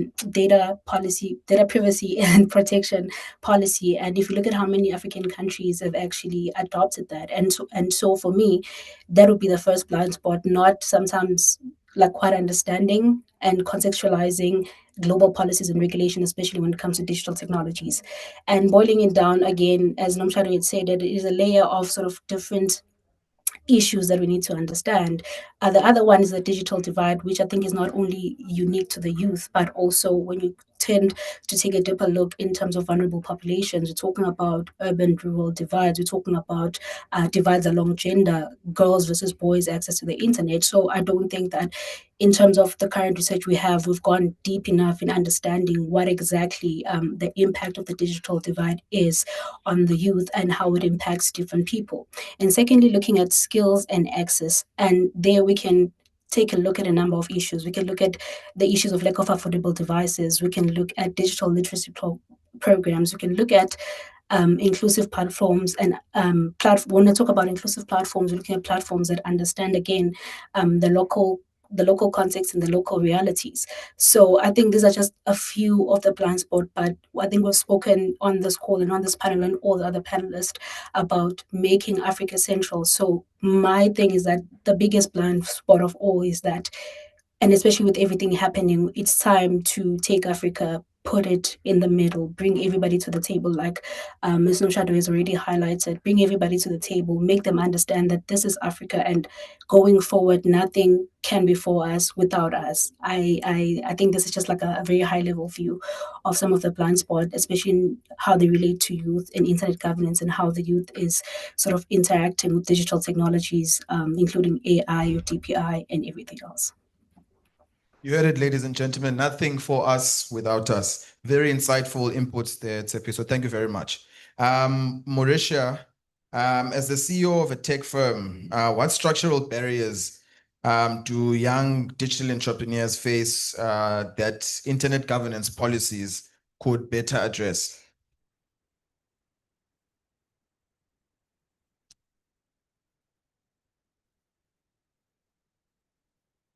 Is Mauricia on the line?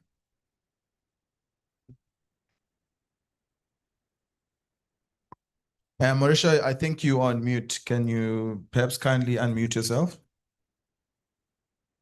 Sorry about that. I hope I'm audible now. Yes, you are, madam.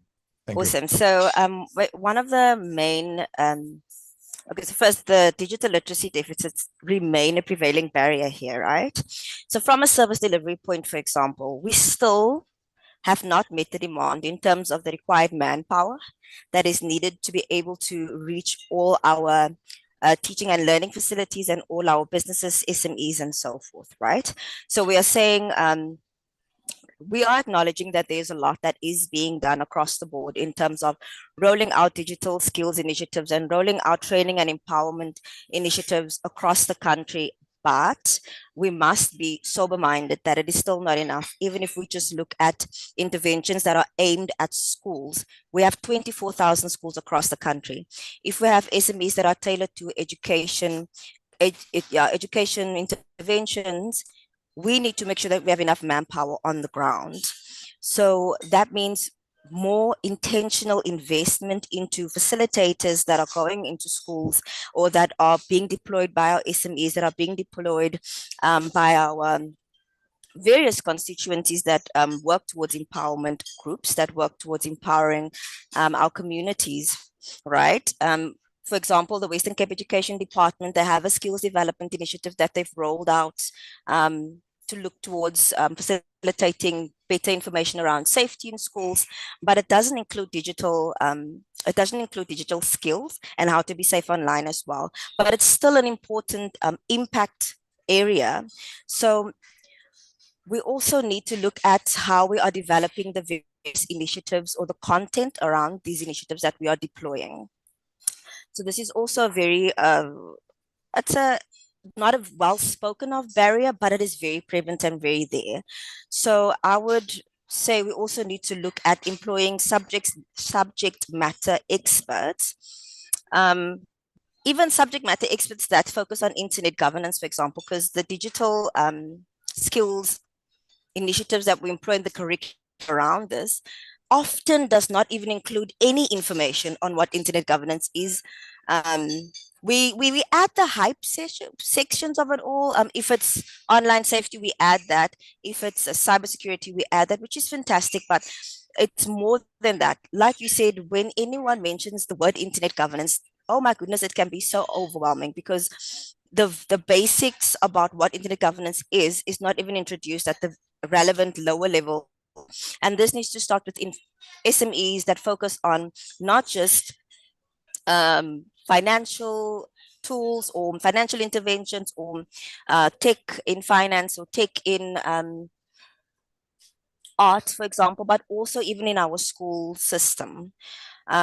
So we need to start young, right? So interventions that's focused towards impacting our younger communities, whether it be universities, whether it be in schools, we need to start young, and we need interventions that are aimed at that to be well encompassed. And so we need to look critically at how these interventions are being developed.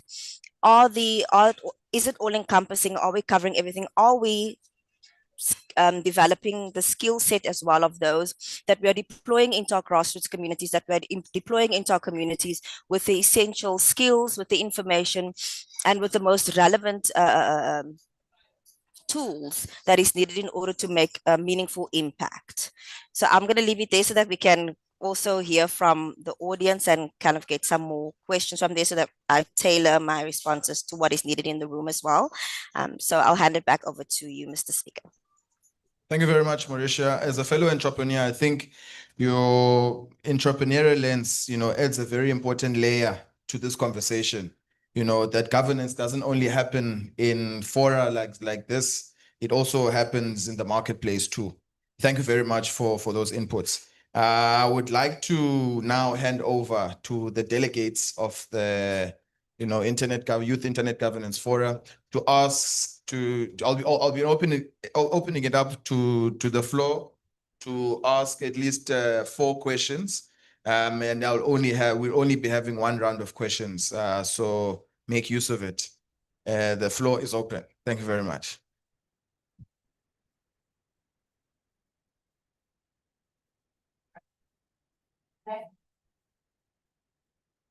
It seems like everyone is already ready for lunch. There's a hand. There is a hand. Okay, let's give it to Davis. Yeah, thank you very much. I think I just want some clarification in terms of the change role of the Internet Governance South Africa Forum. So now we cannot continue, like I was discussing with the president some few minutes ago, we cannot continue to believe in imperialistic ideology, that everything has to come from them. And then we've seen what is happening in Africa now and what is happening across the world. So when we have the internet, you govern. I also know that even when you govern the internet through policies, the main reason we want to have policy is to address social problems. That's the reason. And of course, if you know how to address social problems, you need policies. COVID showed to us, the Department of Higher Education said they were working on policy and then holding meetings. We are going to supply laptops to students in schools. Within 1 week, China built their hospitals, okay, without policies. So if we are going to solve problems in our society, do we really need policies to do that? That's the first question. President Traore didn't rule Burkina Faso for more than 3 years. You can see what he's doing now. So the role I want to ask the Internet Governance Forum to play is that when somebody gives you food, that person controls your body, your brain, every part of you. So you always be a slave to that person. And if we know the way internet works, it's not possible to govern internet because it was not designed for security. Now, there are 3 layers of internet. The first one is surface layer, where we send information here and there. But there's one designed by the Department of Defense, which is dark web, for example. And dark web, when you go there, I've done some work in dark web, deep web. So there are 3 layers, just like you have Heavenhead and the Benet. So you also have internet. So we talk about internet here on the surface, but right deep inside the deep dark web, we may not be able to do anything there. So that simply means that the Americans who own the internet will still continue to tell you what to do. And no matter security or monitoring you are providing, it doesn't work. China tried to address the problem. They say I was in China for 6 weeks. We didn't use internet from America. It was, they call it Chin internet. So Chinese internet. Obviously, when you go there, you won't see all this Google Scholar, whatever you see here, because they have their own internet. And I believe if youth in Africa want to make a change, one of the things they should be looking at is independency of Africa. How can we be independent, creating our own solution, if possible, creating our own internet? So can we challenge our youth to obviously start looking in terms of this? So sitting with government and formulating policy may not be really sufficient, because sometimes those people in the government, they are the puppets of some world leaders, and then we have to also be very careful about that.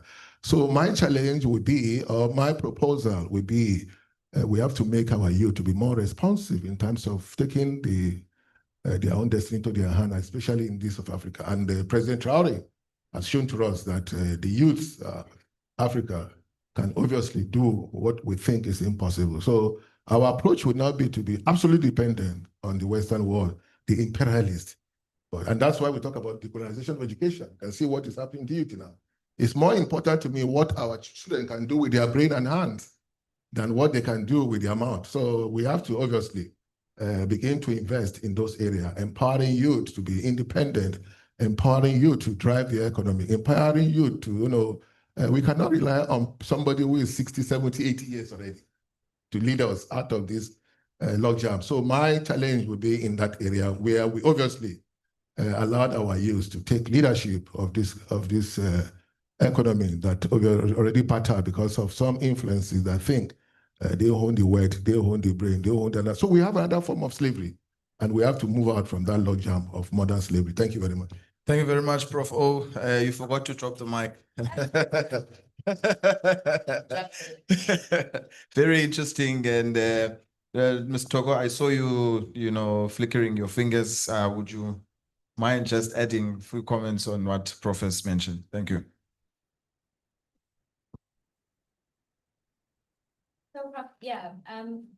Thank you very much for your contributions, firstly.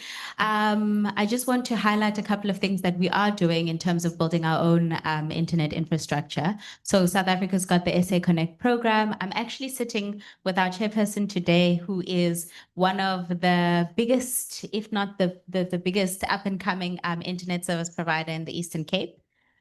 So right here, we've got the African internet builders building the next round of internet here in Africa. And then just to some other elements that we're bringing forward is we work to connect the unconnected. So we work in providing connectivity. We build community networks in areas that don't have internet. And I mean, this from a point of we have fun doing that, but also as a point of bringing internet to community so that they can, be connected and running programs where local resellers can run their own reseller program, become entrepreneurs. So we've got these initiatives running. We're building a community network in Nkandla very soon. And I also just wanted to say that, just in terms of some of the elements that you brought, for that come down to the exact participants in this room. So one of my roles is I serve on the United Nations as a Youth Internet Governance Forum coordinator. And our job and role is to advocate and create awareness for youth to become part of these structures. So that's another way to get involved in this space in direct collaboration. So look at app and see where the entry points are. There are various access points, myself, the chairperson, the secretariat, to getting involved in that space, and if you've ever dreamed of a career in diplomacy or in international relations or anything like that, or really anything, then that is another way as a young person where you can come in, not necessarily being fully skilled, but being in a way that you can give back and also skill yourself up whilst you're doing it. So that's from me. Thank you very much, Ms. Mia. In the absence of further questions, ladies and gentlemen, I am going to close the discussion by giving each panelist an opportunity to say in one sentence a call to action for young people as we approach on our road to the IGF of 2025. I'll start with, or maybe let me end with you, Ms. Mia. I will start with the ladies in the online, on the cloud. I'll start with Ms. Nomshado, and then Tsepiso, and then Mauritia, in that order. Thank you very much. Yeah, wow. I love the last input. I think it actually propels us to look to where we want to go.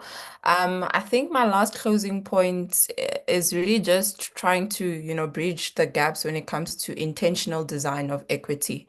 This is looking obviously at going beyond the community-rooted training, looking at the long-term investment, and not just the once-off workshops and so forth, but really bringing that mentorship element into, you know, all the efforts that we're bringing into the space.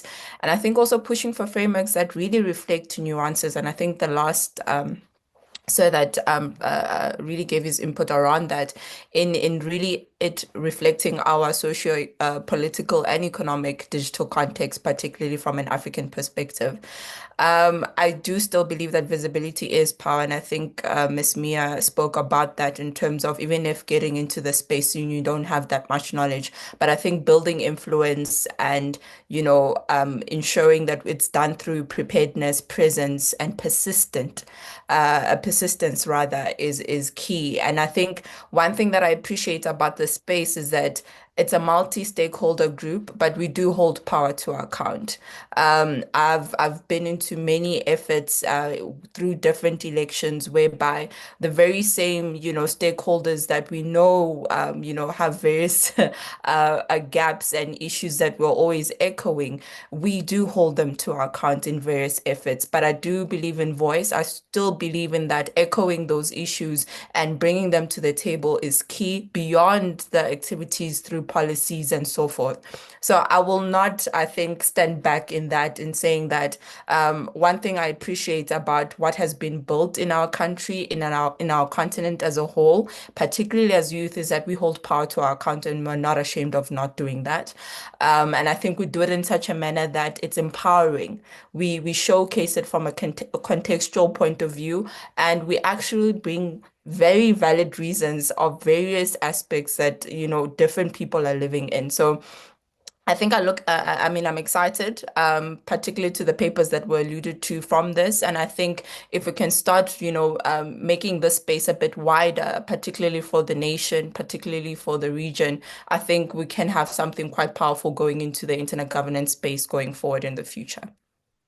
Thank you very much. Thank you very much, Ms. Sepiso. Thank you very much. I think my last sort of one-liner would definitely be, for me, clarity is key. And so I would say looking at developing a national youth IGF agenda and not looking at this as one sole item, but looking at it broader and how it fits within the youth digital transformation agenda that's going on, not only in Africa, but regionally as well. And within this agenda, the need to have clear policy demands. How do we build strong coalition of young advocates for within the Internet Governance Forum, and how to then going forward do we secure not only government but a lot of other stakeholders buy-in, and just looking at this as one part of a very big puzzle on understanding the youth's role in digital transformation in Africa. And I think that the reason why that for me is a priority is because Africa being a young continent, and as we are right now, youth are no longer just the consumers of these technologies, as we've seen from the panel of wonderful tech innovations, that we are at a place where we're also innovating. So bringing all of these pieces into one and understanding with clarity, with a roadmap, with an understanding that this is where we are in 2025. 30 years later, will we still be in the same place where we are merely having conversations? Or in 30 years, when we evaluate where we were 5 years ago, there's clarity, there's difference, so that we not only just talk, but we walk the talk. Thank you so much. Thank you very much. And then Ms. Mauritia. I echo everything that my previous esteemed panelists have said. And my one-liner coincides with everything that they've mentioned. And that my one-liner, I would say, is intentionally include youth in every delegation. And this is whether it is government that is attending a global forum, whether it is private sector that is attending a global forum, if you don't have a youth voice in your delegation, you have failed. And I know that's a very strong statement to make, and I'm doing so intentionally because in many departments, it doesn't just have to be an executive, it doesn't just have to be high-ranking official that attends a certain meeting, and like the global IGF. We have various departments that, so the youth age that is looked for, sought after in terms of voices to be included as voices for the youth in feedback in these various global forums, range up to the age of 35. So I would really challenge our other stakeholders other than just the youth, private sector, government, and so forth, to be very intentional about in your delegation, including a youth voice, because there's definitely a qualifying budding young person in your department that can really contribute towards these global forums and that can bring about innovative solutions to the problems that we are facing within the digital economy. Please allow me to also say that we need to start earlier when it comes to getting more of our youth voices involved in various global forums. There are various groups, like Ms. Tokomia mentioned, there are coalitions that are actively engaging in fora such as the IGF, and planning for these meetings begin the year before that meeting takes place. So we need to, in all of our interventions, in all of our let me just say interventions, we need to start including our youth in the planning cycle a year in advance. So if you're working with the youth, for example, the School of Internet Governance now for 2025, we should be preparing them for the global IGF, not just of 2025, but 2026 as well, and keep them active in the ecosystem. And I love the fact that we are moving away from gatekeeping information. I cannot stress that enough. And the more that we empower our young people with information and give them the floor, we will be astonished by how much change this brings about. Thank you so much for the opportunity to share with you today. Very and much. all the best to everyone in the room. Thank you, Mauritia. One sentence, madam. Because of time. From my end, I think internet governance and regulation is a participatory process. So I want to again urge everyone, this is not meant to be one of those once-off activities that Ms. Nkosinkulu was talking about. It's meant to be something more sustainable. So we would like to engage with you. We don't want to be one of those forums that just comes and discusses, and then we never hear of us again. We'd like to engage. We'd like to partner with the various individuals and bodies that are in this space. We would like to form a movement with the youth that are here. And we remain accessible. We remain inclusive. There are so many touch points. You've got access to us. You can contact us. You know what? I'm on LinkedIn. If you want to talk to me, research me. I'm on LinkedIn, right? So contact me that way. Contact Mr. Gray that way. I'll share his name and surname. and reach out. Be part of the process. Let's not be a once-off, and let's not be a talk shop. And again, I reiterate what my previous speakers have said. Nothing for us without us. Thanks. Thank you. Thank you. Thank you. Thank you. Thank you. Thank you to our panelists and each and every one of you that is here. The internet of the future, ladies and gentlemen, must reflect the voices of its largest stakeholders, which is the majority of the people here, which is the youth. Let this be the generation that doesn't just participate, but leads from the front. Let's take this conversation with the courage and clarity. IGF 2025 must have our footprint in it, not just as guests, but as architects. Thank you very much.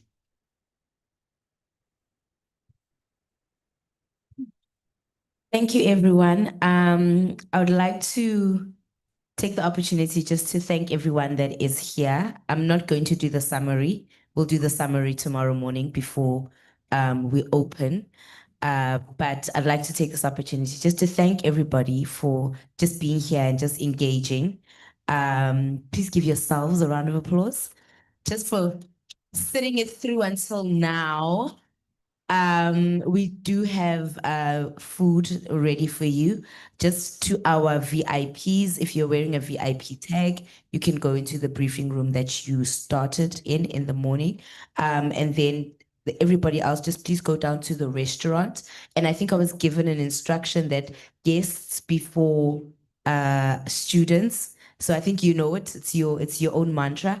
And if you can follow that. But if you are an official delegate and you don't have a VIP tag, you probably have one at the registration desk. Please come and talk to me so that you can get your tag. But with that said, I'd like to close today's program. See you tomorrow, bright and early, 8 o'clock. Thank you. Bye.